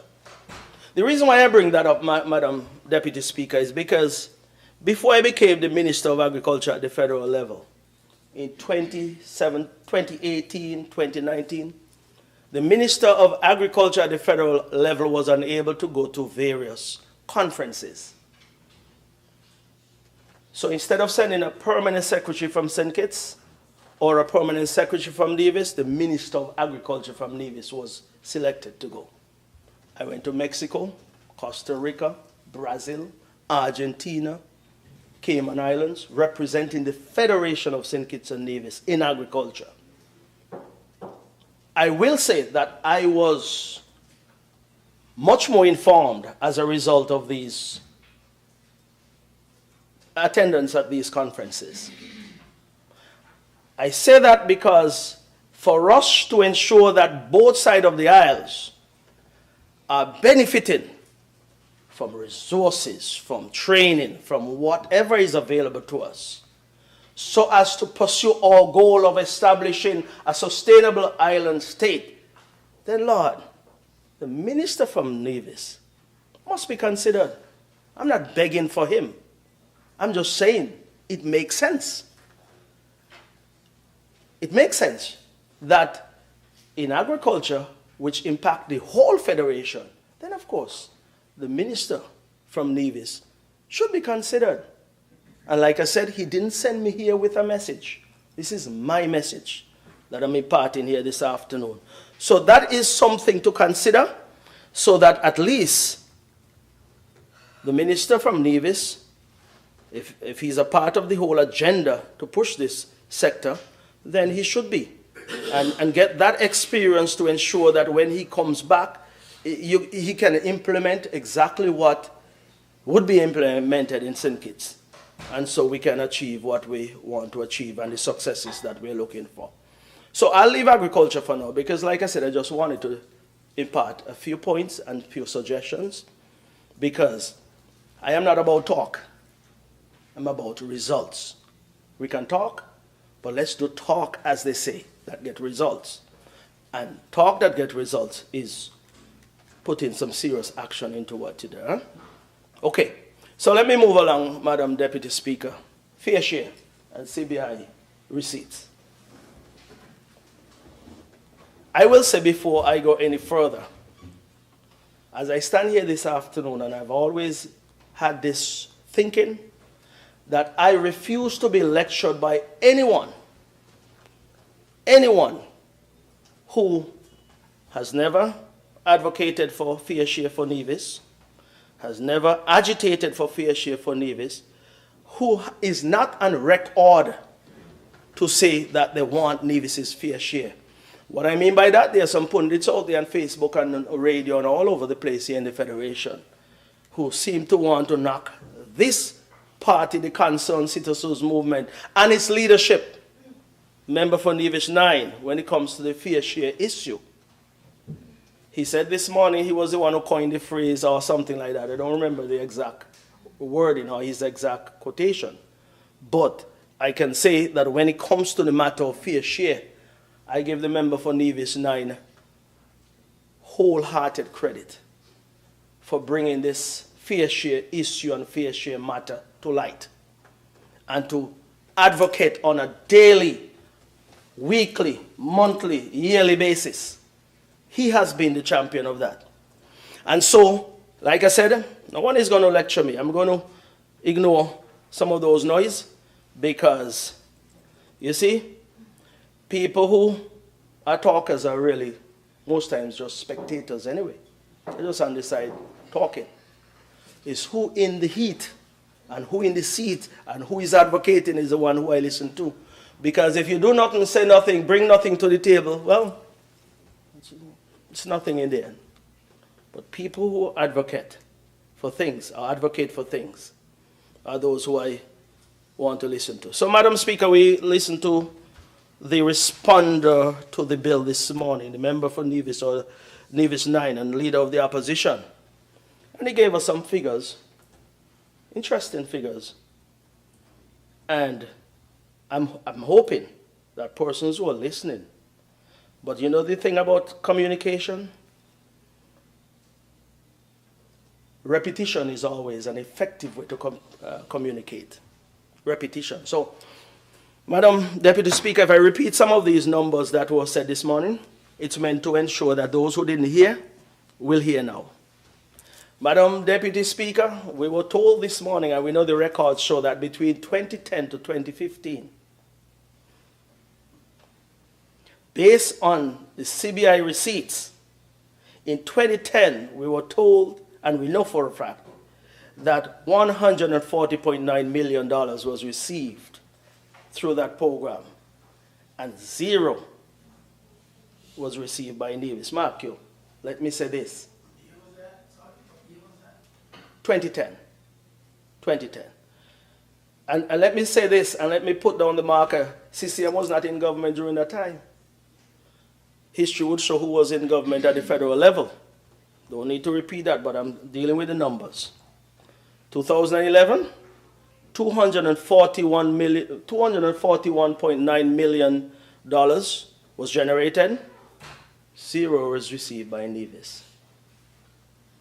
2012, $246.3 million. 11.1 million was received by Nevis. 2013, all these are years the CCM was not there. 391.3 million was received through that program, the CBI program that is. Nevis received 8.2 million.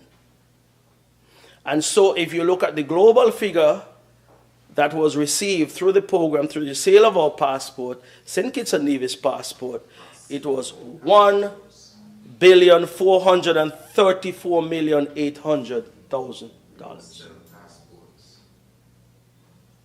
Well, money was received for them. What do you do? From the program. So we give them away. You don't sell passport. What is the term I should use then? I just said it. What you saw. Well, what you would have received from the program. Well, it's what it is. It's semantics. Well, everybody understands. Okay. We won't belabor that. The program generated. Yes. Okay, that's more diplomatic, softer, nicer. Okay, I'll live with that. Whatever the case might be. The bottom line is the money. The bottom line, $1.4 billion was generated from the program. Yeah? And out of that $1.4 billion, 19.3 million was received by the island of Nevis. And in that 19 million, 4 million was a loan. 4 million was a loan. We're bringing up this historical data because you have some people on the island of Nevis and throughout the Federation who keep saying some unsavory things out there about the member for Nevis 9. And I'm defending him too. Because sometimes when I hear these things, it irritates me to the point. But sometimes you just have to be calm about certain things. It's not everything that you respond to. But the facts and the data speak for themselves. That during those years, 2010 to 2013 at least, $1.4 billion was generated by the CBI program. And a mere $19.3 million, including $4 million loan, was received by the island of Nevis. And that's like I said, during the years when the Concerned Citizens Movement was not in government. I can recall to Madam, somebody said something? No. I can recall as well, Madam Deputy Speaker, that during the years the CCM was not there, 2006 to 2009 thereabout, over $230 million of grant funds were received by this federation. About 85, no, I think it was 82 projects. These are World Bank data, huh? From my recollection. 82 projects. Not one came to the shores of Nevis. So I'm just saying that because those who were in the position at the time, those who sat in the chair at the time, and who are now prosecuting this party in government, must be reminded of these things. Grant funds came from the Republic of China, Taiwan, came from Japan, came from Canada, came from France, came from Great Britain, came from Germany, came from all of our diplomatic partners. Latin America, South America, all over. Not one came to the island of Nevis. And so you understand why Nevis continue to agitate every time for a fair share, equitable share, whatever term you want to call it. We have never asked for anything more than what we deserve. We have never asked for more than what we deserve. But let me move on. Fast forward to 2015. And some may say those should have been the best years, because as the move of the bill said yesterday, that we were in a government with parties that were supposed to be our friends. But fast forward to 2015 to 2022, $3.2 billion were generated by the program. 3.2 billion was generated. Nevis received 396 million. And then some will say, some will say, every dollar go to Nevis is one less dollar for the island of St. Kitts. Some will even blame and accuse the member for Nevis 9 of, as they say, being a bad spender. But let's look at what the money that came. Same money that came to Nevis. What did we do with it? We invested in water. Big time. When we came to government, Madam Deputy Speaker, we were told that we had some pumps in Nevis generating 1 million gallons of water per day. But you know the interesting thing? We had storage capacity of maybe about 700,000 gallons. Where the rest was going? Here's where the rest was going, Madam Deputy Speaker. We had some tanks in Nevis. All of them were leaking. It was losing over 50% of its capacity on a daily basis. So we were pumping in and losing more than what we were pumping in. You're wasting money and wasting water. You know, we fixed that with the same money that we have received. We have 0% losses now. Well, if a pipe ruptures somewhere along the line, you have to fix it. But those tanks,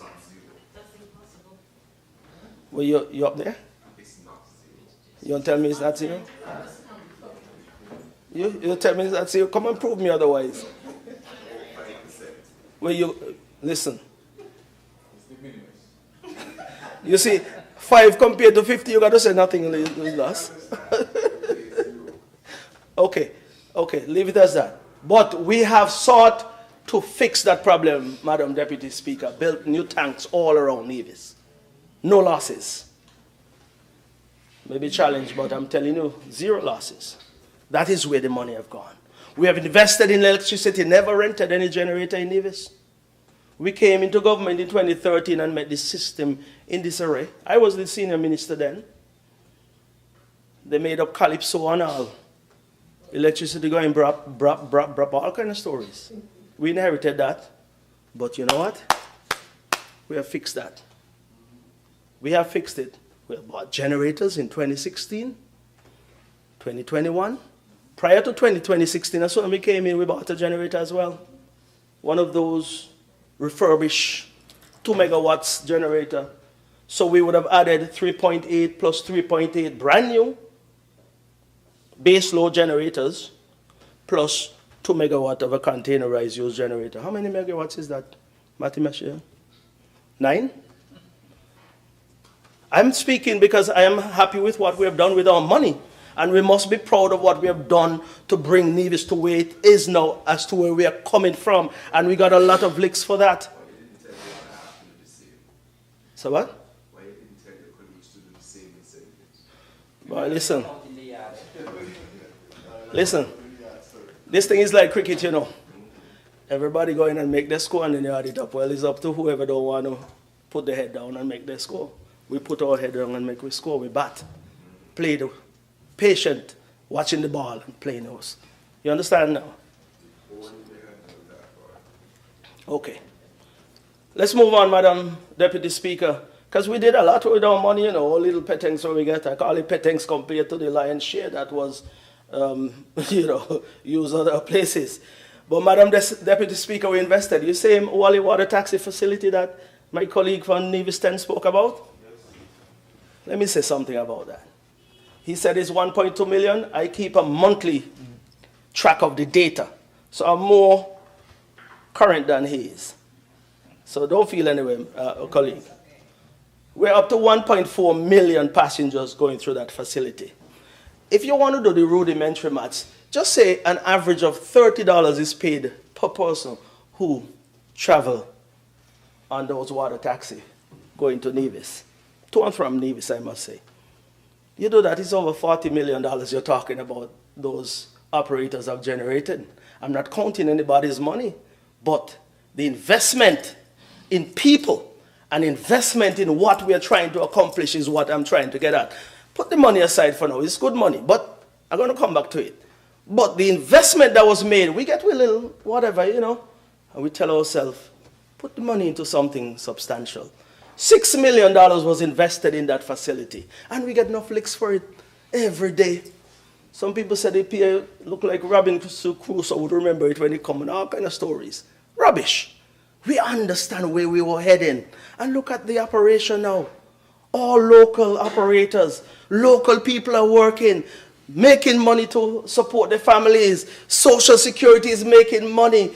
Businesses are making money, restaurant, bars, and shops, and supermarket, car rental, taxi operators, and all of that making money. Yeah. You like your money, right, doggy? Oh, sorry about that.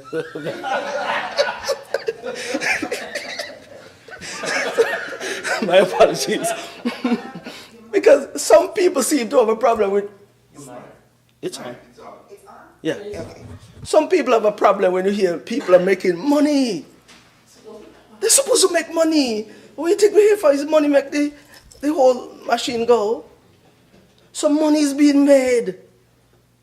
And there's tremendous potential with that particular operation. And that is why the member for Nevis 10 would have talked about the shortcomings over there. We would like to see the facility improve, whether there or wherever. But listen, member for St. Christopher 2, every day, tourists from the cruise ship come over to Nevis.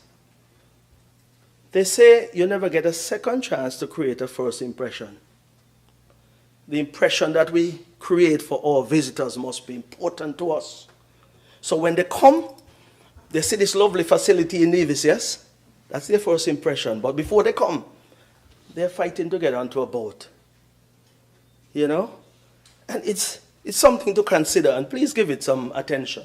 I think we have been asking for the last couple of budget sessions.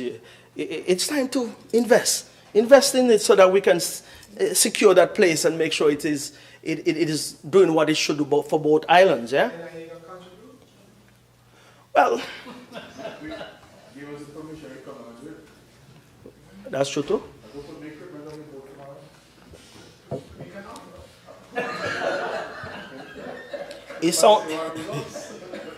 It sounds like there's some possibilities that exist if we were to put our heads together. And it comes right back to what we've been talking about, sustainable island state. That's what we want to make Nevis. Listen, I believe all of us in this honorable house have, some passion in us and believe in this federation and believe that we can be the best we can be. I do believe we can, and let us work towards it. Mundo Track, communication devices for NASPA, Treasury building in Charleston, ongoing hospital expansion, investment in the, we did invest in the initial exploration for geothermal. Investment we have made in the veterinary clinic at Prospect, expansion of the processing wing at the abattoir, investment in the brand new market in Depot, roads all across Nevis, construction of the Joyce and Liebert School Mills program. Sometimes forget. I sometimes forget. Sometimes forget. It's okay, yeah. And people out there listening at 6 o'clock or 6:20 in the evening, prime time. Yes. You see, I'm building up to something, That's why I'm saying these things, But I'm going a little bit too fast, so slow down is right. So all of this investment, 396 million. All of this investment, I say, commendation to the member for Nevis 9 and his leadership, astute leadership, and what he has done with little to get much. So with all the talk out there, and with all the noise, I like the approach, member for Nevis 9. Do the work, man. Ignore the noise. And that's what speaks volume in the end, the results. And so, Madam Deputy Speaker, when I heard about the difficulties with water in St. Kitts, and I'll be corrected and say, well, that is fixed, eh? But not you get in there. But when I heard that the member for Nevis 9, you're a bad spender and all kind of things, I say, I wonder if he's looking at and talking about the right person. Because no investment in water. It was said in the presentation yesterday by the mover of the budget. No investment in electricity. You're renting a 6 megawatt genset. Is that true? With all the money there? Your rent generator? Because we're procuring the other one. Oh, you're procuring? Yes. 80 megawatts. But the investment was not made. That's the point. Yes. It was not made before we make it. No. Well, and that's the point. Well, I don't even know, but you hear about leaky airport and leaky hospital and all kind of things. All these things are true. That's what we meant. That's what you are there. No, you could say you hear them say that there were 2 cabinets operating at the time.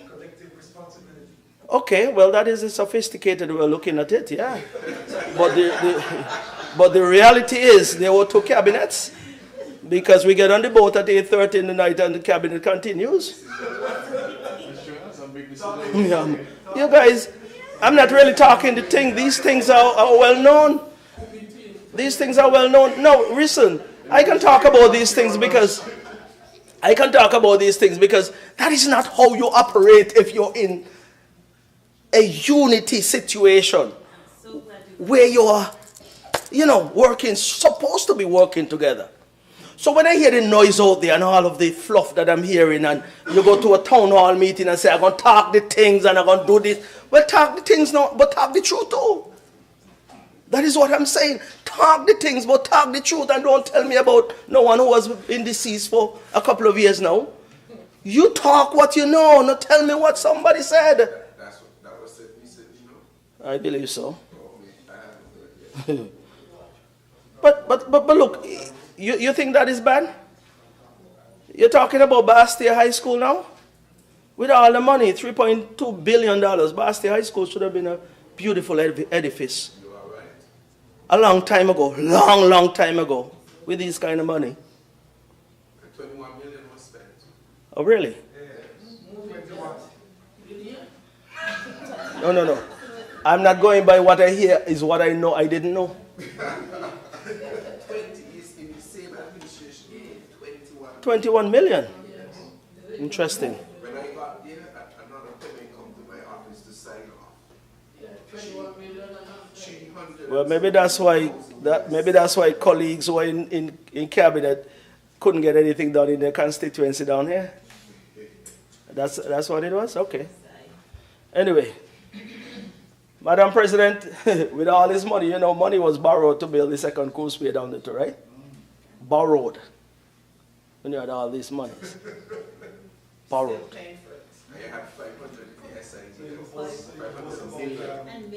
You know, I'm saying these things, and I can say it anywhere, whether here, there, or everywhere, yeah? Because, you see, people must understand who they are dealing with and what they are dealing with, yeah?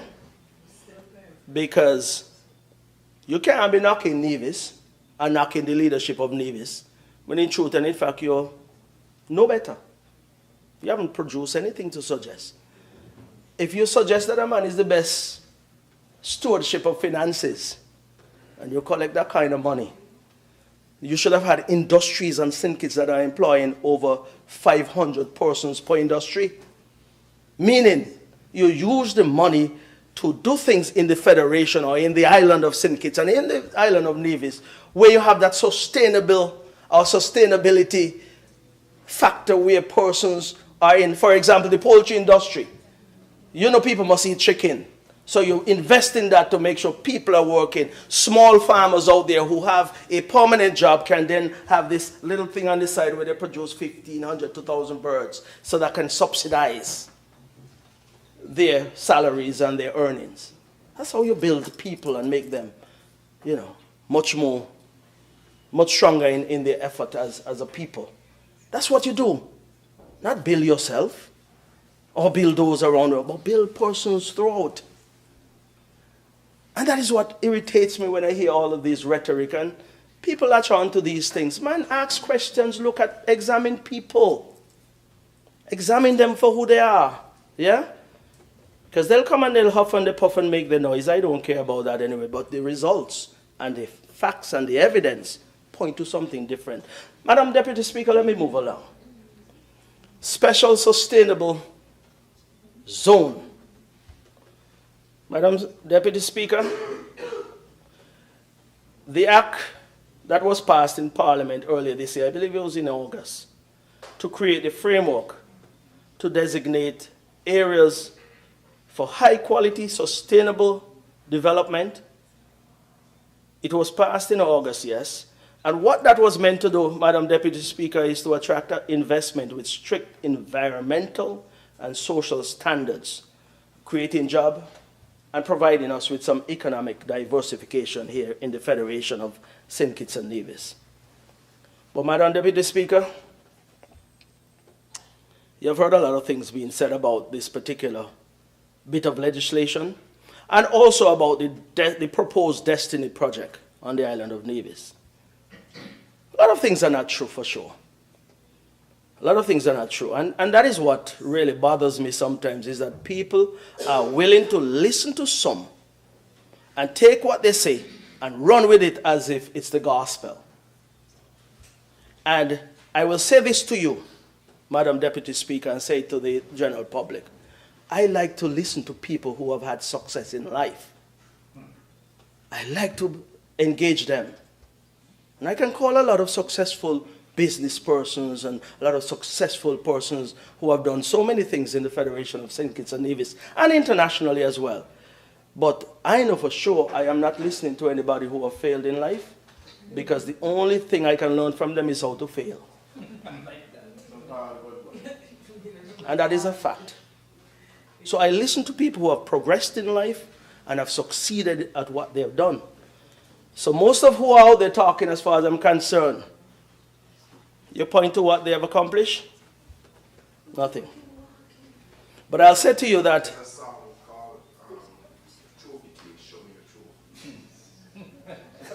Yeah. I think you had sang it for, remember, for St. Christopher 6, no? Is it you sang it for? No, you made it up on behalf of it. Oh, okay. Honourable Member, can you continue, please? Madam Deputy Speaker, we're talking serious business, but we can have some banter as well. You know, nothing is wrong with that. So yes, Madam Deputy Speaker, we have a lot being said about this SSC, as they said. And I have asked person all along, let's be respectful in our discourse. Don't have to call nobody stupid. You don't have to call anybody dumb. You don't have to call them any derogatory names to make a point. If you have an opinion regarding the SSC, express your opinion. But when I express mine, be respectful, and you don't have to embrace it. Honourable Member, you have 30 minutes more. What? I was hoping to take 1 hour. I still have some more to go. So, Madam Deputy Speaker, can I respectfully request an additional? No, sorry. My apologies. I thought my time was up. Also, you're letting me know that I have 30 minutes. Okay, no problem. Thank you very much. Okay, I continue. So yes, I was saying that there's no need for any rancor. There's no need for any disrespect. So questions can be asked. We can have a lively discussion, because that is what this is meant to do. You have heard it being said before that various developments have come, whether it was Park Hyatt, whether it was Christopher Harbour, whether it was Kittison Hill, and we didn't have these kind of discussions. They just came, and you hear a press release that this development is coming, and you have to live with it. So this particular development is different in that we have put it out there for persons to have discussions. But some persons have been saying, oh, go and repeal the act. I don't think anybody is thinking about repealing this act. As far as I'm concerned, the act is not controversial. I don't see anything wrong with it. Some are saying go and have a referendum on the proposed development. I believe that when persons are elected to lead, and persons have been given that mandate to bring development to the country, I think the confidence must be there, and it is there. Some have said, and Madam Deputy Speaker, I was listening to the radio, a particular radio station one night, when one of the commentators was saying that the legislation having it that this proposed development will have its own government. And I can recall the member for Nevis 9 calling in and asking that commentator to point to the section of the legislation where it was said, or where it is said, that this proposed development will have its own government. Today is the 17th of December, and that conversation took place maybe about 2 months ago. I ain't find it yet. Still looking. Hopeless case. And that is why I said there are some commentators out there who are willing to go out there and say spurious things. Just spread whatever they feel like. Just say it. And somebody would latch onto it and run with it. And that is what they're hoping to accomplish. And that is why I say that I am not prepared to listen to anyone who have failed in whatever they have done in their life. I listen to people who would have had some success because I want to learn from them. I want to grow by what I would have learned from them and make myself better. And so that is a lie. We know that is not true. Madam Deputy Speaker, you have heard other things. We have heard from time to time, every time you engage, the goalpost is moved. A new mix is thrown into the whole conversation, just to confuse. And as the member for Nevis 10 would have said, listen, the legislation is about 8 or 9 pages. Doesn't take much to read. Doesn't take much to read. And I am happy that the mover of the bill yesterday would have mentioned the fact that there are persons who are talking about a state within a state, and I ask the question of those who are engaged, do you think that the member for St. Christopher 8, who is the Prime Minister of the Federation of St. Kitts and Nevis, will come into this federal house and pass laws to minimize, diminish, or give up any authority that he has as the Prime Minister? I doubt so. I don't think so. I will not expect that. By the same token, the member for Nevis 9, who is the Premier of Nevis, you think he would come down here and stand in the federal parliament and debate a legislation and cede his powers as the Premier of the island of Nevis to anybody? Never. Never. And so when I hear about the state within a state and government and who is going to be in charge, and I say, pure rubbish. Rubbish. And so, Section 6, Section 6.1, subsection I of the piece of legislation, I don't have it before me, but I know that section speaks about national security. It speaks about immigration, national elections. It speaks about the court, the High Court, Appeals Court, Privy Council. The whole court system is covered on that, and all those remains under the ambit of the Constitution. Those are not ceded to anyone, and that is where the crux of the matter is. All of these authority remains under the Constitution and within the control of the Prime Minister of the Federation of St. Kitts and Nevis. So no one is ceding anything to anybody. No government lands are being sold. No one can commit a crime outside the zone and run back into the zone, say they're running away from crime. If you commit a crime anyway in St. Kitts, you'll be prosecuted. If you commit a crime anyway in Nevis, you will be prosecuted. Same law that applies to a member for St. Christopher 3 applies to me.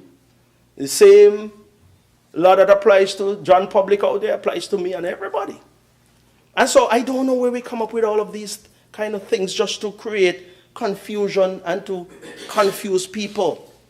Nothing like that exists under this particular bit of legislation. Nothing like that is coming with this development. What I would like to say though, Madam Deputy Speaker, is for people to seek out ways to take advantage of these developments when they come. Seek out ways. There'll be opportunities in real estate, for example, Madam Deputy Speaker.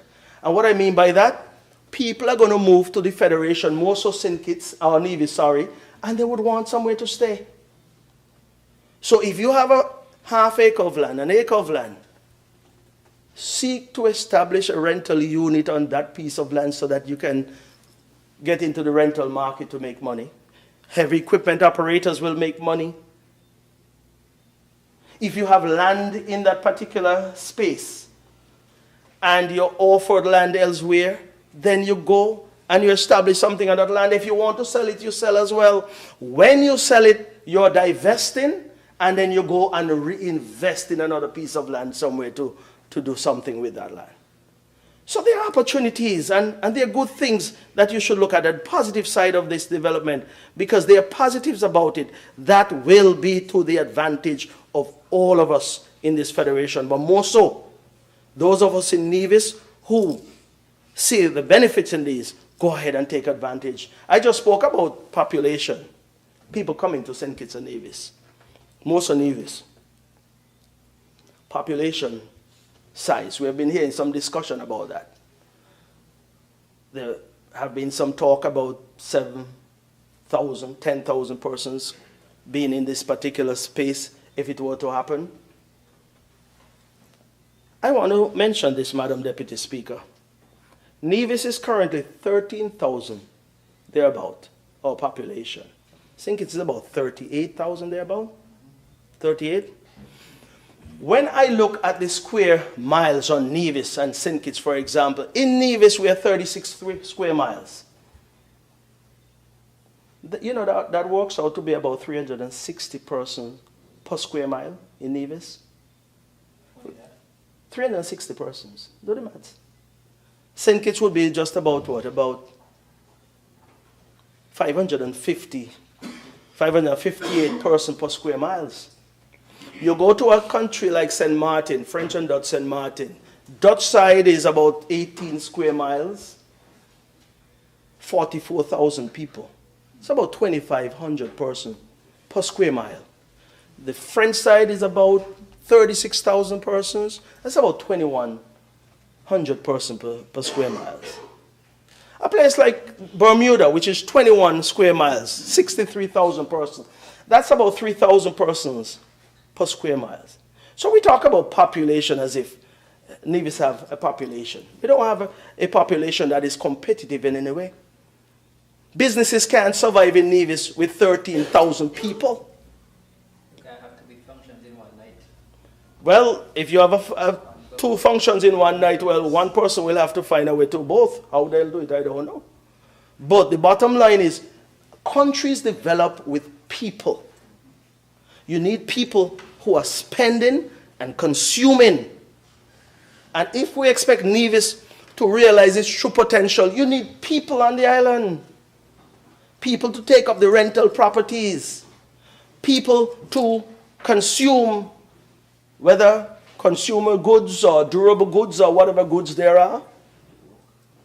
People to work to start with, and with people working, Social Security will be the beneficiary because they have to pay their contributions. And you can look at the overall picture as to what the impact is. Just what we are doing as citizens of St. Kitts and Nevis, but more so Nevis, that's the same thing persons who come in to be a part of our community would have to do. And so you need that to expand the economy, to grow the economy, to build the island. And so that is what we are seeking to accomplish. But some people don't want that to happen. But I'm happy we have the leadership of the member for Nevis 9, eh? You keep the faith there, member, for Nevis 9, and continue to press on, because this proposed development is one that we, with all of the challenges we're having with the CBI program right now, this particular development is what we feel will be the answer to our diversification of our economy. And so, Madam Deputy Speaker, as I've said, my confidence is behind this particular development, and so we'll continue to pursue. But we'll answer all of the questions, and we'll make sure that we are respectful in answering, because we respect our people. We respect their opinion, and we respect the fact that they have that confidence in us as a leadership to guide this process and to make sure that we can put Nevis, or get Nevis to where it needs to be. That's why I say we engage. We engage. And be well, with the facts as well, we engage and we be respectful about it. We don't have to make a noise about it. But there are negatives, yeah? I mean, of course, a development like this, which is new to the Federation of St. Kitts and Nevis, it will pose some doubts in persons' mind. What is posing those doubts, you just have to answer the questions that are posed to you and show people the benefits in the end as to why we are moving in this pathway, this particular pathway.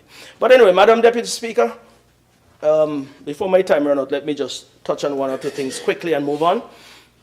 VAT reduction, I believe the member for Nevis 9 would have touched on it this morning. And it was in my notes to not make a major presentation about, because I think we have had discussions about possible reducing VAT in the past. And I still think it might be the way to go, because there are some advantages to reducing the VAT. There are also disadvantages. And so the experts would have to analyze such. We heard from the mover of the bill yesterday, and he spoke about the amount of relief that was brought about as a result of the reduction of VAT from 17% to 13%. And I believe he gave us some numbers here, which those relief amounted to, under the BBW, 36 million, and under the VAT relief from 17% down to 13%, 25 million. Now, one would have to do further analysis of these relief, or especially the VAT relief, to see if we were to maintain that for an entire year, what the net result would be. Because you see, when it comes to VAT, most of what you realize is that at the end of the year, when you have VAT reduction, you have persons going in to buy durable goods, fridge and stove and that kind of thing. They wait until December when that VAT relief comes.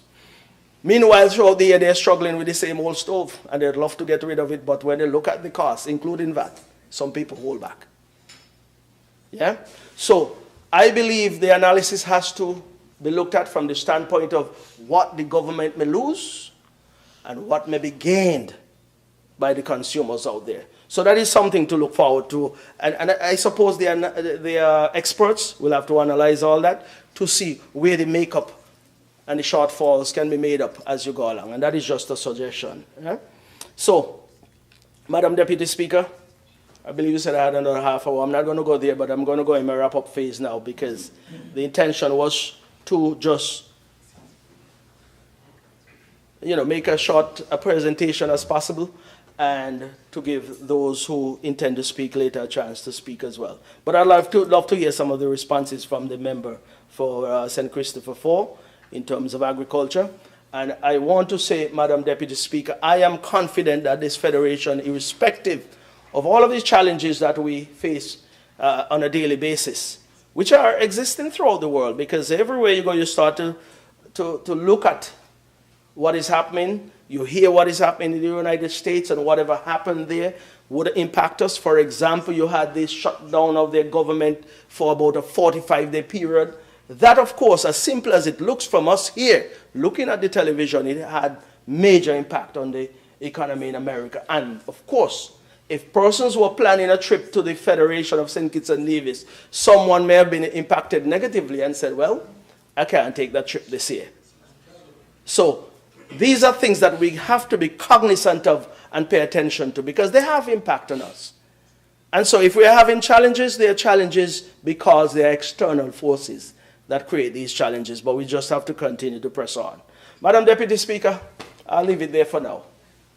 And I'll come back at the end of the debates to wish my constituency all the best for the Christmas season, so I'll have a chance to do that and wrap up.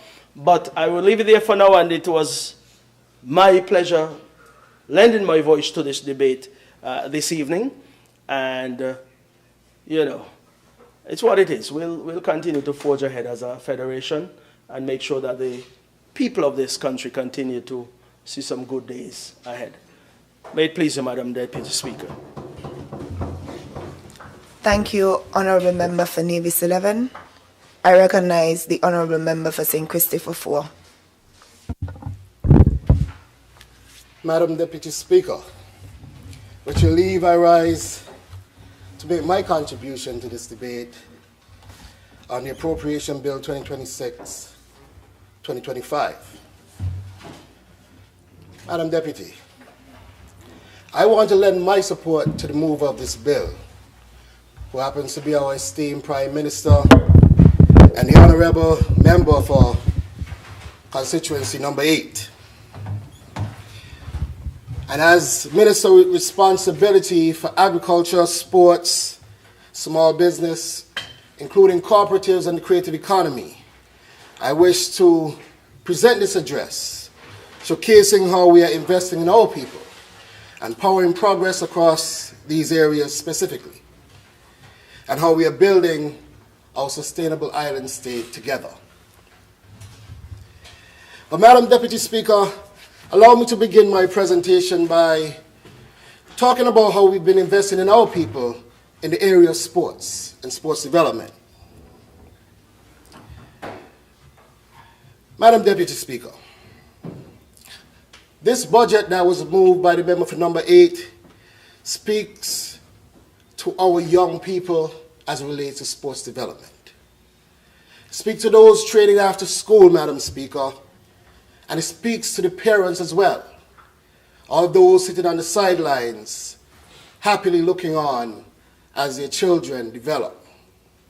Madam Speaker, this budget speaks as well to the coaches who volunteer, in most cases, their times, evening after evening, to ensure that our young athletes develop into wonderful men and women. Madam Deputy, I believe you yourself had a stint at coaching our young men and women. So you know a bit of what I'm talking about. Now, you would agree with me then, Madam Deputy, that sport is not just a luxury. And our sportsmen and women are not just there for our entertainment either.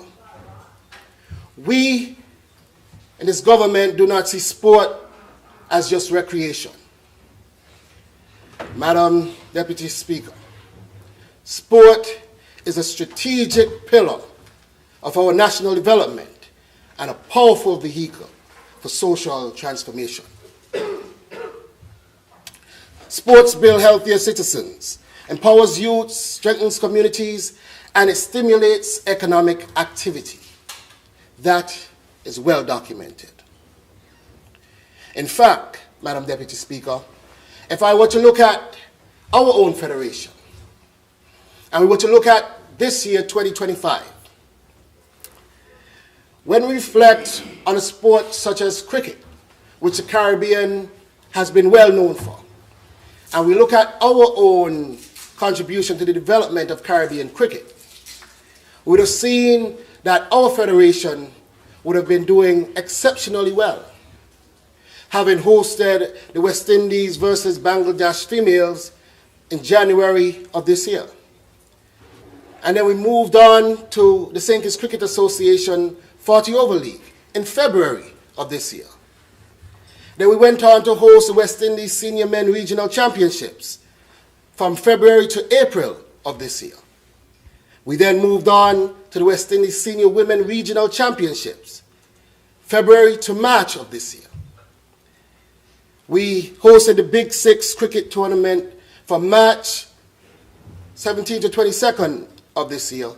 And then we went on to the Leeward Islands on the 17th and on the 19th in April of this year.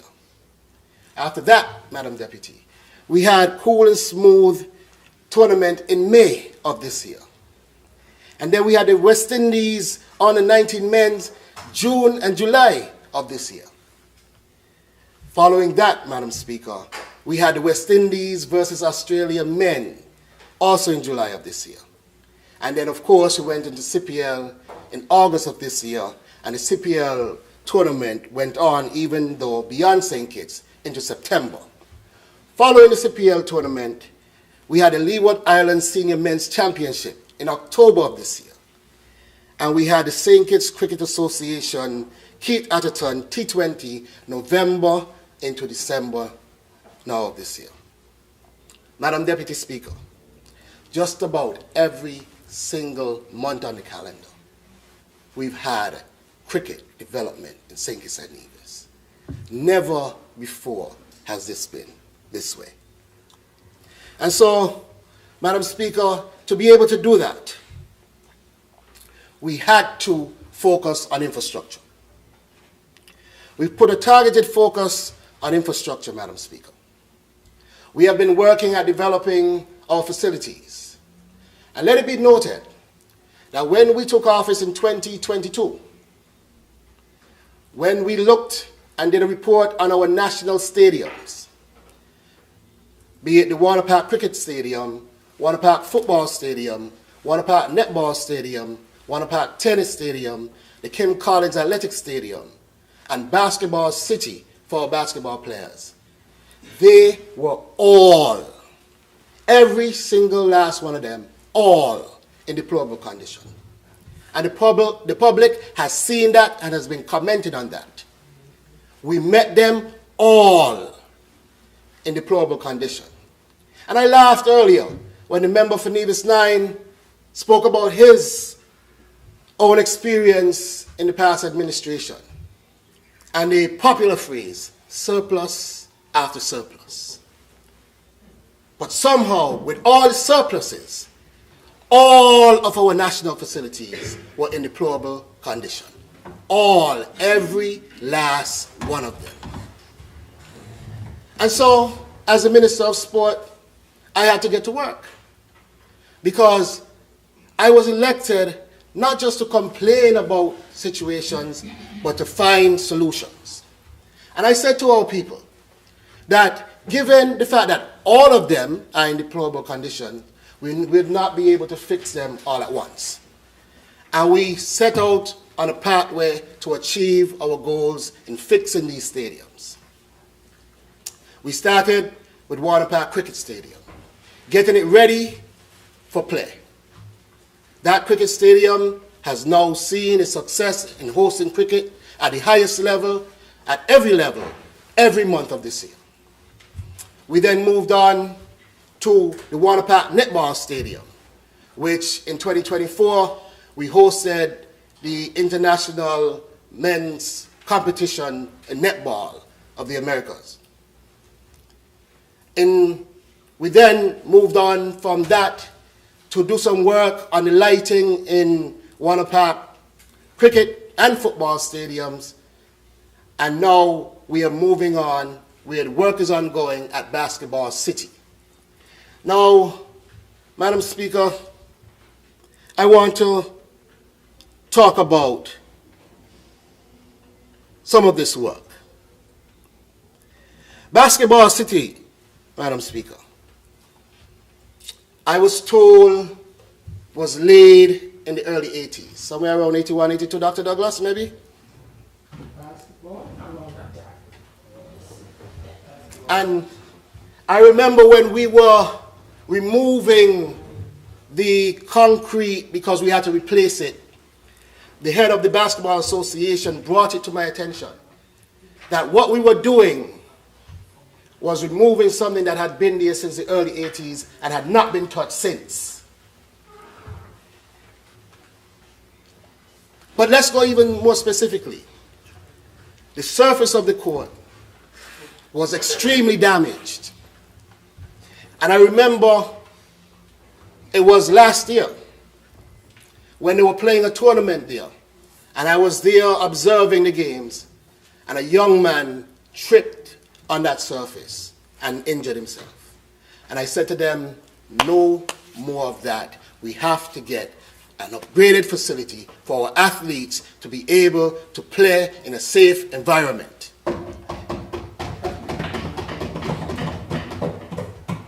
Today, Madam Speaker, Basketball City is nearing completion, getting ready for the 2026 tournament.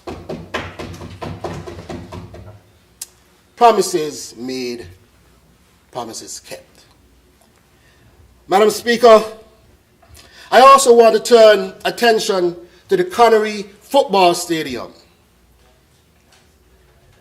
Madam Speaker, the people of Connery have been asking for a football stadium for a very, very long time. And we heard the mover of the bill speak about it, that when he was there in 2013-14 thereabout, he had started the process, and the process had been abandoned after the administration was removed from office in 2015. Madam Speaker, what was placed there after 2015 was a container, and asked them to use that as their facility. A shipping container, Madam Speaker. And that was given to the people of Connery as their facility then. Madam Speaker, I am happy to note right now, the people of Connery has a world-class stadium to enjoy their football right now as we speak. Wheelchair accessible, everything well, spanking new stadium. I was even jealous because, you know, I'm a football fan as well. When I went to the dressing rooms and the way they had the dressing rooms all set up. Everything in the dressing room. But the people of Connery has gotten the best. But you know what is most important about that stadium, Madam Speaker? The process. The people of Connery were engaged in that process all the way through to the end. It was even built by the people of Connery. And that is important, that our people are involved in their own development. But Madam Speaker, I also want to speak about another sporting facility, national facility, the Kim Collins Athletic Stadium. The Kim Collins Athletic Stadium we've been working on. Now, this stadium was built in 2008 under the previous Labour administration, led by our, as I call him, our icon here, member for number 6. The next time that stadium saw development, significant development, was the upgrade of the track, which happened in 2013, I am told, under the leadership, still under the leadership of the member for number 6, but then the sport minister was the late Honorable Glenn Ghost Phillip. Madam Speaker, neither track nor building saw any significant upgrade since Mr. Phillip. There was one additional upgrade, which was intentional degradation of the track. We're going to get to that part too. One upgrade that happened was the building of a call center in the facility. But outside of that, there was no further upgrade to that facility. And the call center is not finished. And I was told, as I heard, I think it was last year in these same sessions, that $10 million was spent. I don't know what it was spent on, but I was told that it was spent. Now, outside of no further upgrades being done, Music Festival was hosted there a few times under that administration. And a number of other things that were done there did not contribute well to the upkeep of the track. And the track was in horrible condition. Horrible condition. When we brought the experts in, the experts said we needed to change that surface right away. And we got to work. Now these things are processed, and sometimes you go through the process, and whether by international standards you have different challenges, but nonetheless, through all the challenges, we stood to the task. We made sure to push through it, whether it was shipment delays, whether it was airline delays, whether it was weather delays, we stuck to it. Today, Madam Deputy Speaker, the people of St. Kitts and Nevis have a brand new Regapol track at the highest standard of any facility of that size. Yes, it is in constituency number 1. I feel athletic again, boy. That's what I'm talking about. Madam Deputy Speaker, our track is now certified to the highest standard any track of that size could be certified to, globally. And the pavilion has been completely renovated. Brand new roof, brand new bathrooms, brand new interior, brand new seating, almost brand new everything except the structural walls. Madam Speaker, we got to work. And the 2026 athletic season will come with our athletes running on a brand new track there at Kim Collins. Something that they could not get from the past administration. In the 7 years, they did not get that. Yes, we ran on it already. And I beat you.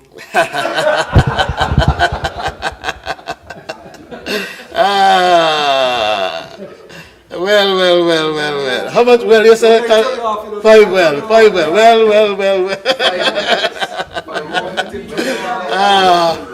But Madam Speaker, that's on a national level. And we will continue to work at the national facilities. But I don't want us to ignore the fact that the community facilities were also in deplorable condition. And we have been working on them too. We have heard the member for number 1 speak on the Newtown football field and the work we have done there in renovating the stadium. We have, the roof was a safety hazard. And we got to work and we fixed that. Madam Speaker, we renovated the entire stadium at Halfway Tree. Madam Speaker, we did some work down in St. Paul's, St. Peter's. We did some work with the lighting and other works that will continue at the gardens. Madam Speaker, we have been working at facilities throughout the island. Newtown, Halfway Tree, St. Paul's, Kim Collins, Warner Park, Basketball City. We have been at work, Madam Speaker. But the sad reality is, it is so much work to do that we have to take the steps necessary to get from one to the other because they were all in deplorable condition. Now, Madam Speaker, I want to turn my attention to Warner Park just for a few minutes. Madam Speaker, on April 16th, 2026, the Warner Park Sporting Complex will mark its 100th anniversary of existence in that capacity. 100 years of sporting excellence at Warner Park. And I want to say this here now, that by the end of January 2026, we will unveil our series of commemorative activities to celebrate that 100th anniversary. Because Warner Park for us represents legacy. But I also want to state that Warner Park represents future. And Madam Speaker, in due course, I will also reveal our vision and our plans for a complete, brand new overhaul Warner Park sporting facility, which will include a state-of-the-art indoor basketball facility, an upgraded football stadium, a state-of-the-art indoor netball and volleyball facility, upgraded tennis facility, and upgraded cricket stadium. We will be unveiling that in due time. In due time. In due time. We will be unveiling that in due time, Madam Deputy Speaker. But Madam Deputy Speaker, we do not take sport lightly. That is why when we got back into office, we made sure to reintegrate sports into our high schools and primary schools again, as it had been missing for some time. And I want to express sincere gratitude to the parents, to the principals, teachers, staff, and the Ministry of Education for collaborating with the Ministry and the Department of Sports to deliver on these programs. We now have a strong program of sport in school. And if you were there to see any of the football games, you would understand. Right, AG? Strong, the AG is a coach for one of the football teams. But we have a strong sport, an improving one, yes, Mr. Coach. But, Madam Speaker, this is what we are talking about, building from the grassroots to the international level. And we find that important. And that is why we have also established relationships with sports clubs, such as the Trinidad Netball Police Club. And that partnership saw us hosting the Maraval Netball Club in August of this year for friendly competition. And next year in 2026, we look forward, Madam Deputy Speaker, for our girls to be traveling to face them in Trinidad. So we hosted them this year, and next year our girls will go to Trinidad to face them. And as we talk about collaborations, Madam Deputy Speaker, we recognize that for us to advance sport in any way, shape or form, it will take partnerships. It will take some policy reforms, and it will take, of course, infrastructure.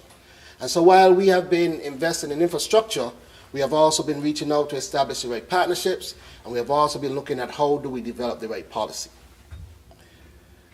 We have been specifically strengthening our collaboration with the St. Kitts and Nevis Olympic Committee and all the national sporting federations under their purview.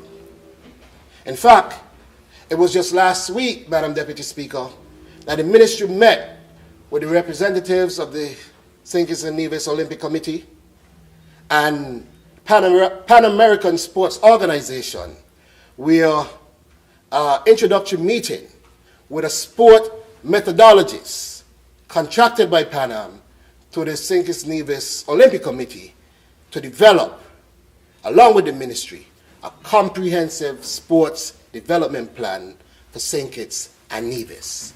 We are not just thinking about today or tomorrow. We are thinking about the future, Madam Deputy Speaker. What will St. Kitts and Nevis be like in the area of sports 5, 10, 15, 20 years from now? And we now have a sports methodologist contracted to help us plan and chart that course. When we talk about transformational, Madam Deputy Speaker, we are investing in our people because progress begins with people. And so we are investing in our coaches, our referees, our administrators, our volunteers, and sports professionals. Madam Deputy Speaker, in 2026, we aim to ensure all coaches receive certification. And we will strengthen the knowledge sharing and, of course, make sure that we improve on athlete care because our athletes are indeed our precious gems. We have to protect them. But beyond that, Madam Speaker, 2026 will be a great year for sports and infrastructure as well. We've done quite a bit of work, but there's still quite a bit left to do. And Madam Speaker, I just want to briefly outline how this budget for 2026 will help our sportsmen and women. We will certainly be upgrading the tennis courts around the country. Yes, please. My daughter won the under 12 Antigua versus St. Kitts competition. We have champion tennis players, and we are now getting on to tennis. Madam Deputy Speaker, as we have champion players in the village in tennis, we also know that, village has had its time as champion football team.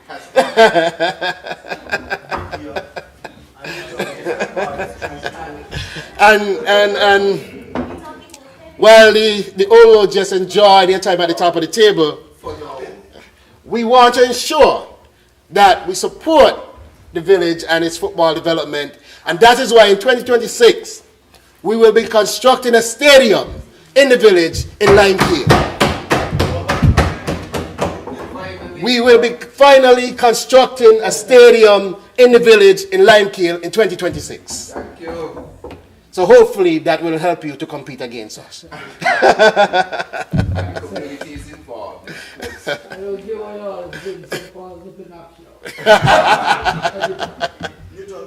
But Madam Deputy Speaker, as we talk about the member for number 6, and he mentioned St. Paul's, I want to also put on record that in 2026, we will be fencing the Saddlers playing field as well.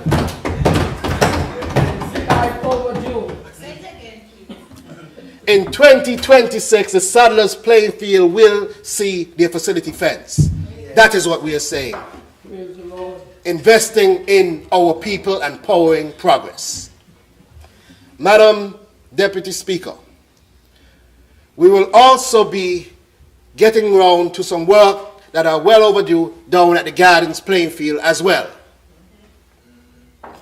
We will also be getting on to some work overdue at the Virtuals playing field as well. We will be moving down into the Derby area as well, Madam Deputy Speaker, and a number of other facilities around the country. This budget is investing in our people in sports, ensuring that our youth have positive outlets and ensuring that sports provide a deterrent from negative influences for our young people. Investing in our people, powering progress in sports. But I want to move on, Madam Deputy Speaker, a bit from sports. As we see, we have been doing quite a bit of work there, but move on to another area. and that is the area of small business, cooperatives, and the creative economy. Madam Deputy Speaker, I wish to speak on how this ministry and the budget that was vested in this ministry is investing in that small business owner in Kayan, to the seamstress in Sandy Point, to the vendor around Bastia, to the young creative in constituency number 4, who puts in all that work in the wee hours of the morning. The Ministry of Small Business, Cooperatives and the Creative Economy has shown the region and the world the power that comes with investing in your people. The ministry, Madam Deputy Speaker, stands as one of the most dynamic engines of inclusive growth, innovation, and resilience. It is where our culture meets commerce and creativity meets the opportunity, and where enterprise meets empowerment, Madam Deputy Speaker. Madam Deputy Speaker, when we look back at 2025, the ministry, through SPDC,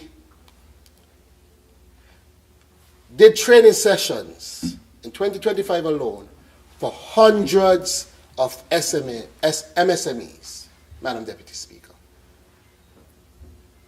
We are talking about training them in digital transformation, in business continuity, in financial literacy, and in market readiness, making sure that our small businesses were ready to take on the global challenges. Madam Deputy Speaker, one-on-one digital marketing sessions, intellectual property workshops, and financial management training also strengthen the competitiveness of our small businesses to compete not just locally, but to have them compete on a regional level. One of the major highlights I wish to highlight for our small business development for 2025 was our Sundown Summit. We conducted this with the Eastern Caribbean Securities Exchange and the National Bank, the St. Kitts Nevis Anguilla National Bank. Madam Deputy Speaker, this summit was to explore pathways for small businesses to have a clear avenue to access finance, because our small business sector has said that is one of their greatest challenges. How do we go and access finance from lending institutions and grant institutions that offer grants? But we took it a step further, Madam Deputy. We even got them advice on how they could prepare their businesses for entry into the regional stock exchange. Because, Madam Deputy Speaker, we are not just thinking about moving St. Kitts in small steps. One of the things that I committed to when I was campaigning for office is transformational leadership. And so, yes, we want them to access capital through the banks. Yes, we want them to understand how to best prepare themselves to attain grants, but we want them to go to that next level. How do you now list your companies on the stock exchange so that you could really tap into the world of finance? Transformational advice rendered to our small business persons right here at our Sundown Summit. Madam Speaker, this is where we are shifting the idea of small business from just being small to structured, and from being just businesses that are surviving to businesses that are thriving, Madam Deputy Speaker. But one of the focal points that we've had in this investment in small business, Madam Deputy, is the investment in our women entrepreneurs. We have placed focused attention on our young women in business. We have given them training in leadership and different capacity building initiatives. which reinforces this government's commitment to inclusive participation and gender equity. Madam Deputy Speaker, when you look at the entire structure of not just the Parliament but the Cabinet, you recognize that there's a high volume of women participating. That was one of the mandates of this government, and we continue to push that mandate across the board, even in small business development. Madam Deputy, because again we've been talking about access to finance, the ministry launched another initiative with the St. Kitts Nevis Anguilla National Bank. That initiative is called Building Bankable Businesses. And Madam Deputy Speaker, this initiative continues to transform the entrepreneurial landscape. It provides a one-stop environment for combining training, financial literacy, mentorship, and direct engagement with the financial institutions. Madam Deputy Speaker, this is what we talk about empowerment. This is what is bridging the divide between just our young people having an ambition into now having access. This is what is giving rise to sustainable enterprises. Enterprises that can create jobs, Madam Deputy Speaker. Enterprises that stimulate spending. And enterprises that, of course, will expand the tax base of St. Kitts and Nevis, ensuring that our country not only moves and diversifies from the troubling CBI to ensuring that we have a stable and forward-moving economy as well. Small businesses are the backbone to any economy. We know that. And developing small businesses means that you're developing the country, developing the economy, and developing your people. Investing in our people. But, Madam Deputy Speaker, allow me to move on because I know I have quite a bit to speak on, and the time could be limited sometimes. But let us talk about cooperatives, Madam Deputy Speaker. Because you see, what we recognize is that if you really want to build a sustainable ecosystem for business, you have to look at how businesses are originated. And so the creative idea that originates the business has to be fostered. You have to look at how you develop that business. You provide access to finance, you provide the training and the development sessions. But when you have established businesses, one of the best structure is a structure of collaboration.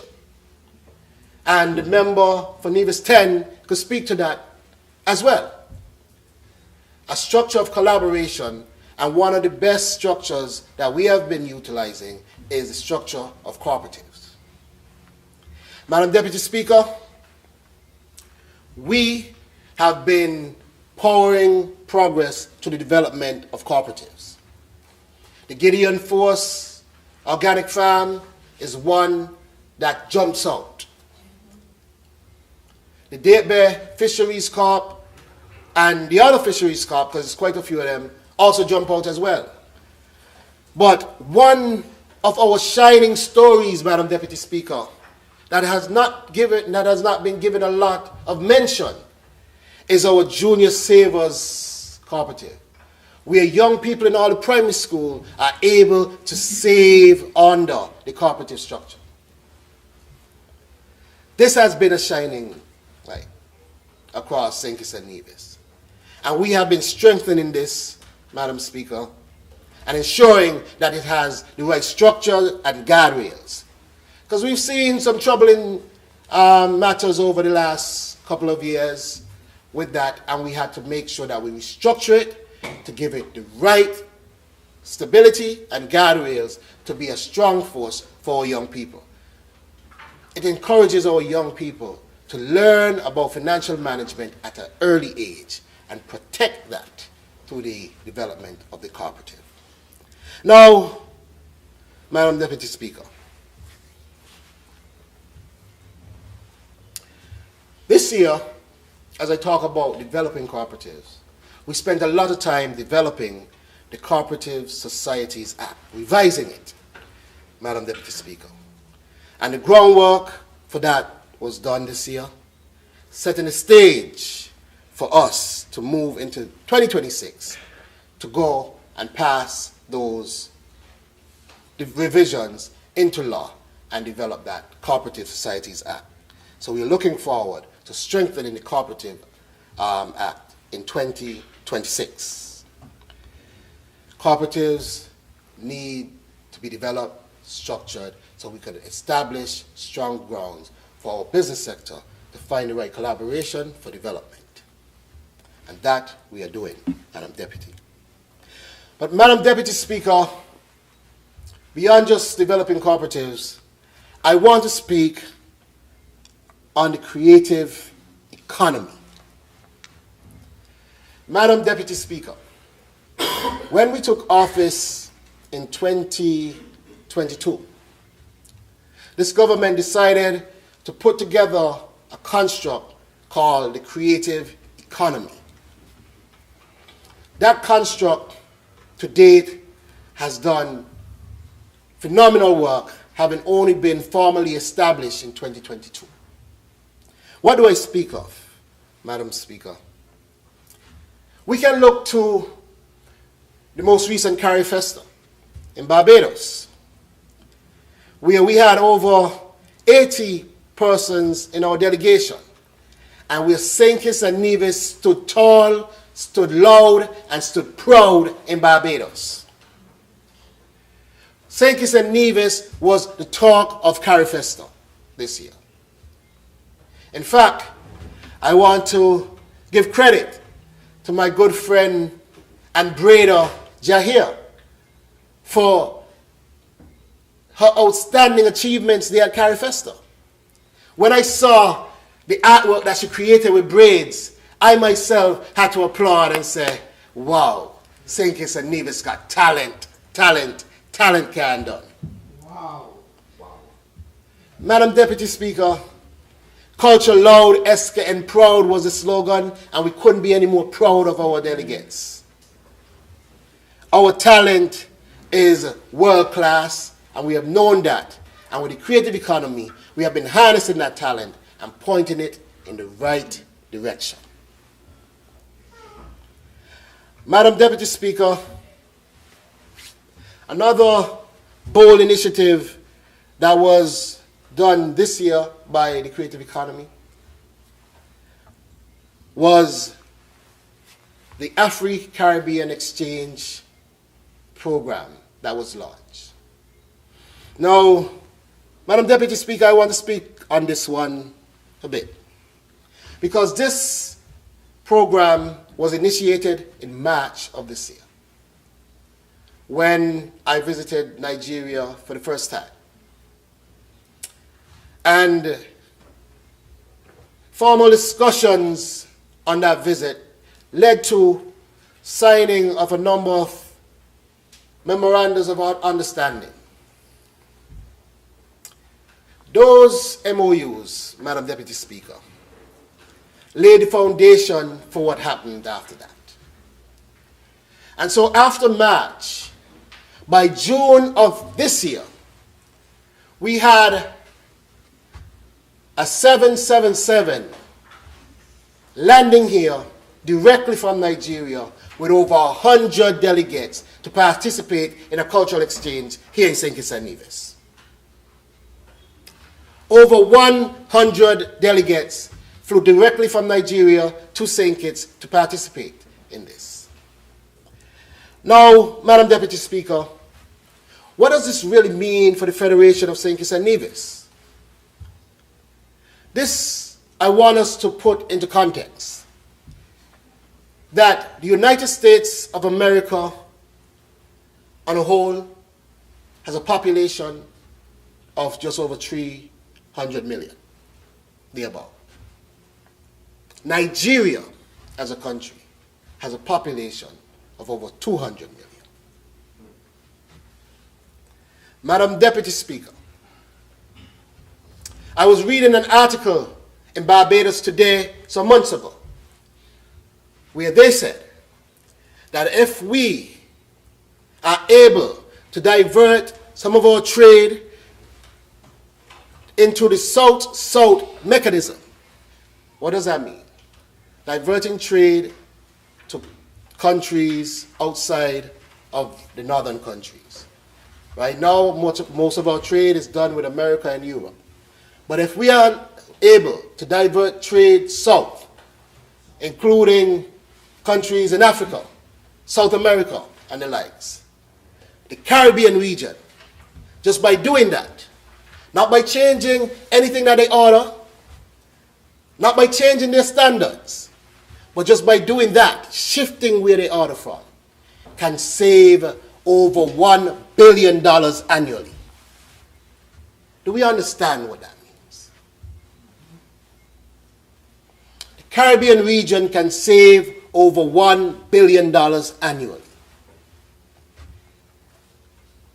We're talking about transformative development, Madam Deputy. And we are leading in that. We are moving towards establishing that rapidly.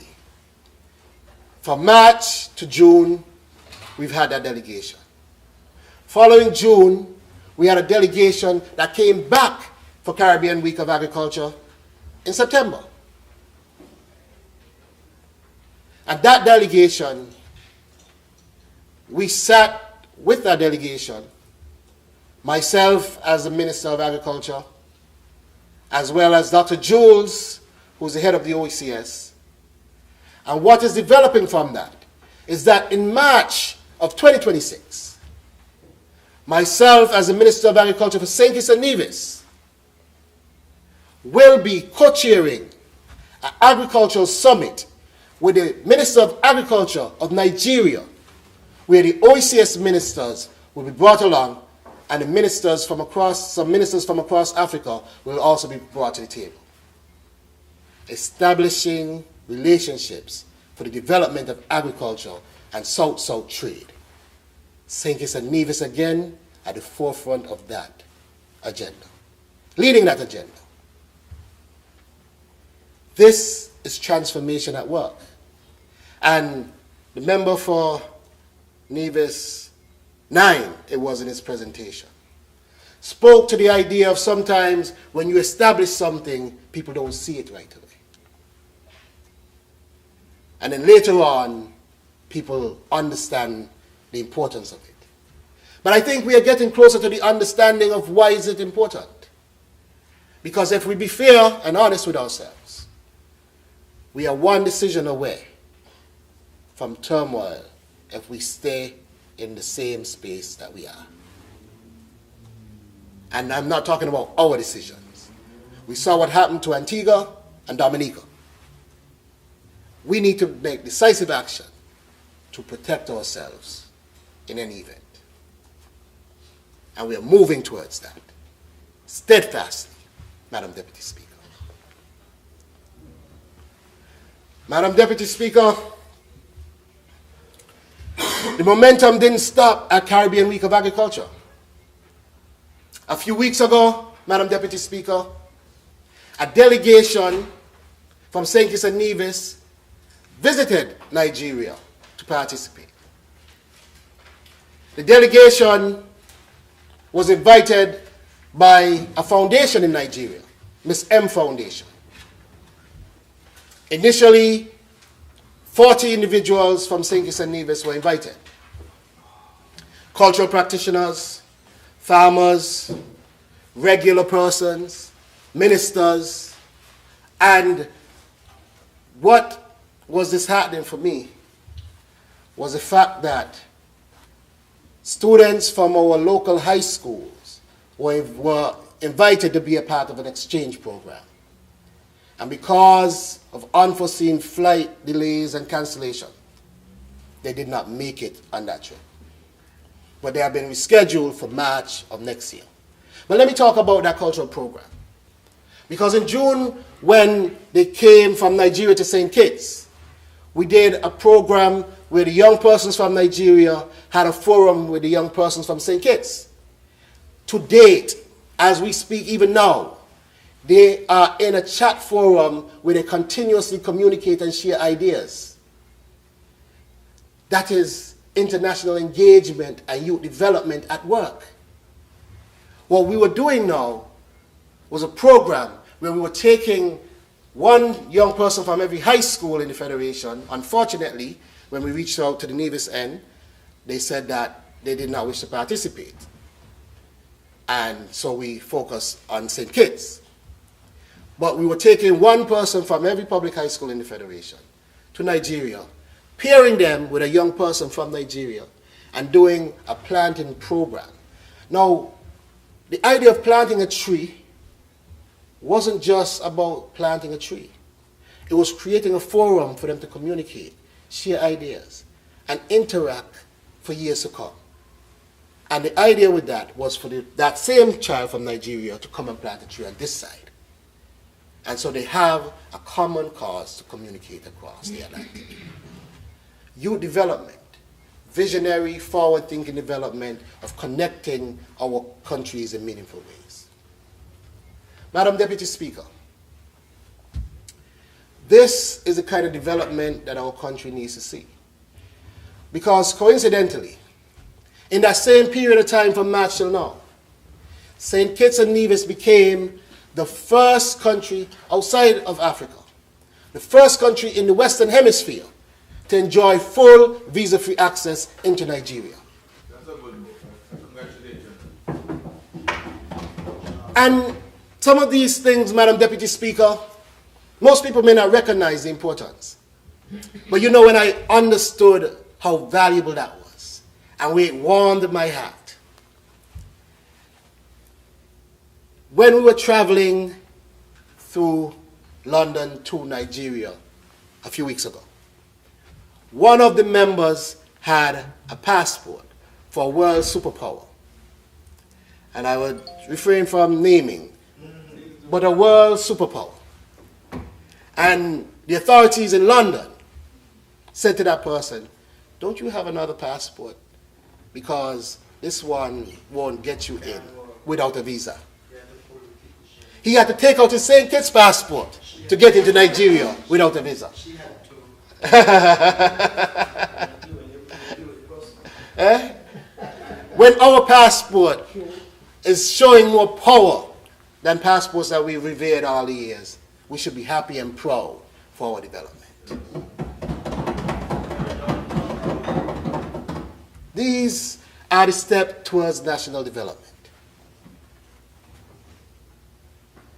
Madam Deputy Speaker, and these are the steps that we are steadfastly pursuing to make sure that St. Kitts and Nevis is progressing in the modern age. Madam Deputy Speaker, I also want to recognize a fact that we have not really been paying close attention to. A lot of times, our history has encouraged us to discredit our identity and who we truly are. And to say it plainly, our own teachings throughout history has encouraged us to hate our blackness. And we pretend to be everything else in the world but black people. Somehow we don't appreciate who we are. And I am saying to my people in St. Kitts and Nevis, it is time we move away from that old teaching and appreciate who we are. Because while we are not appreciating, most of the world's natural resources come from Africa. And everybody else is taking it and reselling it back to us at escalated prices. We have a direct connection to the source, culturally, economically, diplomatically. Let us use it wisely and not let everybody else use it and then resell it to us. In every way, shape, and form. While I was there, I was decked out in my three-piece kaftan. Yes, And I heard that some people had criticisms because I was decked out in a three-piece kaftan. But nobody's criticizing that I'm decked out in a suit. So what makes this more valuable than a kaftan? The last time I looked at my skin, I was black. And so, from what I know, black people come from Africa. And so that is more home to me than anywhere else, outside of St. Kitts and Nevis. So me wearing a European suit is somehow more valuable than me wearing an African suit. Well, I am telling you, I am coming to Parliament in my kaftan during the budget. I will be coming to this Parliament in my kaftan for this budget debate. And so I want us to recognize.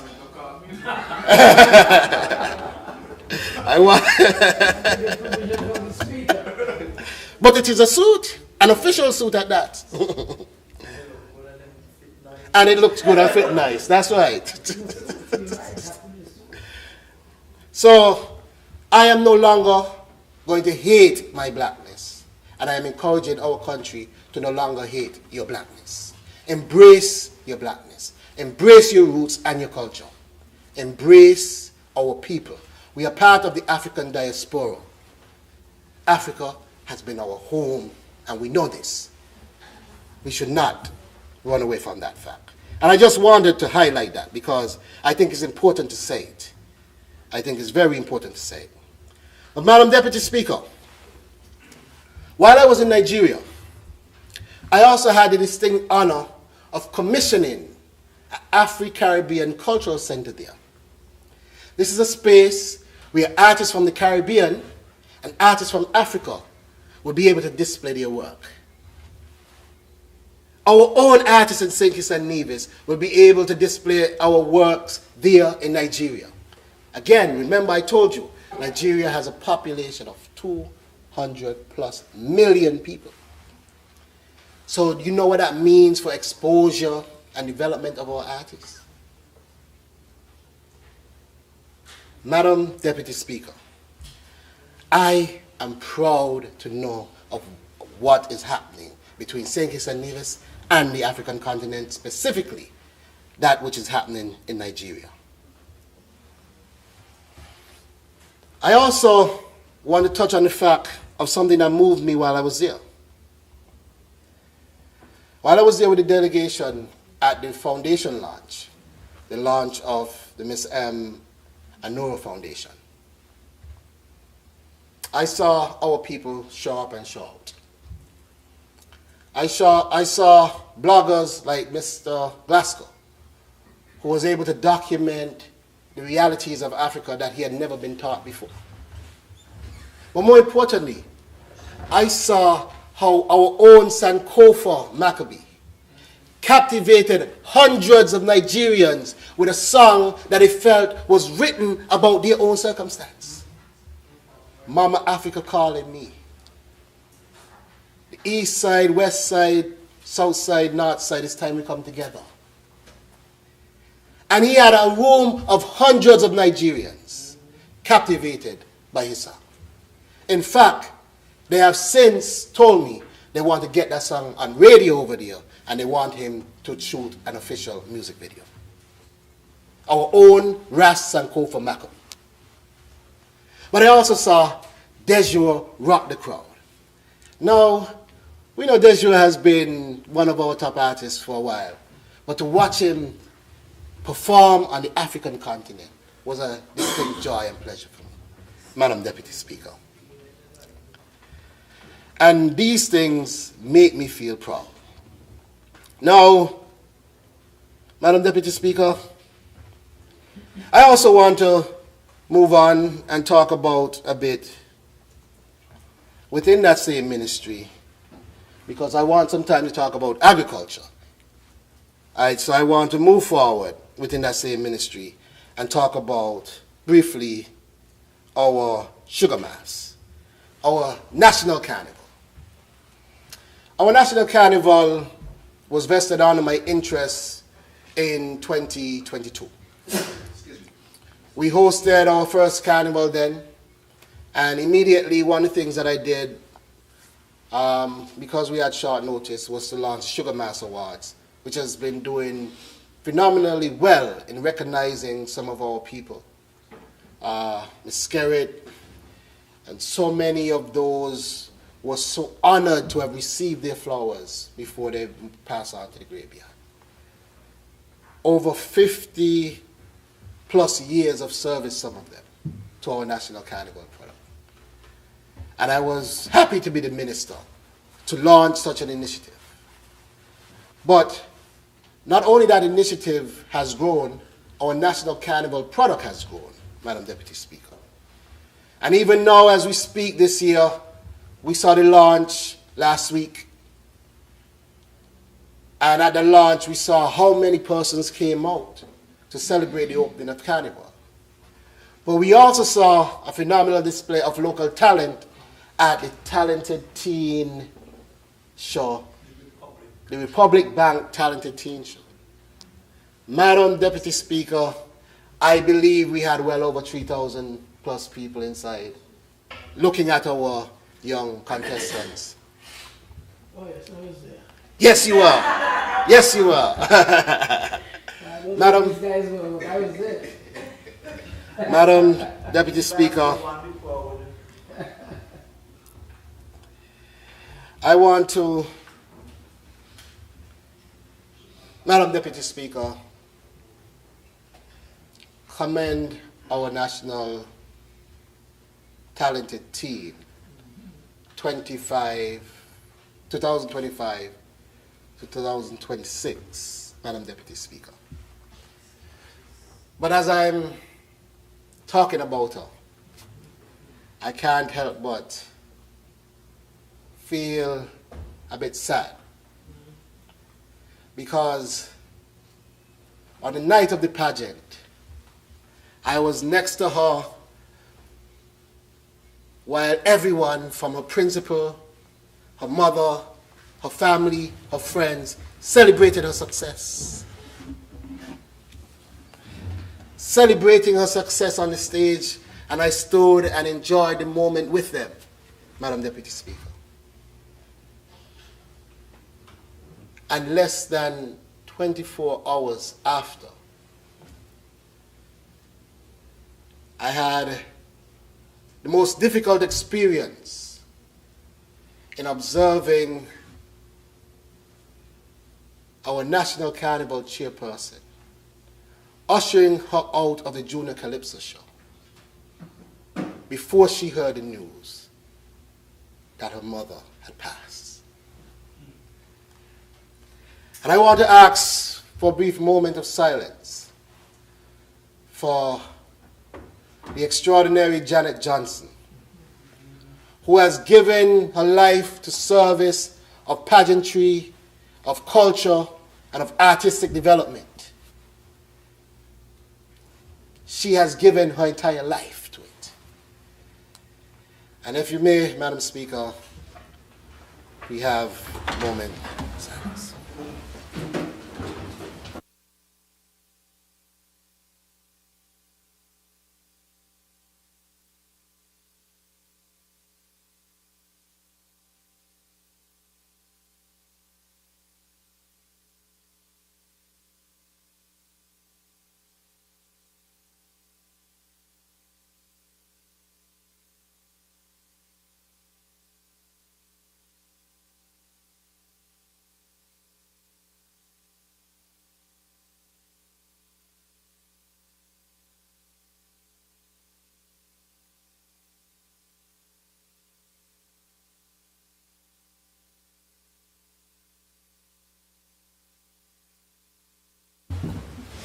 Thank you, Madam Speaker.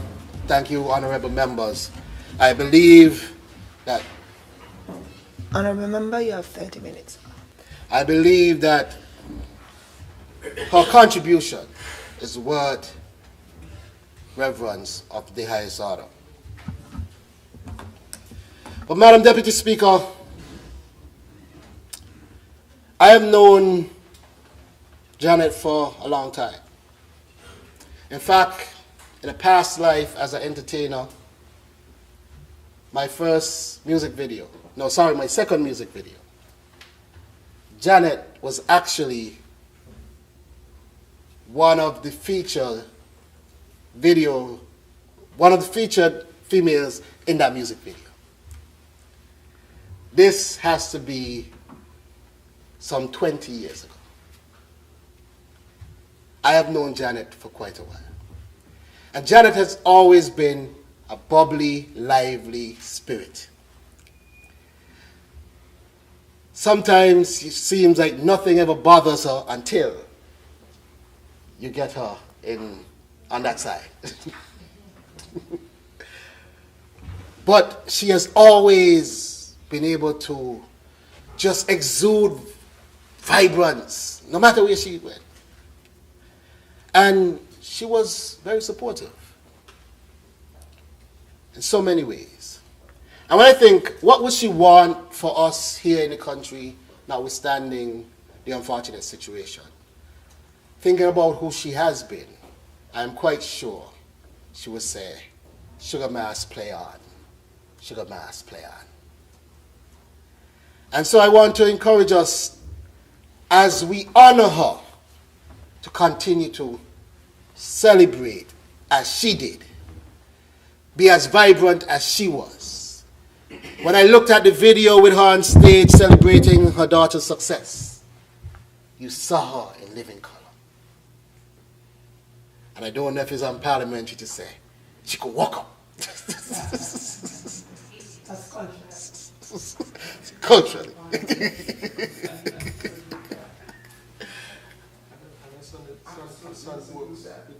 And her son works in the AG's office. And Madam Deputy Speaker, we still have quite a bit of Carnival 2025, 26 left on the calendar. And if we have to look at Sugar Mass 53 as a benchmark, then I expect that what we have left will certainly be an experience for our people. We have heard about the historic impact that we've had over our last carnival and the contributions that it has made to our economy. On record, it has put 21 million EC dollars into our economy. And that's something that we should be proud of, because investment in our culture and our people should reap these type of rewards, and we are seeing it in full effect through the investment in Carnival. Madam Deputy Speaker, I am quite sure that Carnival this year, Sugar Mass 54, would reap as well or even higher returns for our people. And I'm looking forward to the same energy as we had from the opening Miss Talented Teen and the Junior Calypso show to transcend all the way through to Last Lap. You know, and as I reflect, Madam Deputy Speaker, on the Junior Calypso show, the words of Socrates, our famous Calypsonian, comes to mind. Because he came to me in the middle of the show and he said, man, this is an outstanding event. It's a wonderful activity. You need to sing that, you need to say that loud. That is true. So this is a call from fellow Calypsonian. That Socrates, you need to sing that loud. Yes. But he did come to me and he said, this is phenomenal. He said to me, I can retire now because I am impressed with this. And those words for me means a lot. Huh?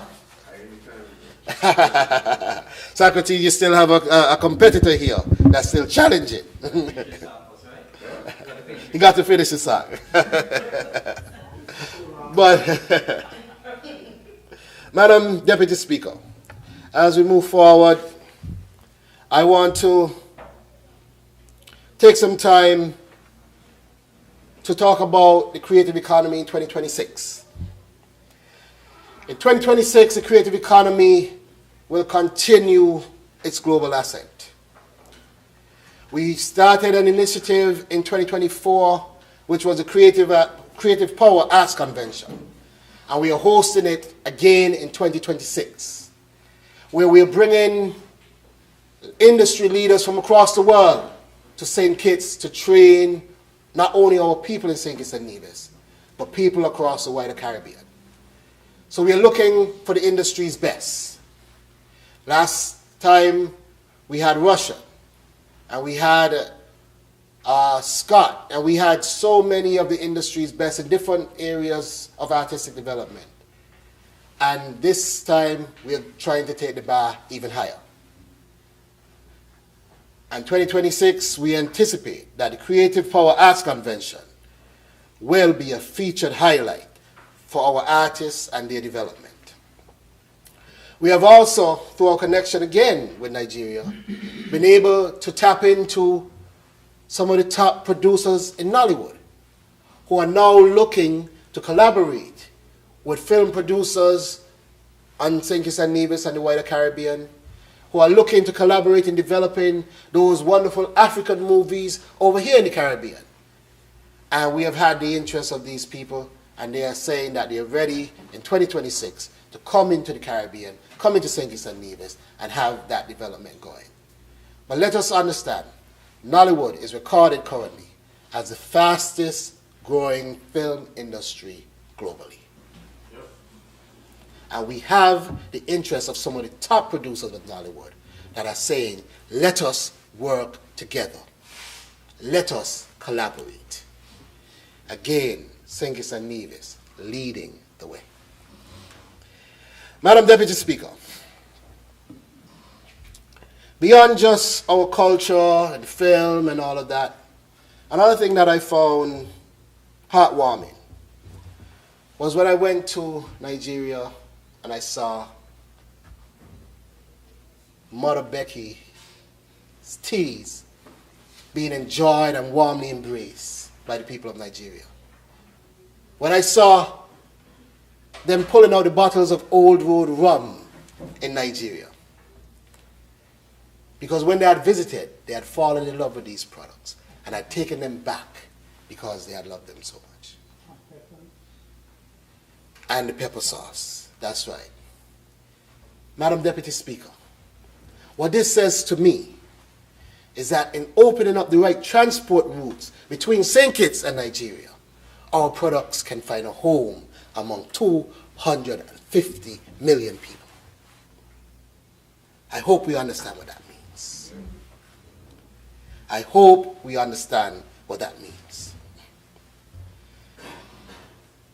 Madam Deputy Speaker, we will continue investing in the development of St. Kitts and Nevis by investing in the people of St. Kitts and Nevis. And as we talk about investment in people, one of the most fundamental investments that we can make is in the area of agriculture. And Madam Deputy Speaker, I want to take some time now to talk about the area of agriculture, fisheries, and marine resources. And in that, I want to start in talking about the area of medicinal cannabis and the Medicinal Cannabis Authority. Now, Madam Deputy Speaker, when we took office, the Medicinal Cannabis Authority was vested at that time in the office of the Prime Minister. And it was a year ago that it was transferred, not 2025, 2024, it was transferred over to the Ministry of Agriculture. In such time, we have been working to develop the sector. The sector has many challenges. There is a legal framework that is so delicate. And one time I had to ask one of the stakeholders, who of course is excited to get this industry going. While you want this industry to move fast and swiftly, would you think giving up your ability to go on Amazon and purchase goods is worth it? What do I mean when I say that? If we get this wrong, the potential for international banking relations could be affected. We have to do this carefully. And that is something I want us to understand. That it is one thing to get it done, but it's another thing to get it done right. And as we navigate getting this industry started, there are things that emerge that one couldn't foresee. Because while we inherited a legislative framework, when we did our tours and community engagement, there were a lot of things that came out of those community engagement that we recognized we would have to go back to the drawing board to rectify. And so the previous administration started the work, we inherited the work, but even when we went out to engage the general public, they had a lot of questions about some of what was in the legislation. And I could give some examples where the Act speaks to concessions for traditional farmers, yet the Act does not define who qualifies. And without clarity, we risk unfairness and potential legal challenges, right? The Act mandates an electronic track and trace system. And while this is international best practice, we also recognize, is it really affordable and appropriate and suited for our own national capacity? So these are things that we had to work through. Now, Madam Speaker, I am not saying that it is doom and gloom. I am saying that the board at the Medicinal Cannabis Authority has been diligently working to get these things right. And the board is ably led by Ms. Jeanne Williams-Knight and has representatives from across various sectors: customs, police, health, agriculture, you name it. There are representatives on the board that give insight across all the sectors. Now, Madam Deputy Speaker, with that said, I am happy to report that over 2025, with all the work that has gone in, we have successfully transitioned CEOs.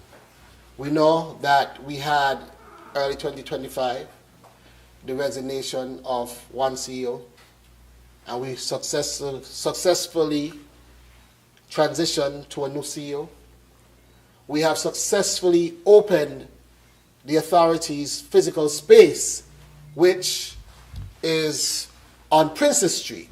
And I heard the members for Nevis 10 and Nevis maybe 9, I think, or 11, said that the people don't know where to get information. And so I know you guys were invited to the launch ceremony. I know you guys weren't there, but it is on Princess Street, Bastia St. Kitts, that the authority is. And so you can now convey that to your citizens on Nevis, that they can come for any information about development in cannabis right there on Princess Street. And sign up. Now,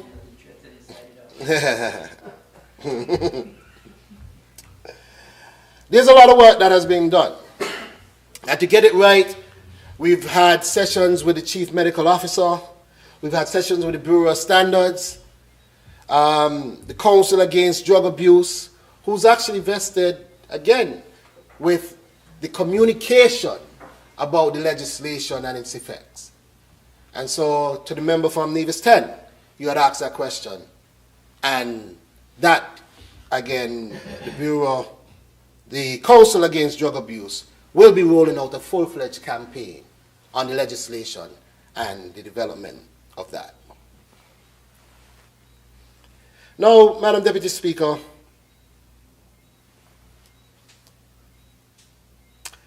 I want to look ahead in the area of cannabis.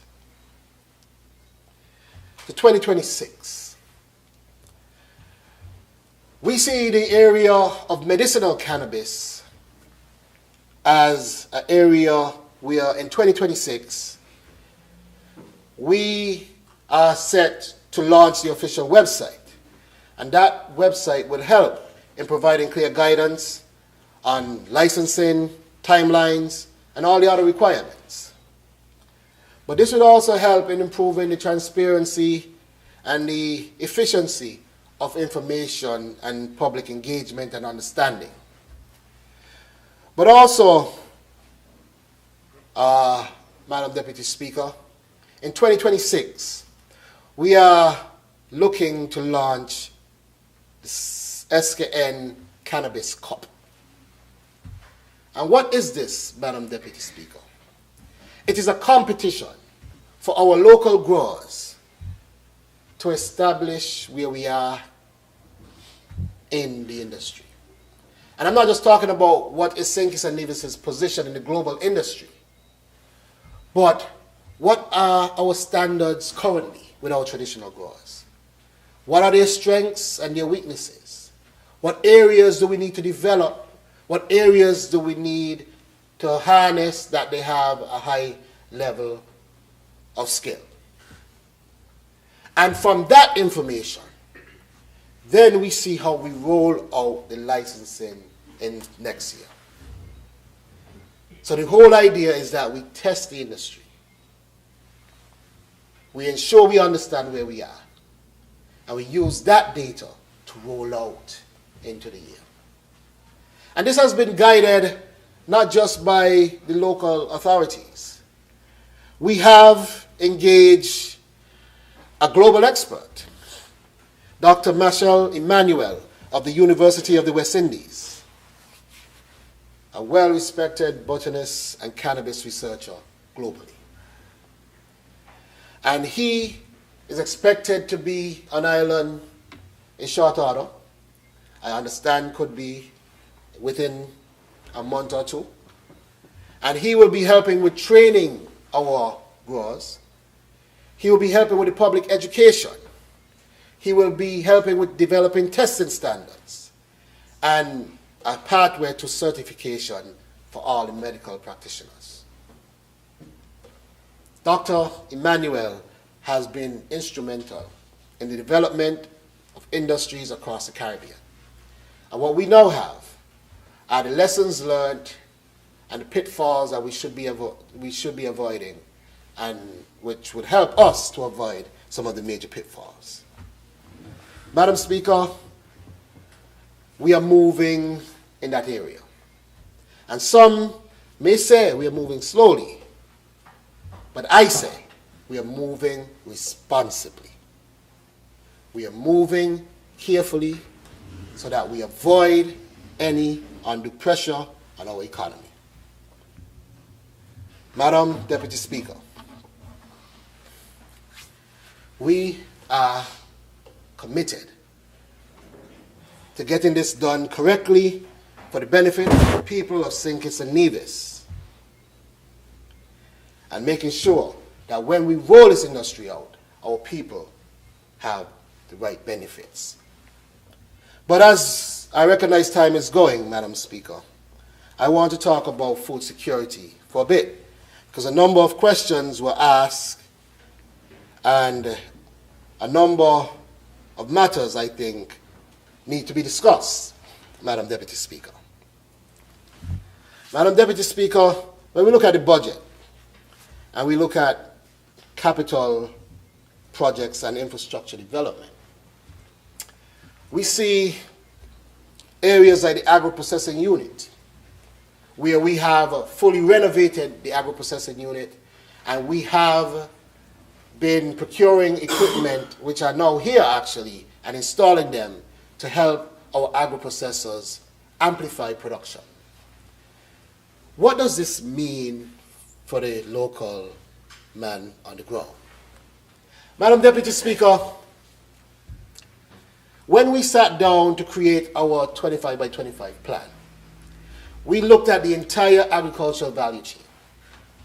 Everything from land preparation to the type of seed, to the growing practice, to harvesting methods, to post-harvest storage and transportation, to distribution, to consumption. And we recognize that as we develop in the crops that we have selected, not all the crops or all the fruit produced will meet the fresh market standard.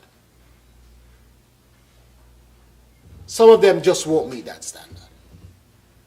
So then we recognize it will open up a wide door for agro-processing so that we do not lose those valuable products, Madam Deputy Speaker.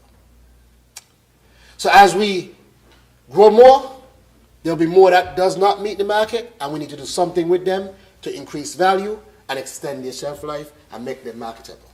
And so we then went ahead to develop the agro-processing unit to be able to capture that area. It now means that the people that are making hot sauces, people that are making jams, people that are making flour, the people that are making, you name it, there's so many different products that are being made now by our local agro-processors. We have been winning competitions, VI, Agricultural Fair, all over with our products. They now have a home to mass produce their products.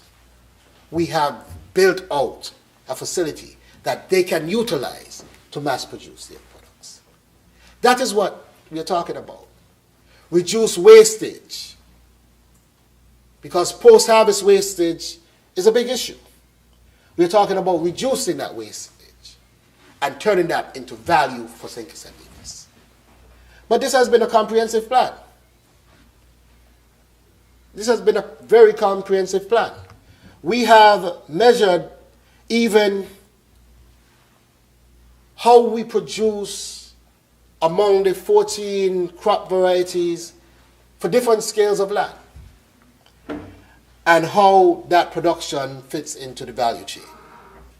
One of the challenges we have been facing, Madam Deputy Speaker, is the idea of consistency.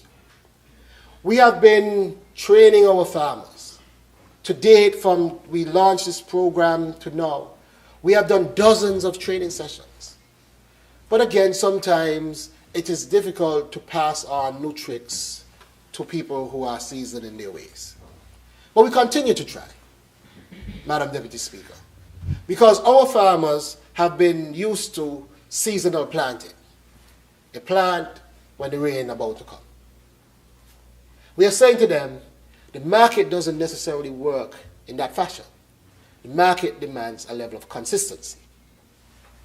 And we are training them to be able to produce consistently. And again, those efforts are yielding some fruit, but there are some areas where we still see some need for development.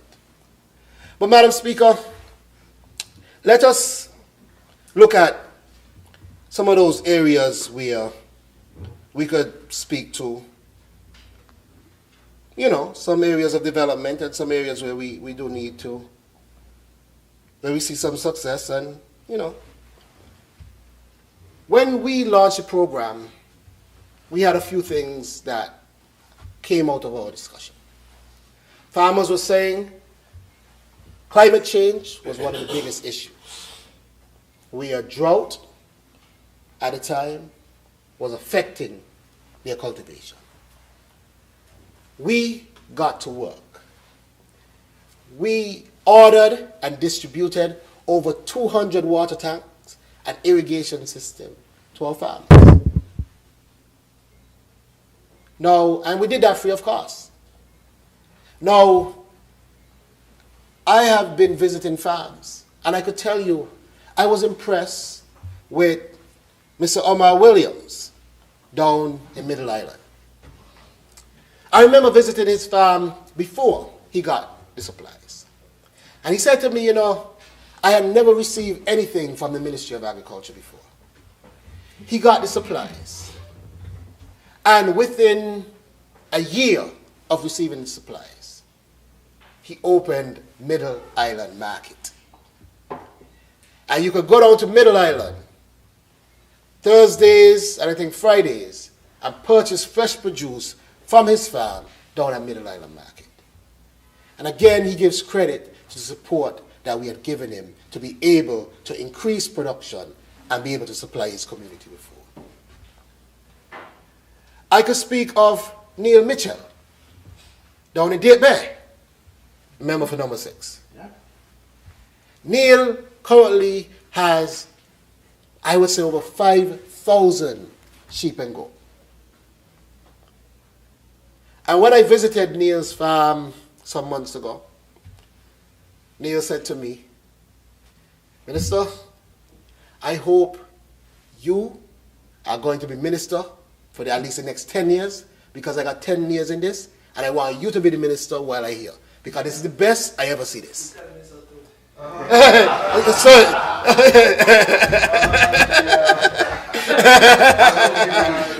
That means you must have been doing a good job.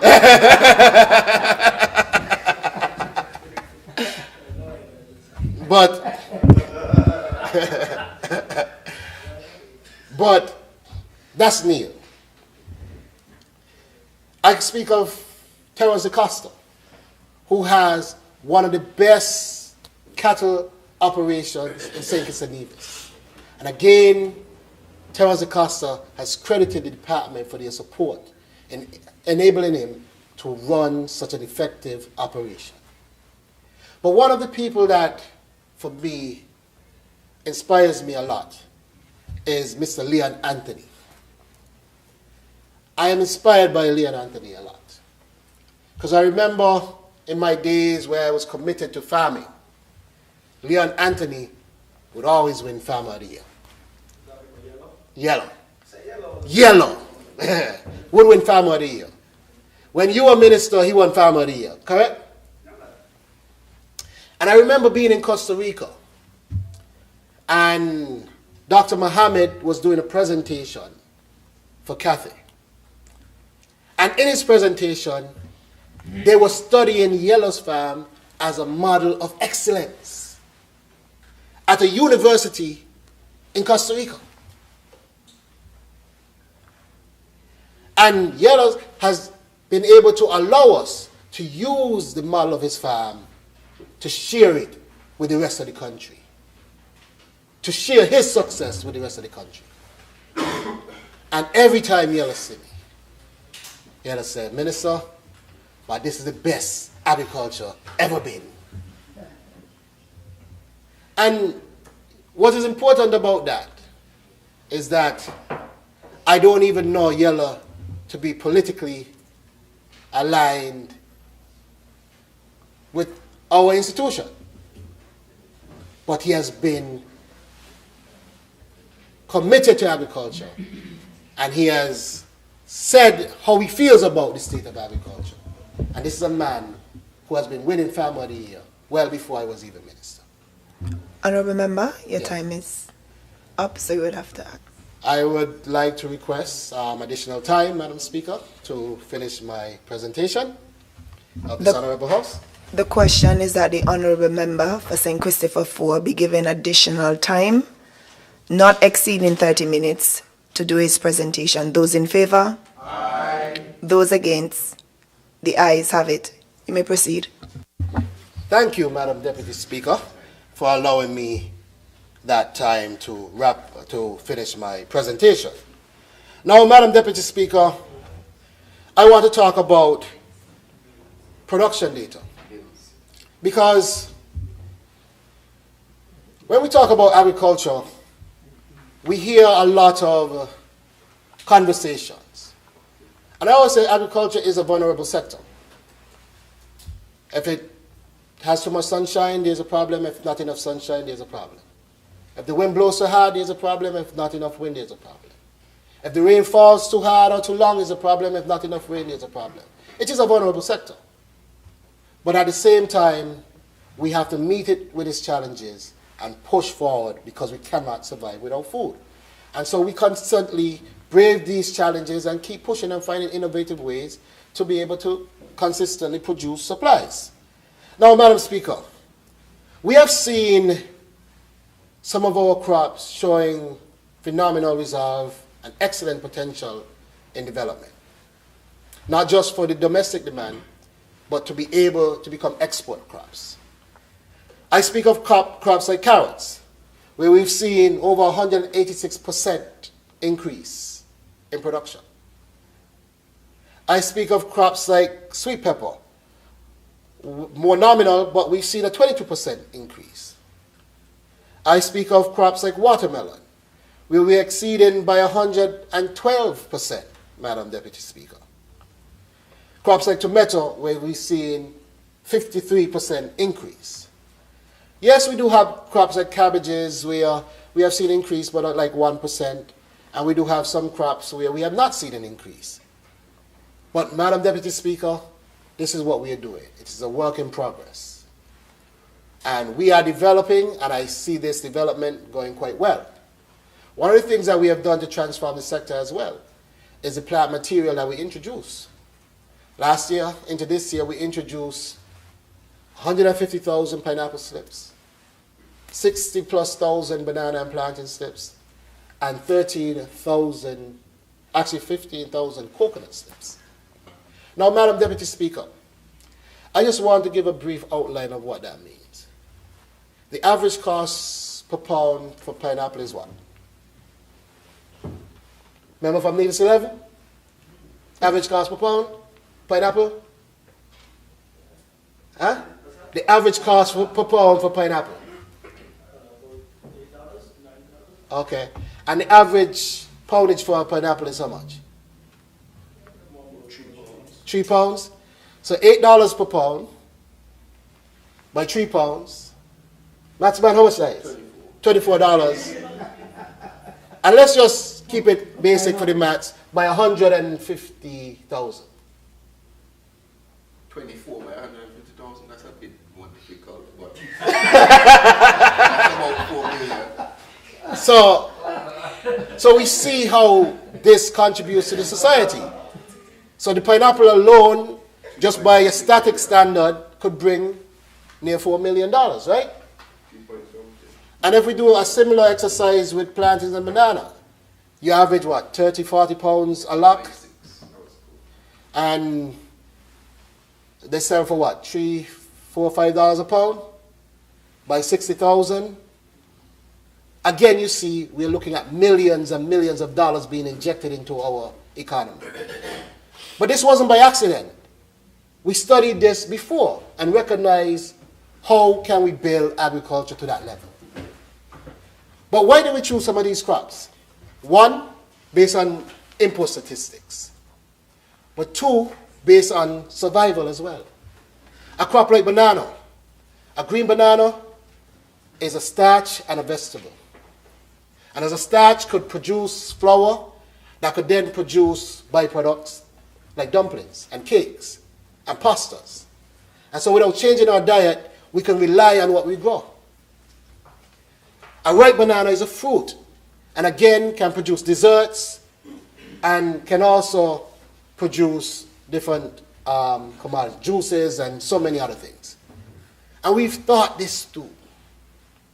How do we make sure that our country is stable in the worst case scenario? But how can we ensure that in a case as today, we can continue exporting and providing food for our people and the region? These are some of the things that we have done. But as you know, I do have a lot to talk about, but I want to move on to another area of concern that was raised. The hatchery.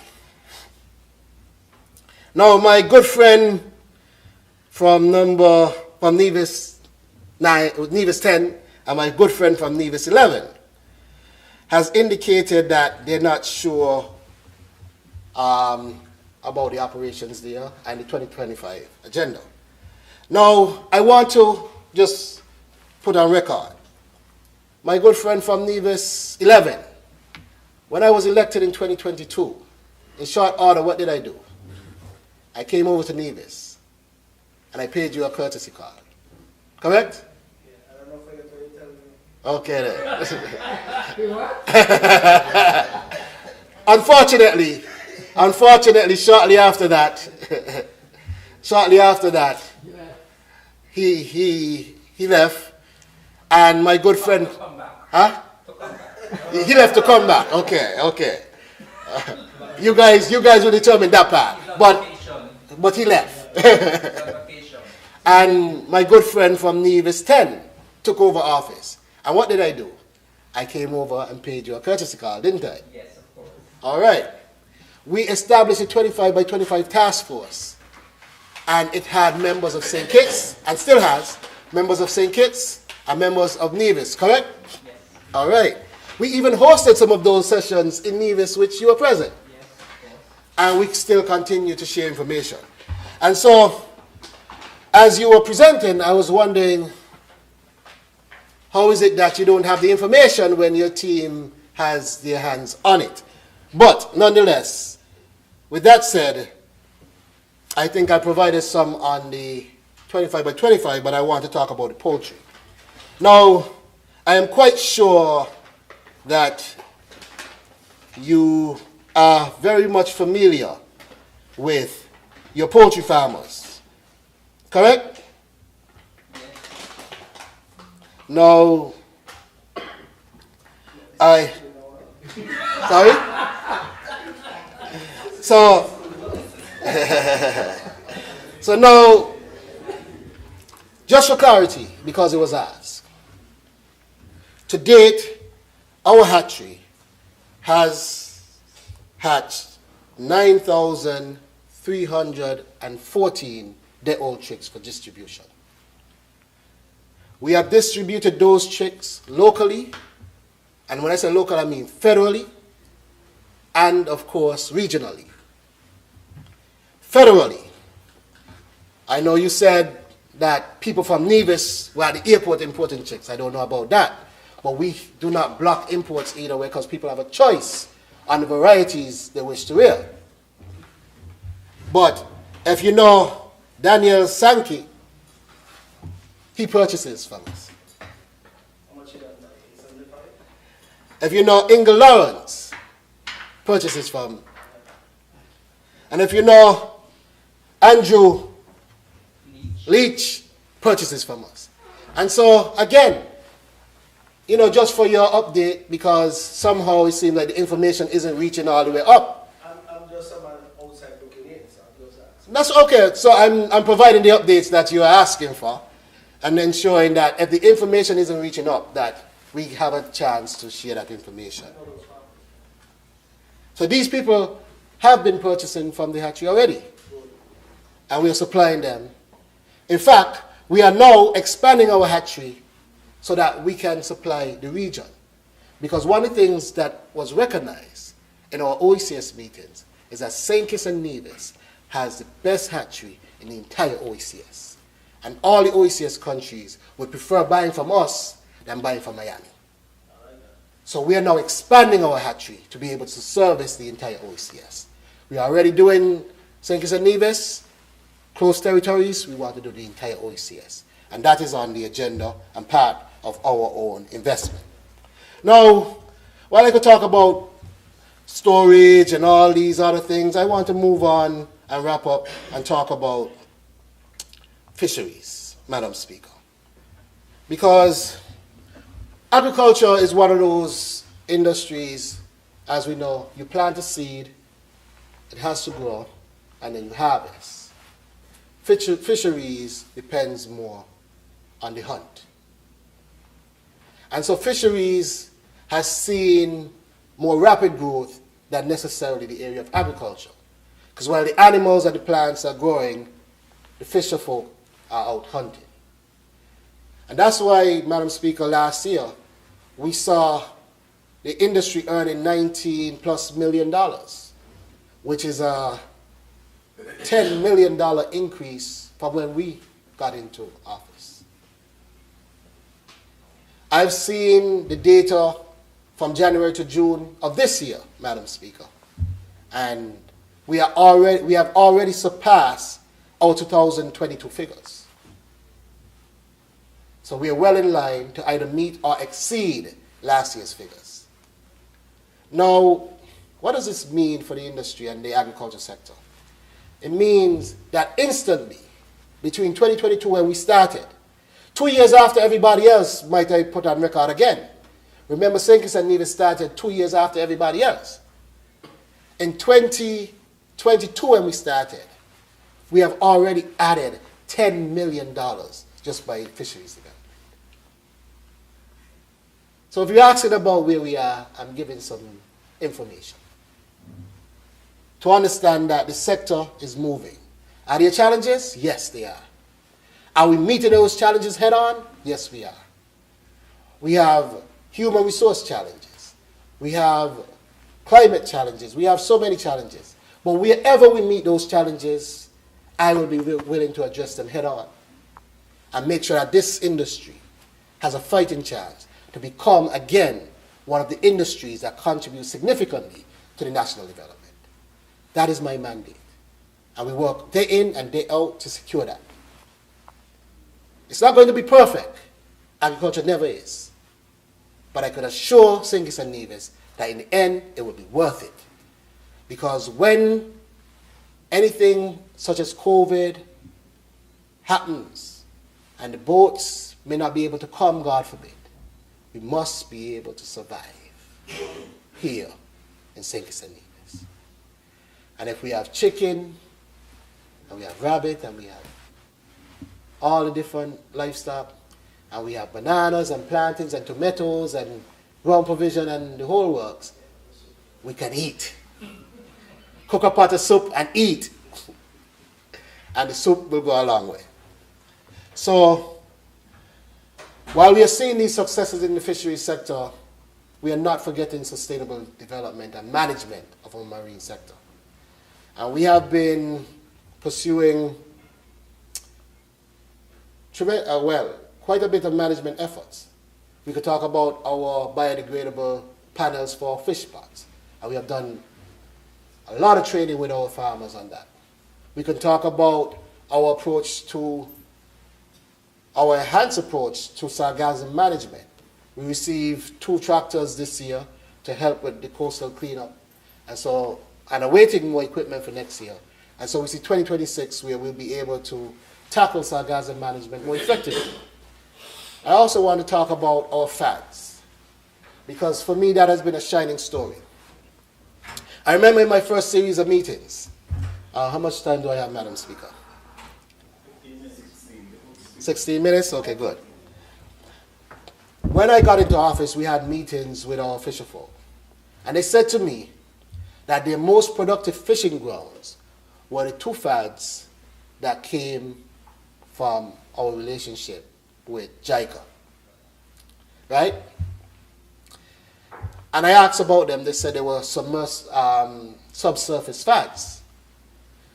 So I said, do you believe that more fads of that nature will help to improve your catch? They said yes. I gave the department a mandate that if we have 2 out there, I want at least 15 more. And let us speak with CRFM and other agencies to see the best way to design them to create a corridor to enhance fish catch. We did that. We did that. To date, those same fisherfolk from Date Bay, Old Road, Dastia, Nevis,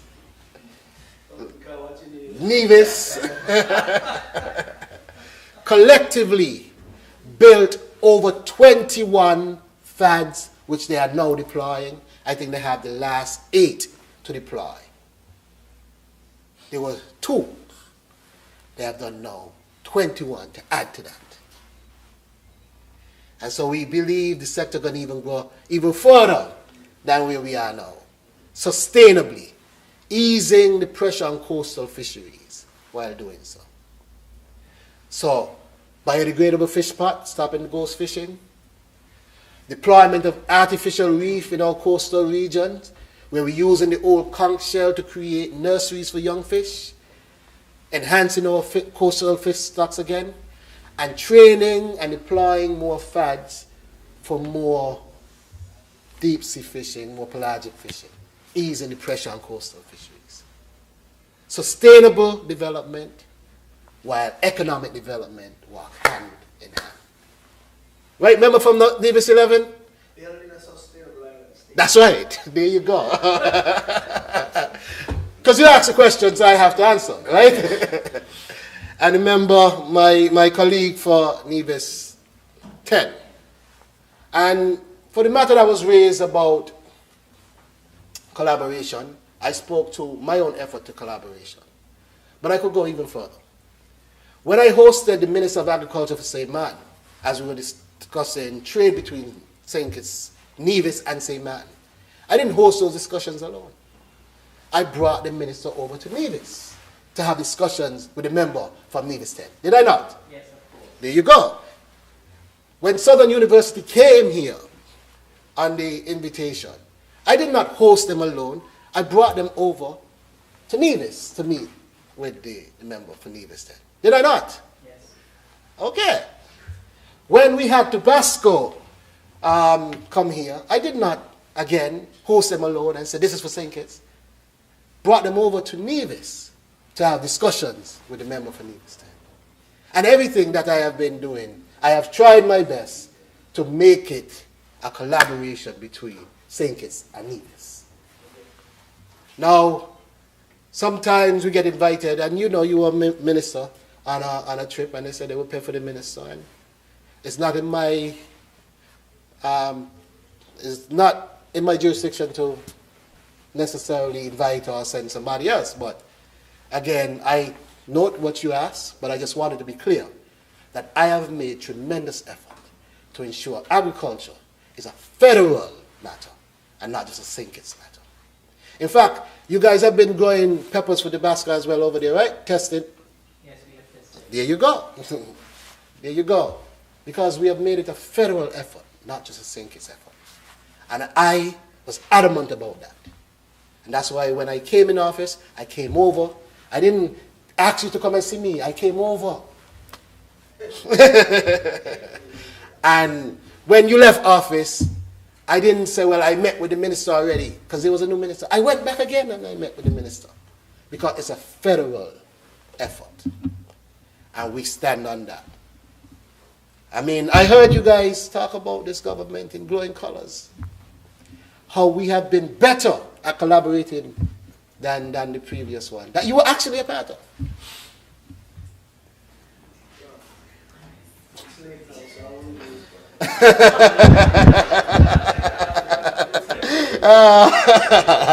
But I just want that to be noted for the record because the question was asked. And so, Madam Speaker, as I wrap up, I have been given the mandate to come here by the people of constituency number 4. And I have also been given the mandate to lead in the ministries of agriculture.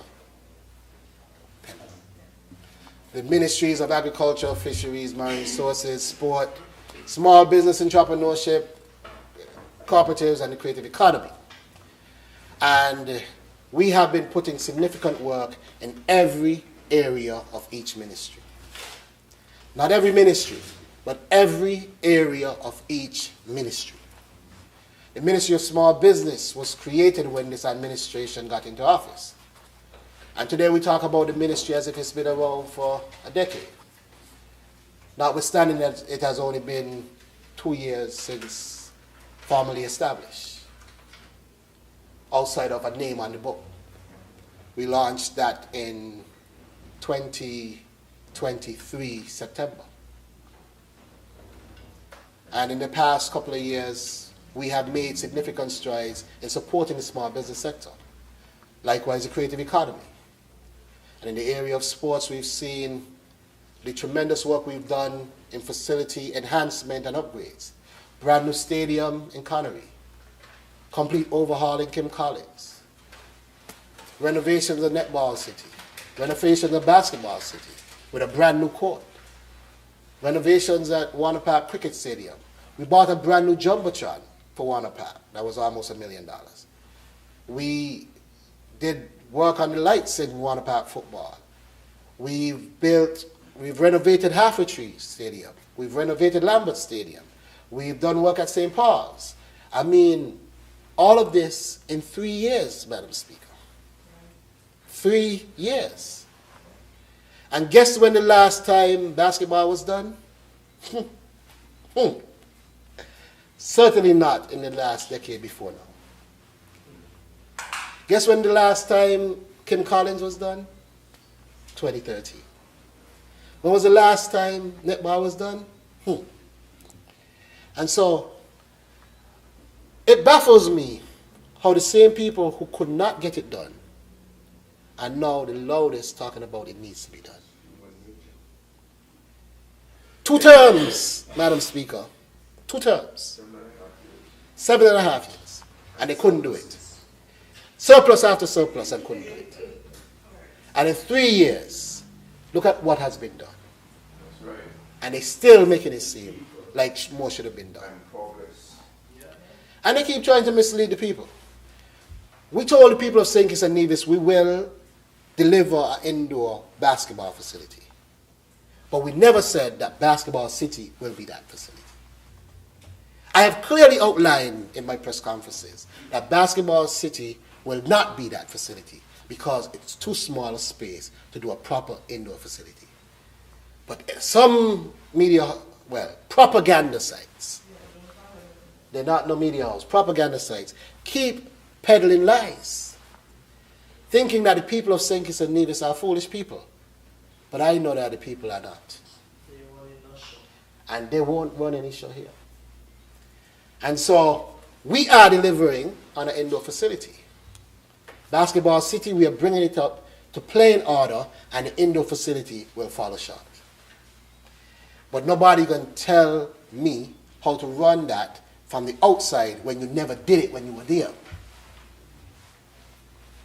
So, Madam Deputy Speaker, my commitment is to the people of St. Kitts and Nevis, particularly and especially so the people that sent me here to this Honorable House, people of constituency number 4, and to the areas that I have tremendous passion for, agriculture, small business, creative economy, sports, and others.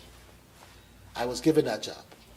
And every day I wake up and set forth to get that job done effectively and efficiently.